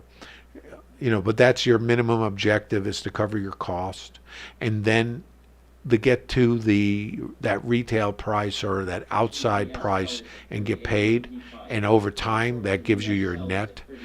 You need one product. In our business, the product is a setup. You need one that you can see has a tendency to work. I would think that in our business, most of the time we're not in this kind of configuration. I think this is maybe 23, 28% probability. I don't remember, but it's a small probability, a smaller probability of a trend configuration. So most of the time we're trading from both sides, or one side inside of balance. So you can still only be in longs inside of a previous range, so that's like a bit different. But putting all that aside, most of the time we're not doing this. So this is not the primary example of the condition you're going to be operating in most of the time. However, the skill you develop to trade reversion trades in balance days is the same as the skill you develop to trade a trend day for mean reversion. So balance is mean reversion. Trend days with rotations are mean reversion. So you trade, in my opinion, now this is just what I do. I understand a trend day, and I know early on in a trend day, it's really hard to get on them. If I can't get on them early and they run away, I have to wait. And then I know that potentially the market's going to rotate, and the market at some point will run out of that expansion, and all the buyers and the weak buyers, their stops will accumulate under the market. That's what I'm looking for, or depending on, for to create the momentum of the counter rotation. I know where they might happen, which is these low volume areas on these outside edges, So I'm looking for that, for the reversion back, because that I know that unless we fall, the whole thing collapses, that we may come back and check, and that's probably the minimal thing that might underlying happen, is come back and go, this is too high, we're out of here. But it will probably come back, assuming I can locate the outside edge, which is also its own challenge, because mean reversion, you just don't know where's outside. It could really be a nasty thing. So I need enough range to make it pay. I have this as a potential setup long, and I have this over here as a potential long. I have this low volume. So I have all these areas, and I don't know if or what or anything, right? If it doesn't come back, I don't have a trade. This is a long in a different location, but not here. So that's okay. So I pick one. That happens a lot. That's where you start. You build one widget, you create statistics on sim, and then, you say, okay, because when you have a statistic, you can go, 62% of the time I get risk neutral. And then the other percent of the time, whatever, I get to the first planned target. And you have to know what that is. And that gives me overall, with the full stops and everything else, such and such percent expectancy. And the term expectancy means net. Over time, over a sample size. So, and then you a sample size, to be really smart about it, it's like 50.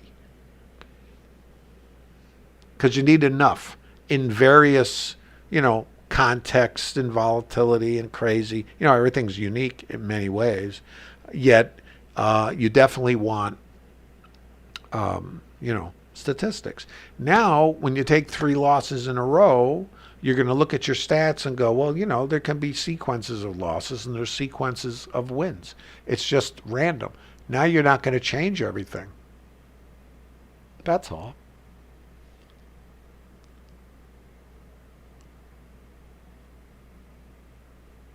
Paul, I don't leave them up.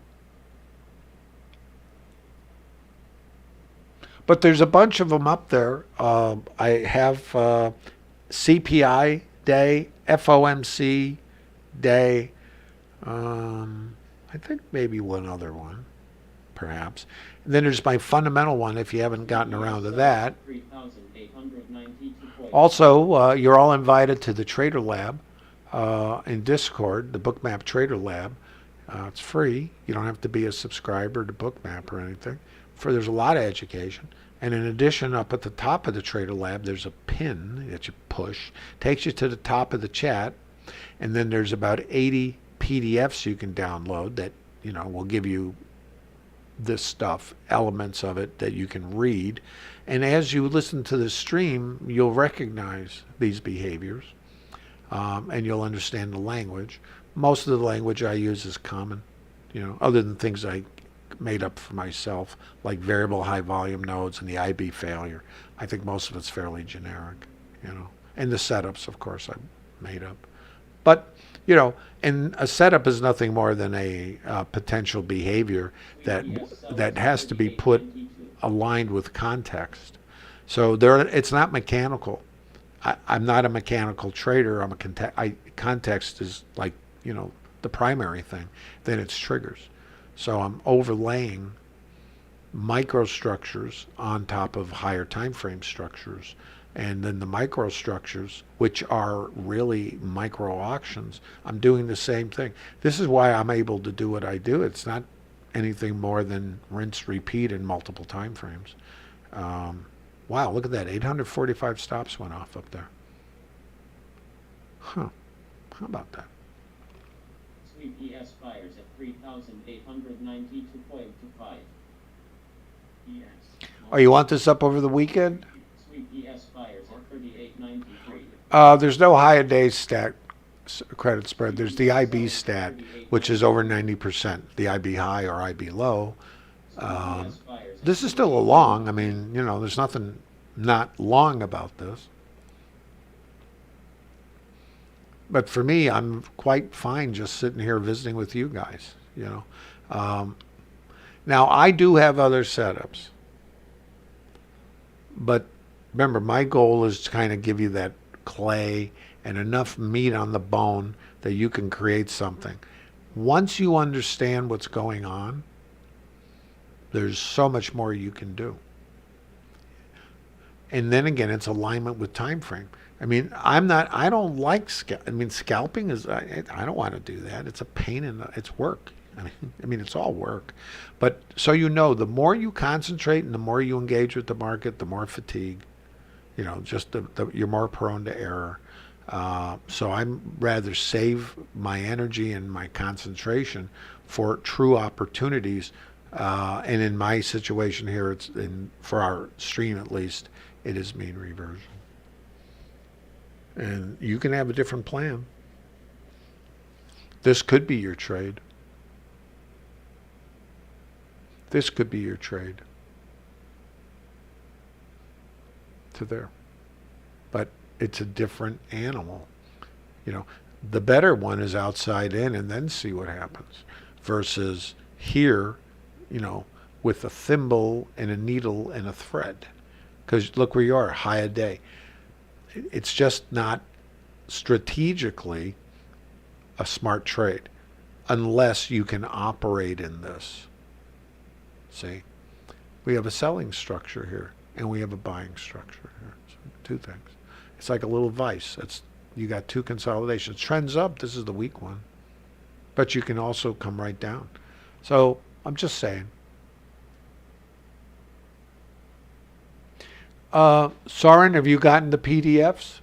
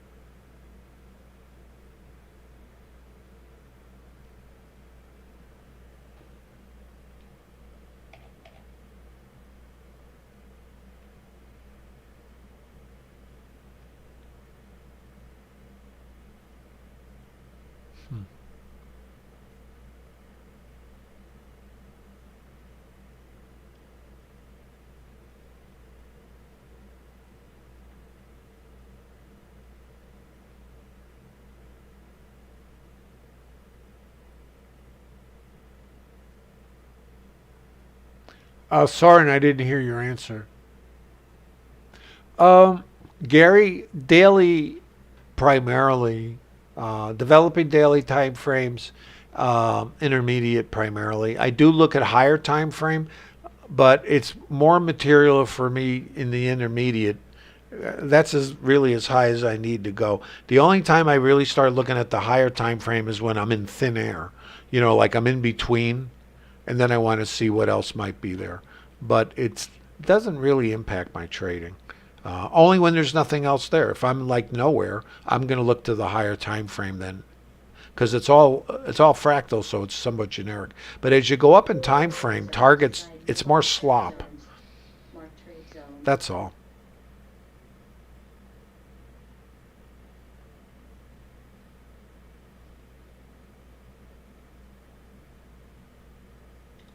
NQ, long impulse. NQ, long impulse. Check context. Check context.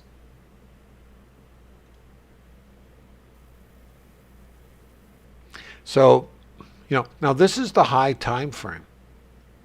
I don't really need to do anything with it. I know where it is and I know what creates it, all the volume here.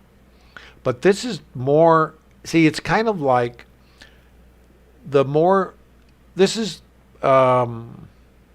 recent. In other words, this is current. The higher time frames are artifacts that are left behind. So they're less material, more slop. There's more precision as I go down in time frame. So this was the recent auction yesterday. This is the day before. Remember we said initially open up, and then it went neutral, and we came down to this support level, hit it on the button, lucky, nothing more than luck, outside edge. Oh, it's on sale, right? Oh, no, it's too high. I'm not paying that. It's on sale. Retail. Gap out, too low, stops, squeeze. Where's our naked volume point of control? We had two of them, right? So one of them, I think, was 90 or 85, and the next one is 10, 39.10. So 39.10 or 39, I don't know. Fill the gap. That part I don't know. But, that's our area. What happens? Clueless. But if you look at this, it's a consolidation. Chop, chop, Honor yourself. chop, chop, chop, chop. This is our trigger, isn't it? And these are daily candles. So chop, chop, break low, chop, chop, chop, chop, break high. Long. So in this, I know it's a long. Well, I know it's a long anyway because I was shooting for a long yesterday. In the morning, it was all long, long, long, long until it wasn't. And then we broke out. We went neutral. Then it was mean reversion. And then it fell out the bottom. And then it becomes, and we hit targets at the time you don't know. And then we come back above the IB. And it was very hard because we chopped at the initial balance low and mean reverted back. Balance. And all this was a flush of the financial you-know-what, get the weak longs out, and now we can go up. That's market mechanics. That's the way that tends to work. So higher time frame. So I'm in alignment here. It's long only for me. Sweep ES fires at 3,895.75.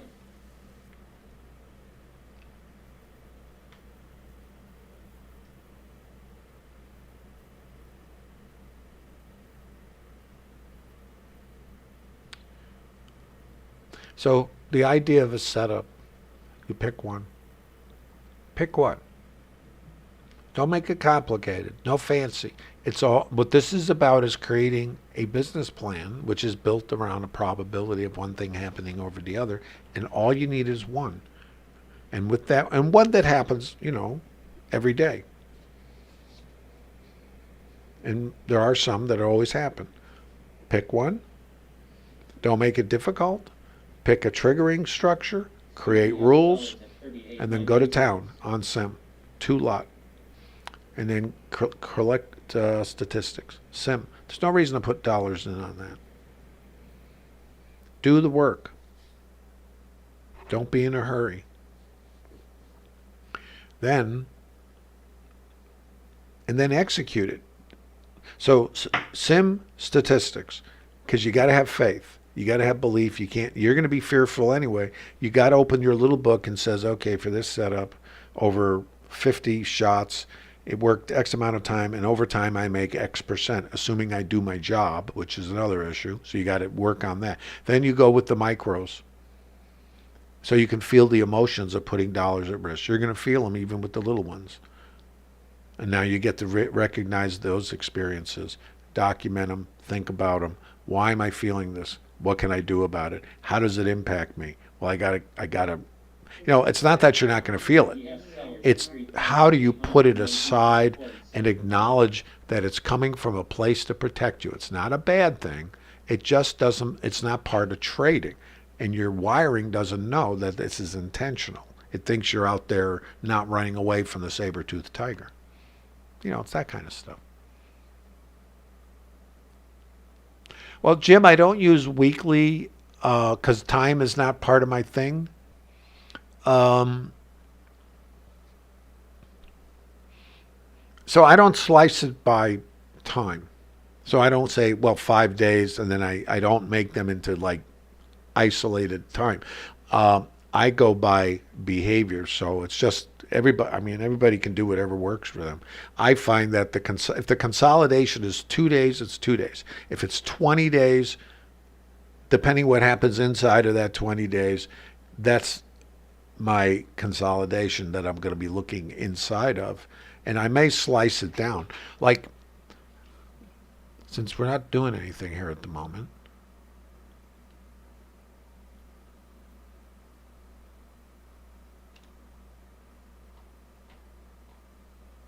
did I mess this one up?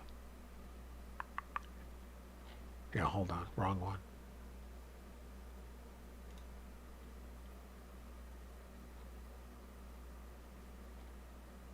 See, in this one, I just isolated because these overlap.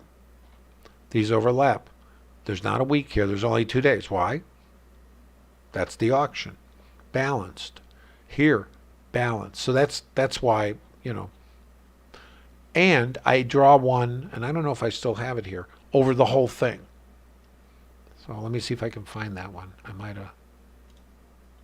Where'd it go? No. Mark liquidity. Mark liquidity.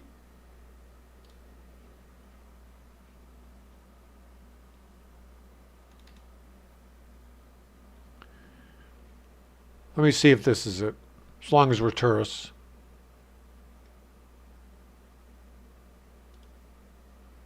No, sorry. No, I don't know where it went.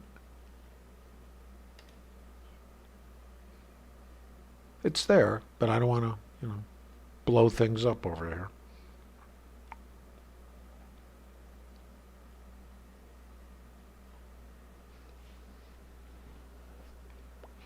By the way, let's observe something here.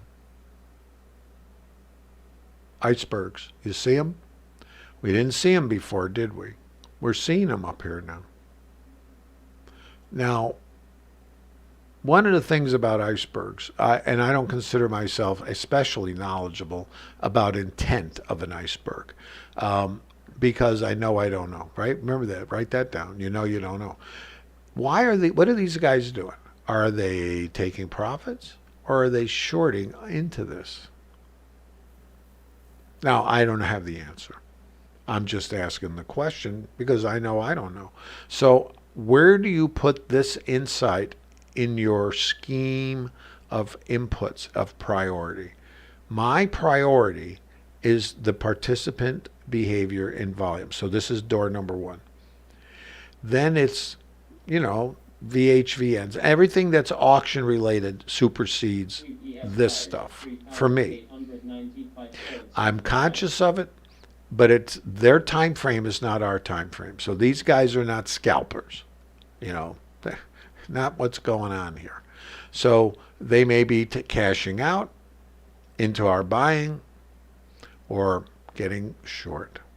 And it doesn't matter to them if they sell here or here and we go up another 8 points. They're not going to freak out. They can be laying this risk off elsewhere. You know, you just don't know. Option, they could be doing anything. You don't know what their strategy is. They're not us. So, but I'm conscious of it. And it might be more material for tomorrow or Monday. I have no idea. Or not at all.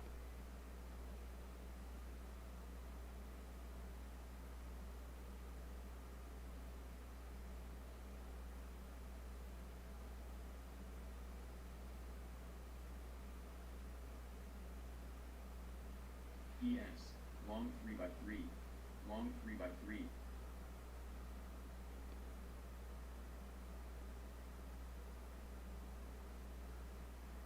Mark zones, higher time trade zones, higher time trade zones.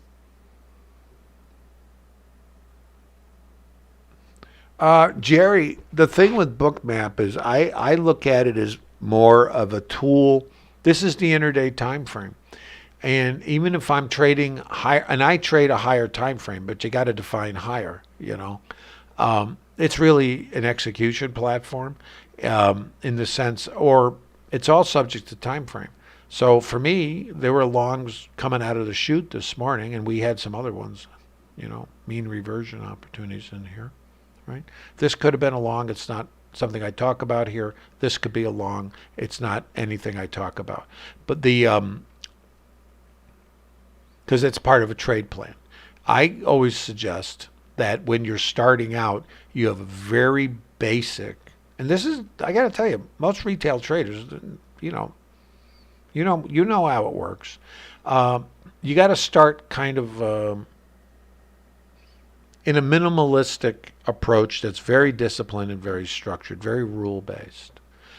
So you create rules, and you vet the rules, make sure they work statistically, and you just execute your plan.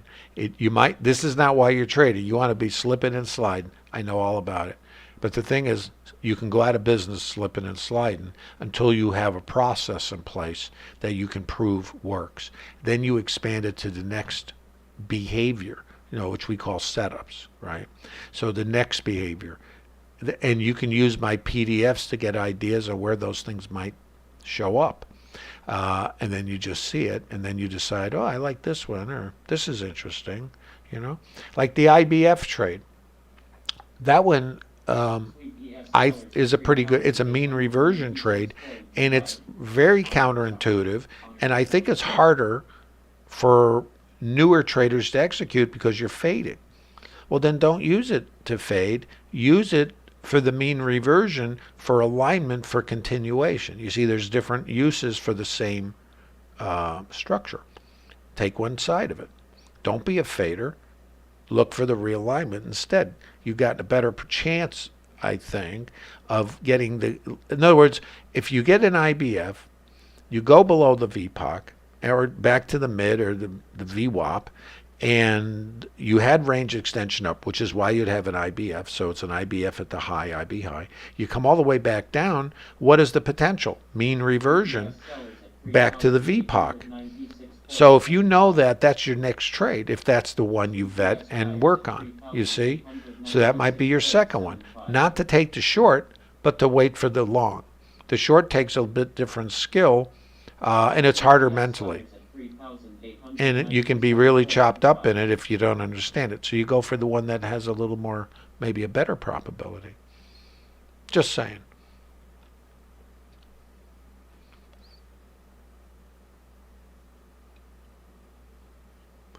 So I hope that's useful, guys.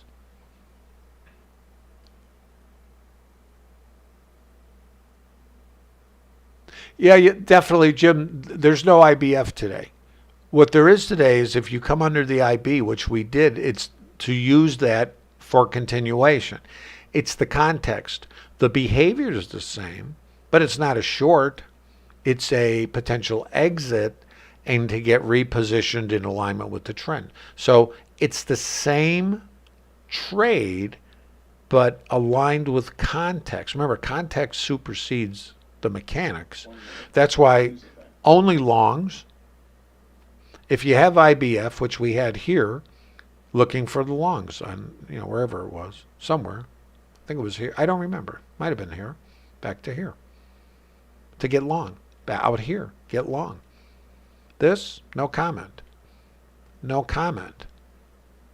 All longs to here. If you don't collect each of these as individual behaviors, then you're not doing the work and you're going to have a problem. Everything I'm saying requires work, and it's not the fun part, but I'll tell you what the fun part is.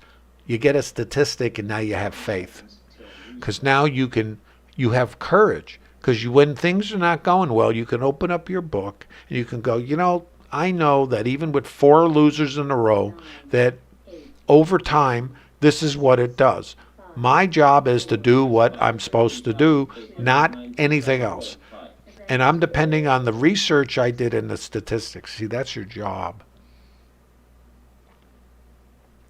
You can measure that. And that's it. Okay, we're filling this gap up. So, but we have 10, right? So, interesting, isn't it? Sweep ES sellers at 3,897.5. So that's our target is 10. And again, no idea. But we've been talking about that all day. So this is where you get into your time frame thing. What's your time frame? Mine is very much a rotational play into targets. So I would, as you guys know, continually buying counter rotations subject to whatever my trade plan happens to be, trading towards this. Manager running. Manager running. And if the counter rotates, I'm still, it might take me out. I'm still on the same trade until things change. So nothing has changed. All that's happening is rotations. Trend is up, trend A. Get long. Not a recommendation, but it's logical, isn't it? That's it. Now you know all you need to know.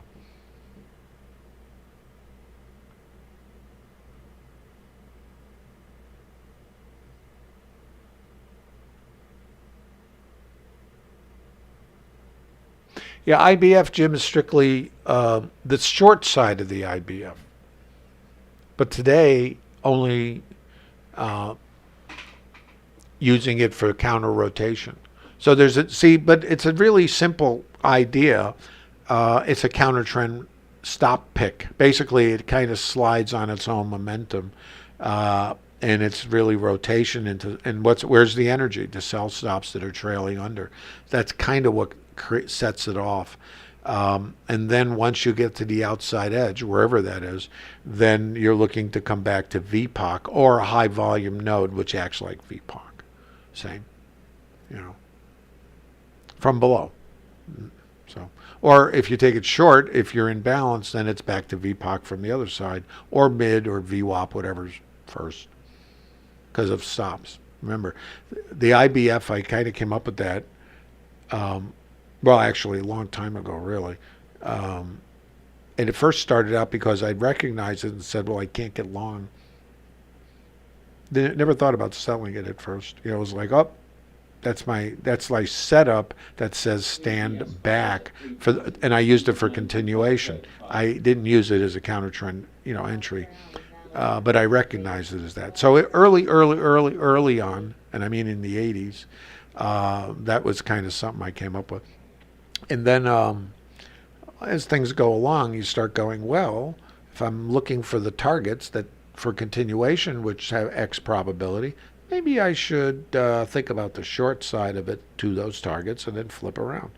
So I started trading it from both sides. But context. So anyway, I hope that answers that.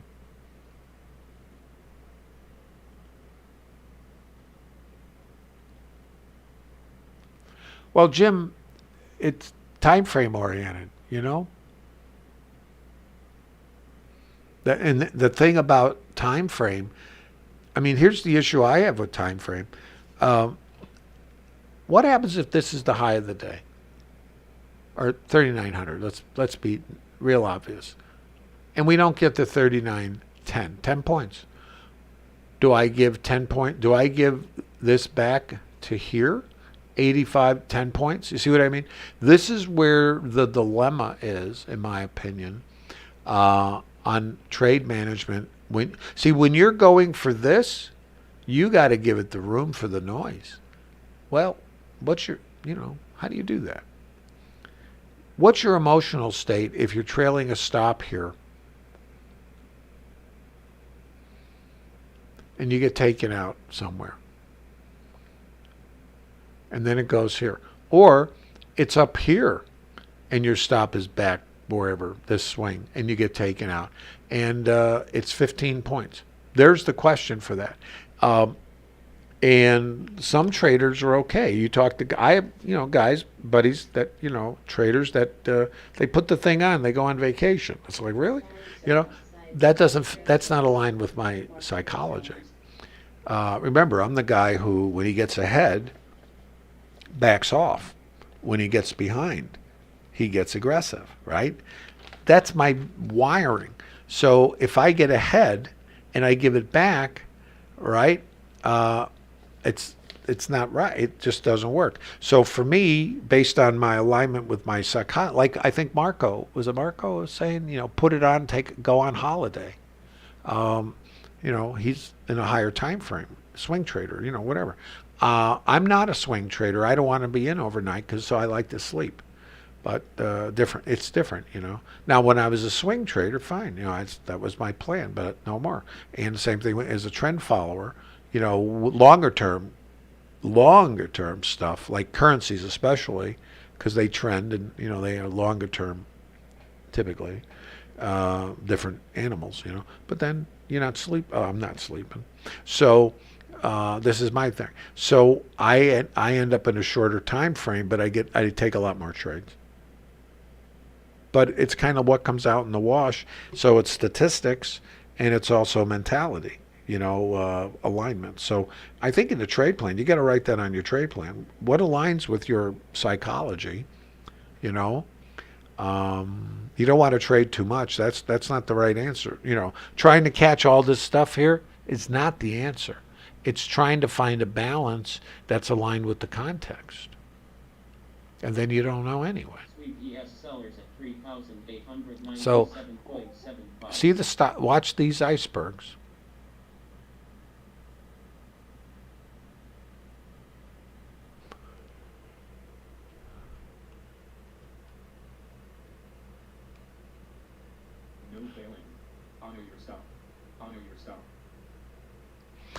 Alec, we had a guy I knew years ago who's no longer trading for some reason. We called him Darth Vader.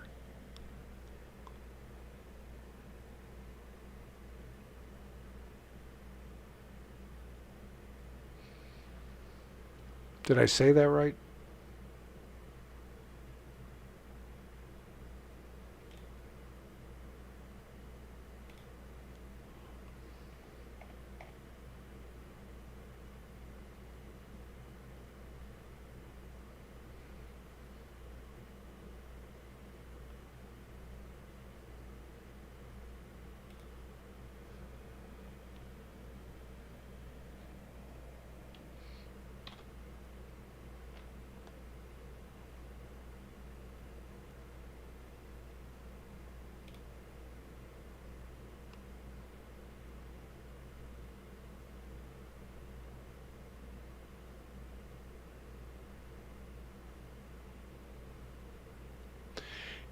Bull flag, as far as what I do, it's not what I do because I'm only giving you pieces of what I do because I would be doing a huge disservice putting too much into the cake mix here. I'm always attempting to keep this very simple and consistent. And by the way, I consider this not. This is advanced, but not complicated. What's advanced about it is learning to understand the market mechanics.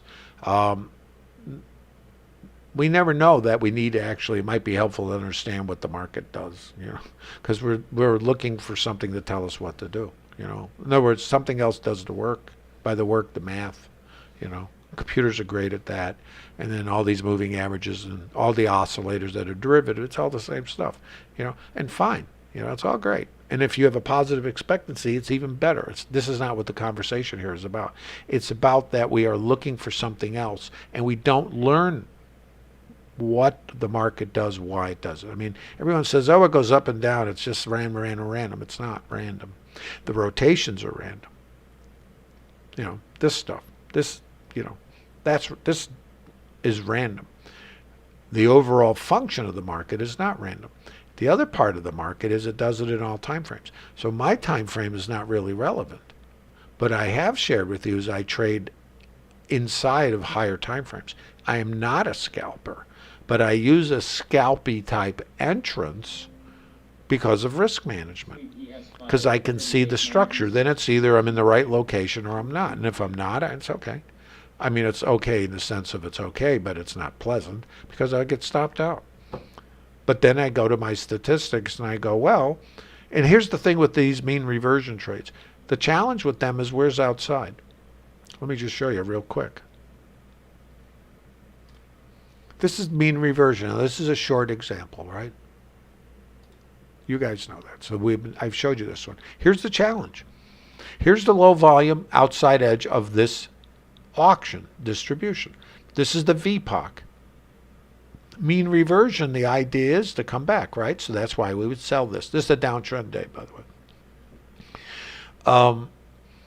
We come out here towards the outside edge. You sell it. And your target's here. What happens? Splat. Stop. You sell it again. This one works. Why? This is the idea of randomness. You see it here. Why did this go up and go down? Well, these guys sold, and that's life. This is the real world of trading. Me? Sell here. What happens? Scale, right? Job number one. Stop. Growl. Trigger. Location. Short. Scale. Target. What's the difference? Randomness. I hope that's helpful. But I'm always trying to align with what I perceive to be the next higher time frame. So for me, it's this is the higher time frame. This is the developing daily time frame. So I'm looking at this, and then I'm looking at the structures micro-wise that have the same behavior. This is that. That's it. You got it. Now you understand the auction. Now, and it's a thought process. What is the market saying? That's why I don't need an indicator. What does an indicator do for me? Confuses me. It gives me conflict. At least at this point, that's what it does. I mean, back in the day, I built trading system. That's all indicators, right? I'm just saying. And I worked with that not for weeks, not for months, for years. Wrote trading systems. And it's all math. And again, it's just my personal thing. It doesn't mean other people don't have trading systems and they have an ATM in the basement. For me, these things would break down because I was always looking back in the rearview mirror trying to, quote, optimize for something that hadn't happened yet in an environment that's somewhat random. So, and you're always behind on the context. That's the other problem.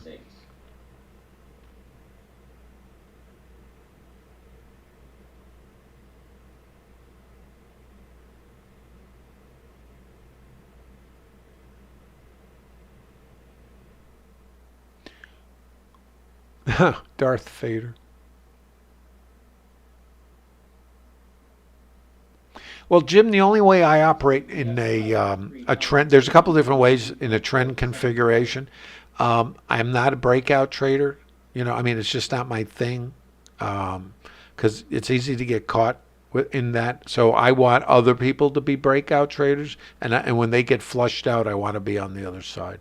So I don't want to do what most traders do. Now, obviously, these guys get winning trades, It's not the point. It's over a large sample size. So a trend day configuration for me is really kind of a different animal in the sense I can only go one direction. I want counter rotations and stop flushes, which will happen in order to try to get aligned. If I can't get aligned, I have to let go. I mean, I already got a good piece of this, and if that's all I get, that's what I get. It doesn't matter to me. I have an emotional state like, well, why didn't when you ask yourself, why didn't I blank blank? Well, if it's, the only reason you got to ask yourself that question is if your plan said to do it and you didn't do it. If you see behavior, study it, isolate it, think about it, research it. That's what we're here to do. If you're not trading, are you observing a behavior and can you quantify it and build on it, right? So that's what I do. So if I see something, and I have to tell you, I have other setups here that we're not discussing, right? But if I recognize phenomena consistently, I start taking pictures of it. I start making notes. I put a little book of things to research. I can't tell you how many binders I have of stuff I've researched and thrown in the garbage. That's what we do. That's what we do. And it's part of the joy and the agony and the ecstasy of trading is going down a path, research, get excited, and then throw it away. But that's okay too. But that's something you accept,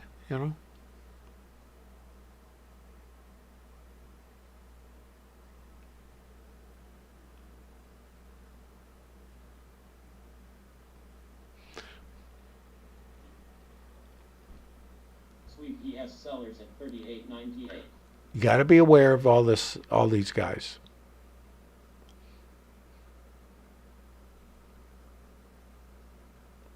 And also be aware that they know more than we do.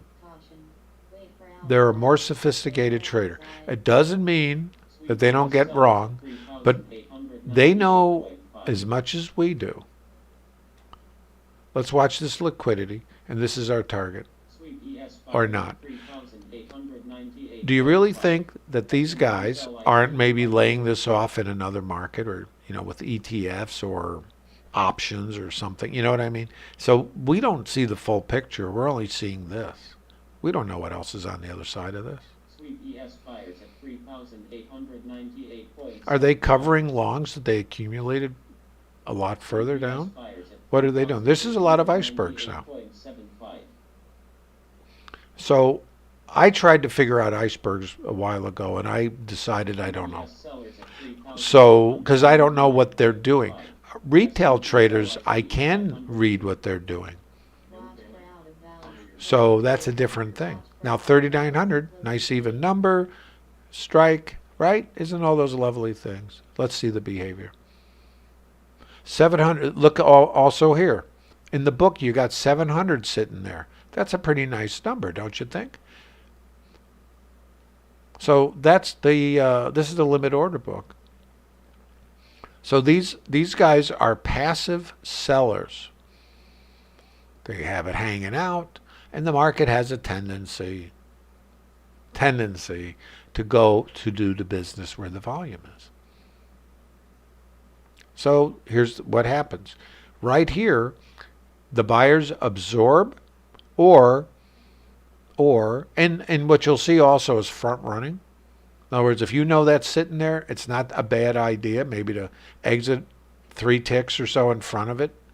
Or you like the or because nobody knows anything. It's this. So do you scale here? Because here's what might happen. Rotate. Go through. Rotate. High of the day. I don't know. So that's trade management too. Or you're done. Does the last 10 points matter? And it could be more than 10 points. These are the mysteries of the market. Nobody has the answer. This is where trade management process comes in. And let me ask you the question, and I don't expect you guys to answer this. How do you manage this trade?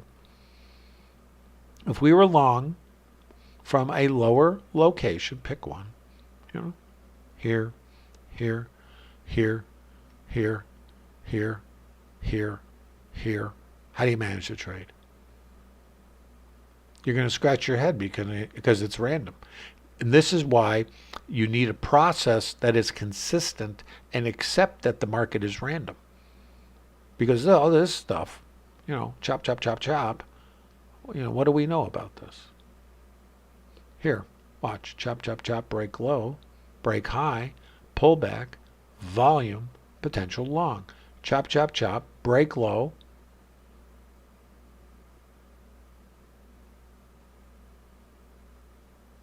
break high. Remember, trend is up.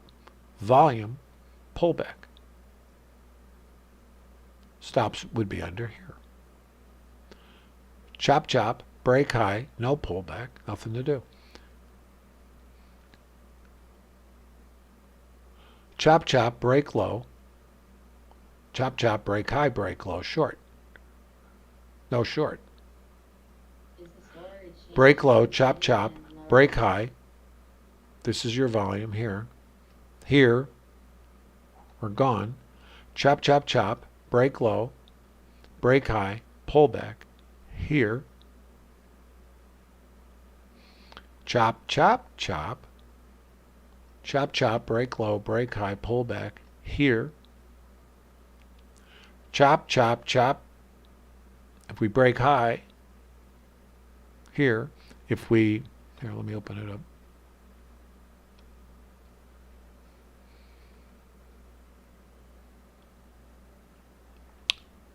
Weak high, no breakup.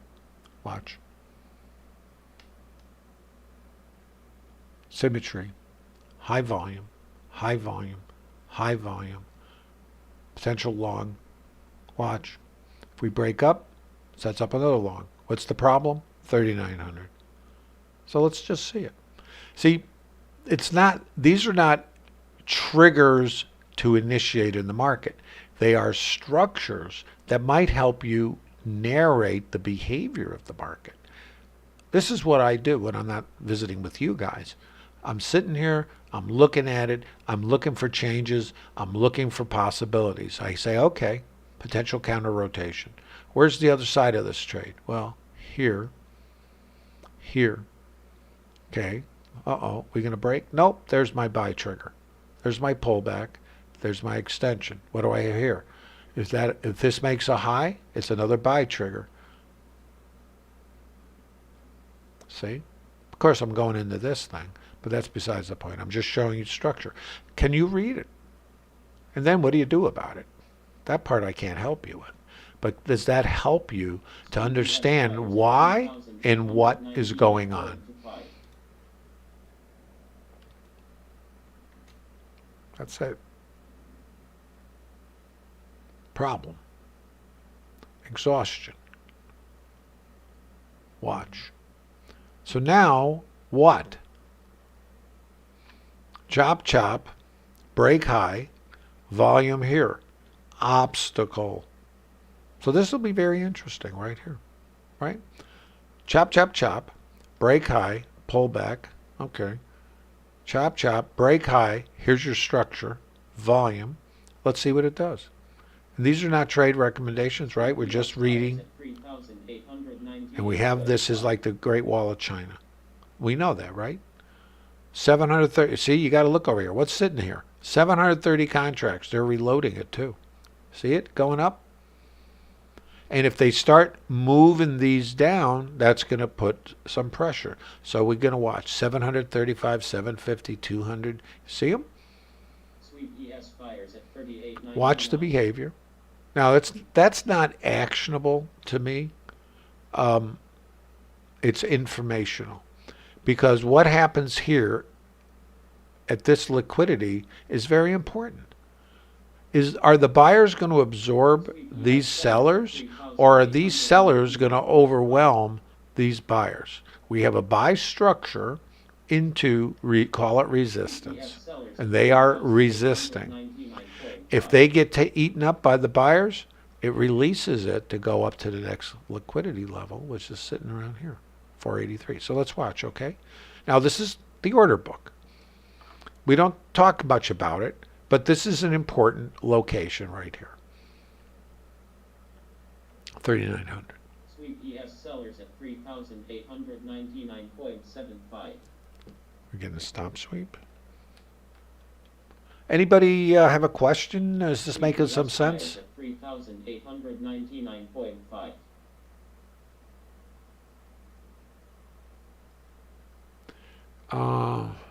Indicator composite. The composite, yeah, Alec is answering it correctly. I combine days, and it's a matter of the overlap, it's balance. A composite is really balance. I mean, what you're trying to do is combine all the volume of days that overlap and see in that auction, whatever that is, what's the structure? Where were the outside edges? Where was the retail price? The balance. And then you are trading inside it until we come out of it.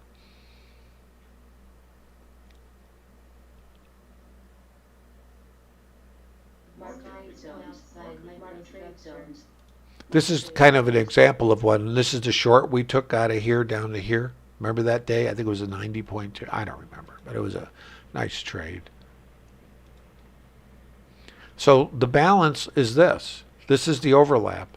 See, chop, chop, chop. So inside of this thing, you're trying to slip and slide with it, but it's in a consolidation. So I don't use 1 week. I use all of it because that's what it is. It's the size of this is determined by, and the high volume was this orange line, 41.15. Well, the Thursday that we broke out, whichever that was, the day before CPI, I think, I don't remember, we were selling, and we don't know. Remember, like yesterday, buying. Well, this day it actually did it. It broke out. So all the energy under here, all the stops on this outside edge now give you this. And we got the opposite going today. It's all the same. And then the area below us, which was all of this chop, the highest volume, fair price was here. That was our target. Now went lower after that, but that's not the point. That's a nice trade. But this is what a composite is. This is a composite, and this is the higher time frame. And I call this intermediate time frame. Now there are people that'll just put the trade on here and go out. And this was the same day, by the way, and be looking for this. See? So that's your time frame. For me, I'm looking at all this and I'm trading inside of it when that's what it is. And in a chop like this, it can be, you're zigging and zagging, and that's, it is what it is. This is different animal.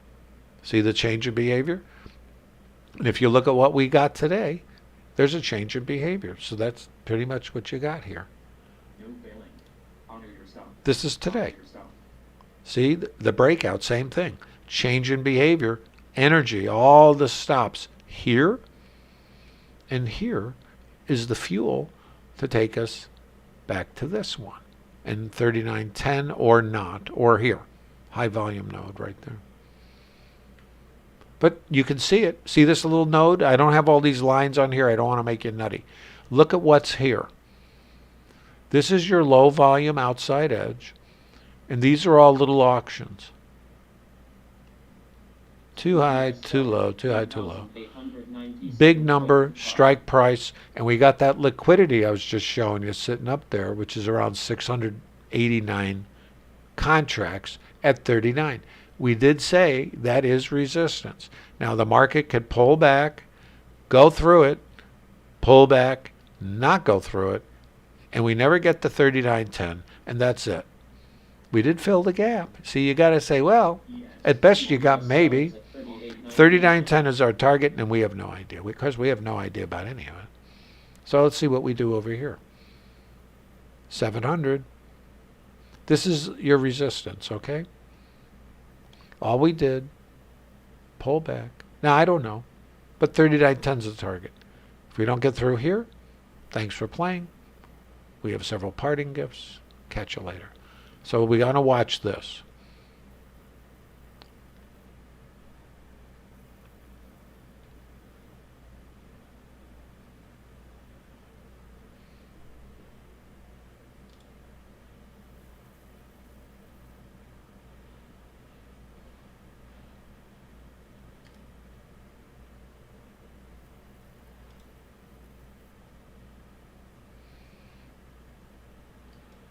Sweep ES sellers at 3,900.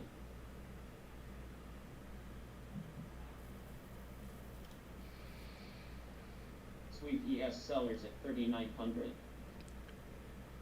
You notice that we're eating into that now. They're getting absorbed.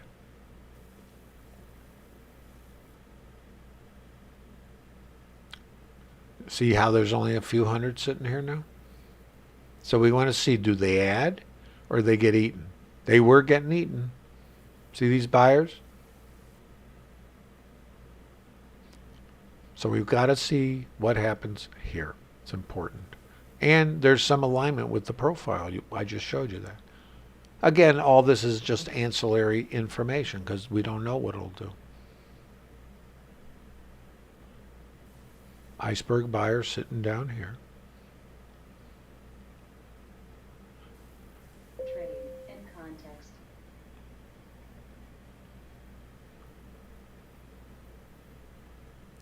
There's a lot of small players here. Sweep ES sellers at 3,899.75.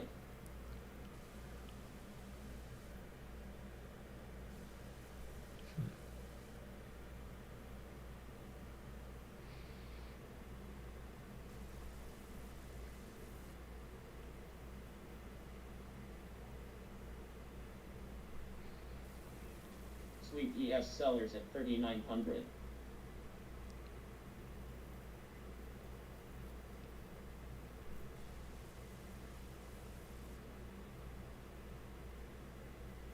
Abdul, were you answering a question or did I?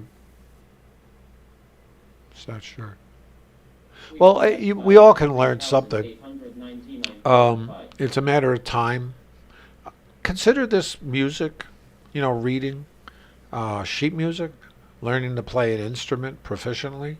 I think it's kind of the same in some ways, or dancing and rhythm or something. But if you understand the behavior and you start recognizing it, that'll give you something. And I mean, after that, it's a lot of it is just doing the work, understanding where maybe locations to interact. So besides reading the microstructures, which is generic to all of this behavior, where do you interact in a higher time frame? Higher meaning whatever you define as higher. And then it's put a helmet on and manage your risk and see what happens. This here, this large lot tracker, which is I turned on, this is showing me of these 394 contracts, maybe 80 or so are one player. In this 300, maybe 50 or something, and that's just a guesstimate, is one player. Notice how they're adding in.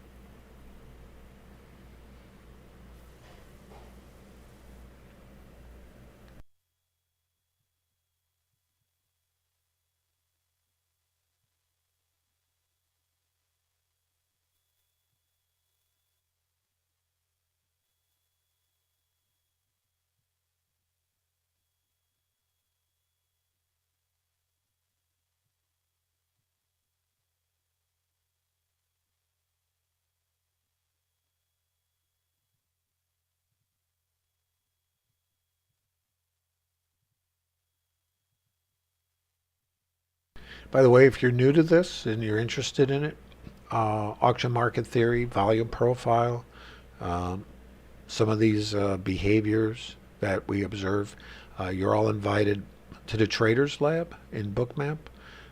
There's a link at the bottom of YouTube. There's about 80 PDFs that you can download. At the top of the chat, you hit the little pin, takes you to the top. So there's PDFs, even Word docs if you want to lean that way. of all these behaviors with circles, arrows, minutia, diagrams, all that. And you can review them, see what you like, and if anything you recognize or behaviors that you might align with. Also, there's a fundamental video I did, which really covers, I think, the basic understanding of how this works. I would suggest you spend a little time with that. In addition,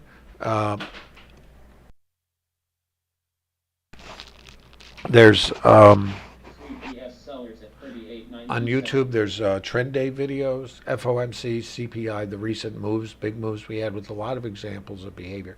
What I'm doing is generic in the sense that if there's a 40-point swing, I use the same process. If there's a 7 or 8-point swing and that's all the market offers, I use the same process. So the range is determined by the time frame of the participants. The structures and the triggering behaviors and the rest of it is generic. So that's why you see me doing the same thing. It's like rinse, repeat in all time frames. So that's kind of what it is. I hope that makes some sense. It's free. You don't have to be a subscriber to Bookmap, and there's a lot of other education that you could take advantage of. Remember, if you guys have ever paid for education, I think free is good. It's up to you, of course, but you're invited. And there's stocks, options, crypto, and in addition, order flow training and things like that. How to read order book and understand the mechanics. That's all. It's all free. So and no one's going to solicit you or anything. If you come to the Trader Lab, it's a great community of traders who are collectively leveraging their various experiences, and we have traders in there who have 50 years experience to newer traders. And so it's a forensic approach to maybe create a good environment for learning and leverage. And all try to grow together. So you're all invited. If you haven't checked it out, at least come visit. Visit. It's like going to a restaurant. Hey, do I like the food here? Yeah, man. Price is right.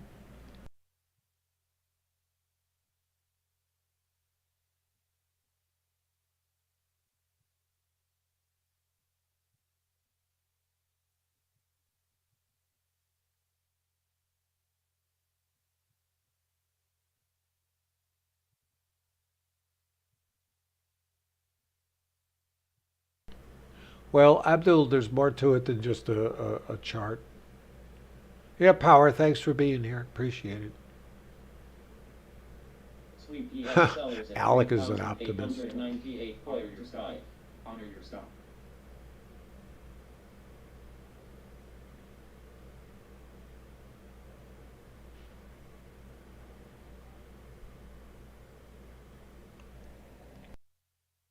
I hope I answered the questions regarding the time frames on the composites. For me, it's just where they overlap. Time, we all tried. Think of what time, who created time? We did. What does the market think about the clock? Not much.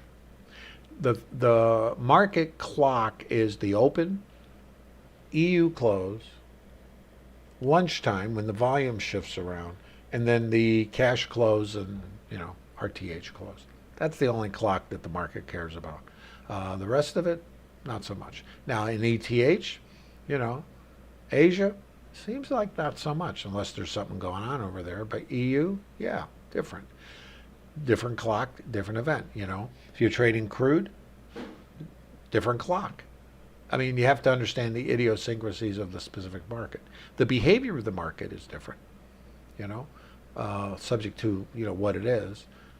But from an auction point of view, it's generic. Sweep ES sellers at 3,899 points. Well, we're getting into that liquidity now, 39. Iceberg's selling up there. You can see him. When he's done, they can release. So we'll see what they do. Watch the book. Now, I don't trade off of this. In other words, the fact that it's here, but see how it's getting eaten up? The buyers are taking this supply. Pretty interesting, Sweep ES isn't it? sellers See, at gone. 3900. Next layer is S&P here. sell ICE 512. And remember where our target S&P is. buys top And again, not a 276. recommendation. We have no idea. Sweep ES buyers at 3,900.25.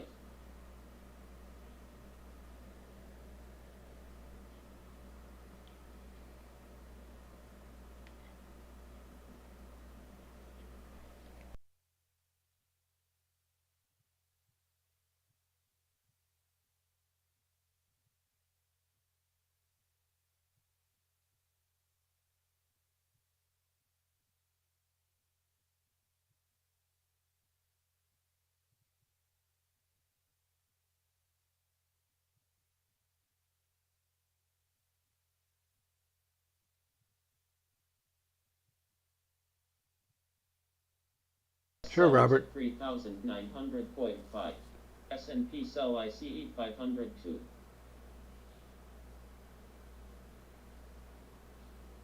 Sweep ES sellers at 3901. Sweep ES buyers at 3,901.25. Sweep ES buyers at 3,900.5.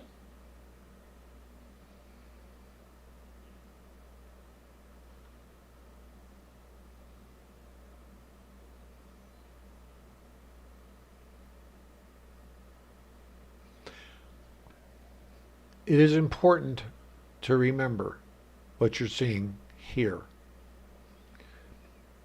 Because these guys, remember, they're not us. They are in a different business than us.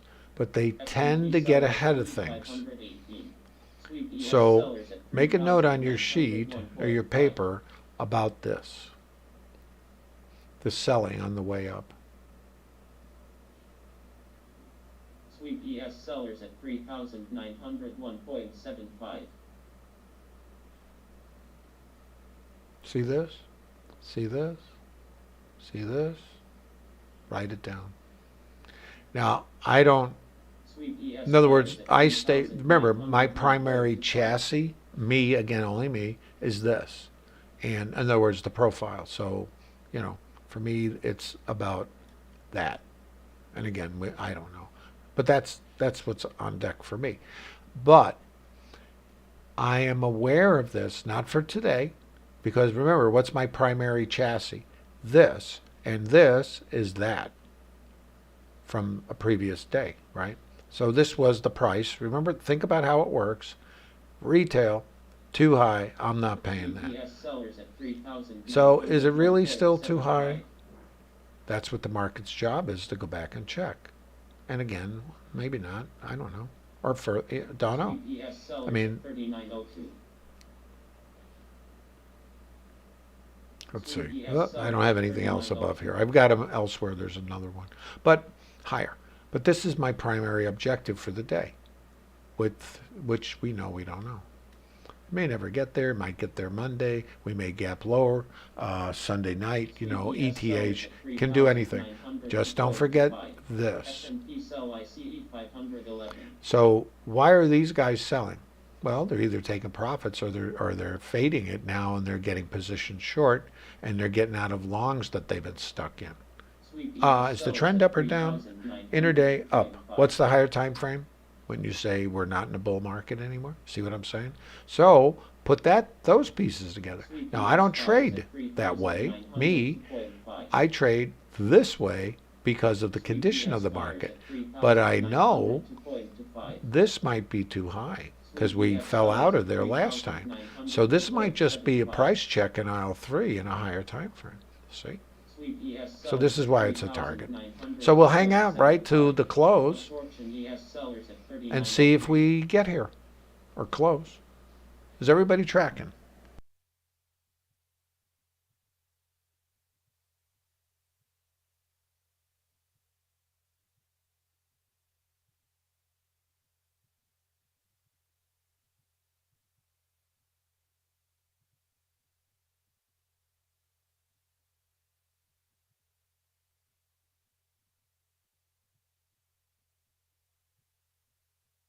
Mark, thank you so much. That's quite a compliment.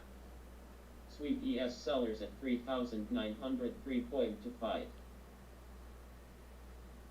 Sweep ES sellers at 3,903.25.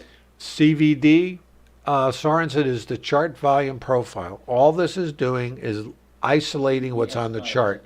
So if I'm looking in for microstructure, like here, see this? This is a high volume node created in here. So all I'm doing is, this is all the volume.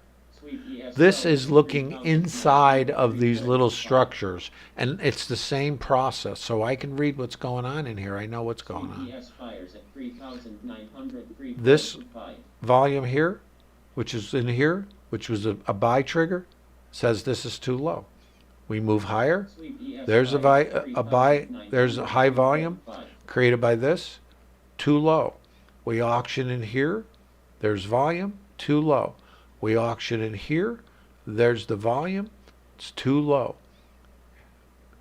You notice, see what it's doing? These are auctions, so this is the balance. I'm not paying that. Oh, I like that. I'm not paying that. I like that. Oh, too low. I like this. No, I'm not paying that. I like this. I'm not paying that. High volume. Fair price. In here, retail. Now, next one. I like this. I'm not paying that. I like this. I'm not paying that. Rotations. Fair price. Here. If we fall below it, we come back here. Trend is up. If we get above it, we keep rolling. Don't know. Watch. Using the same concept, this is the same as that. Does that make sense? That is exactly what that is up there. That naked at 39.10 is just a higher time frame of this. Wait for outside. Sweep ES sellers at 3,904.5. Sweep ES buyers at 3,904.5. Hey, you're welcome, Sorensen. Sweep ES buyers at 3,903.75.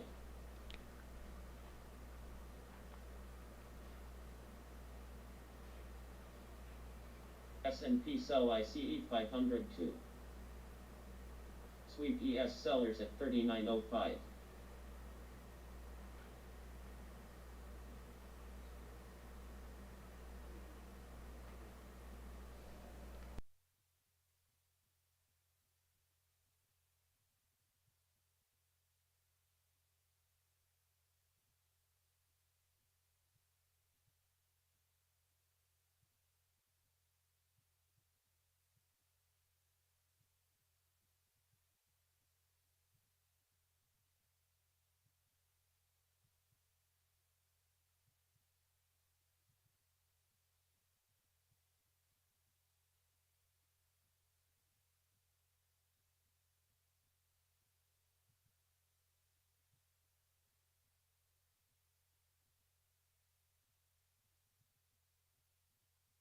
Just watch the process.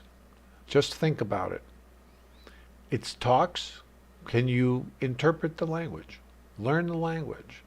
It's a speaking. It is music. It is tone. It is an auction. And you can hear the, just think about it. You're a shopper. Go back to the store. It's on sale. It's too expensive. It's on sale. It's too expensive.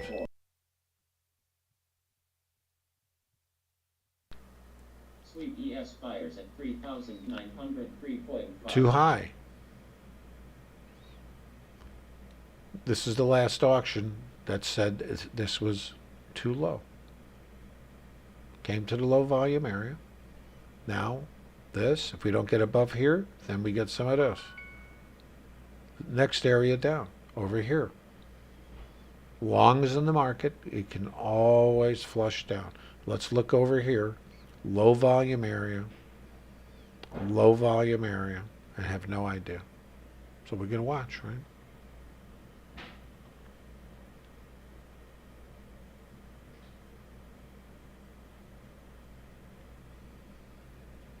So, high volume, high volume, low volume, low volume, outside edge of this whole thing. Let's see where we go. This is the randomness of the whole thing, as you know. So you could see we were going up, up, up, too high. Bang. To where? Here? Or further outside? Don't know. Let's see. Sweep ES buyers at 3,903.25.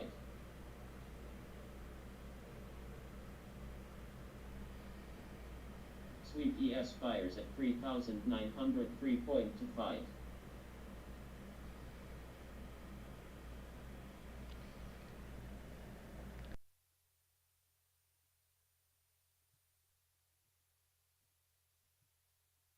I'll put this one up. I'll see if I can get this one put up for over the weekend. And I'm just going to leave it up, over the weekend. If anybody is anybody interested in looking at this thing again?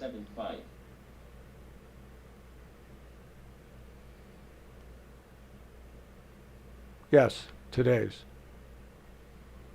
S&P buy stock 272. Sweep ES sellers at 3,905.25. Sweep ES sellers at 3,905.5. S&P sell ICE 500. Huh, David, I should get my $20 sandwich. Yeah, great. Sweep ES sellers at 3,906.25.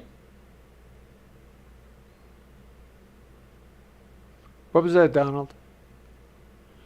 Sweep ES Oh, you would? at 3,906.5. Sweep ES buyers at 3,904.5. Okay, watch out here. Sweep ES buyers at 3,903.25.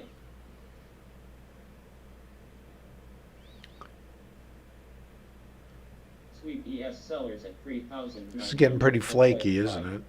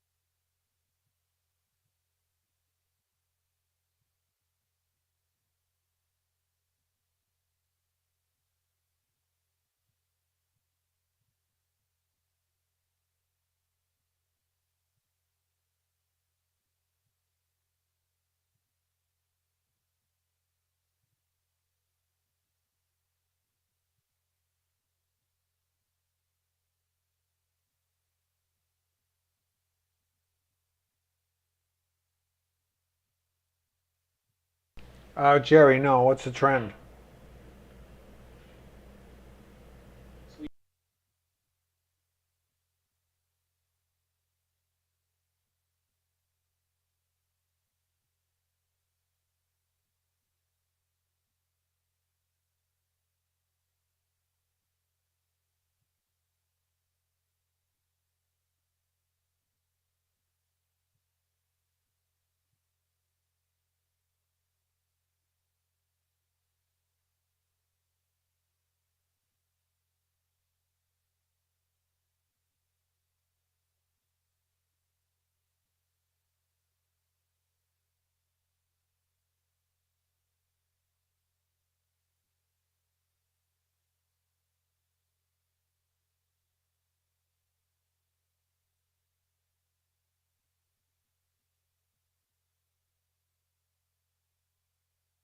See the stacking above the 39.10 or 975, whatever. This is our target. Sweep ES Trade sellers is at done. 3,909.75. Got to leave some for the sweeper. Sweep ES sellers at 3,900. Hope you guys got something out of this today. Sweep ES buyers at 39.10. Sweep ES sellers at 3,910.75. This is auction market theory, guys. Hope you find it useful, and maybe you can do something Sweep with it ES if it's of buyers at interest to you. 39.11. S&P buy stock 306.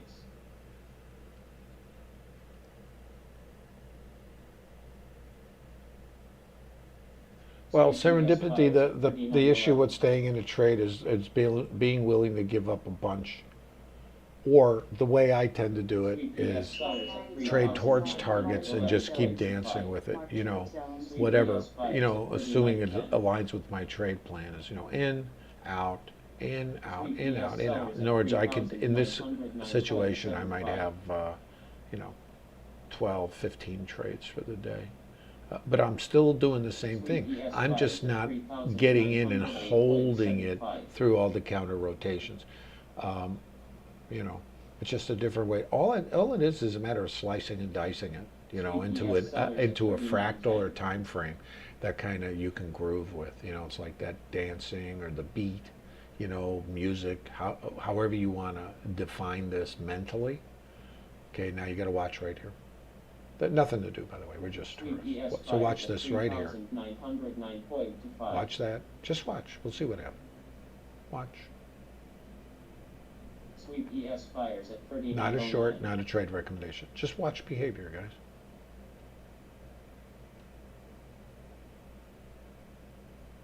Sweep ES buyers at 3,000. I'm going to say have a great weekend, everybody. Thanks for being here this week and visiting the Traders Lab. We're going to see you guys next week. Sweep ES sellers at 3,909.5.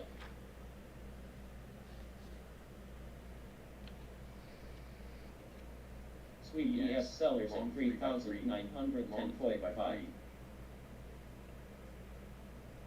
Sweep ES buyers at 39.09. Short 2P. Sweep ES buyers at 39.08. Sweep ES sellers at 3,907.25. Interesting, isn't it? Thanks for visiting the Traders Lab. Appreciate y'all being here. Have a good weekend. Honor your stop. Honor your stop.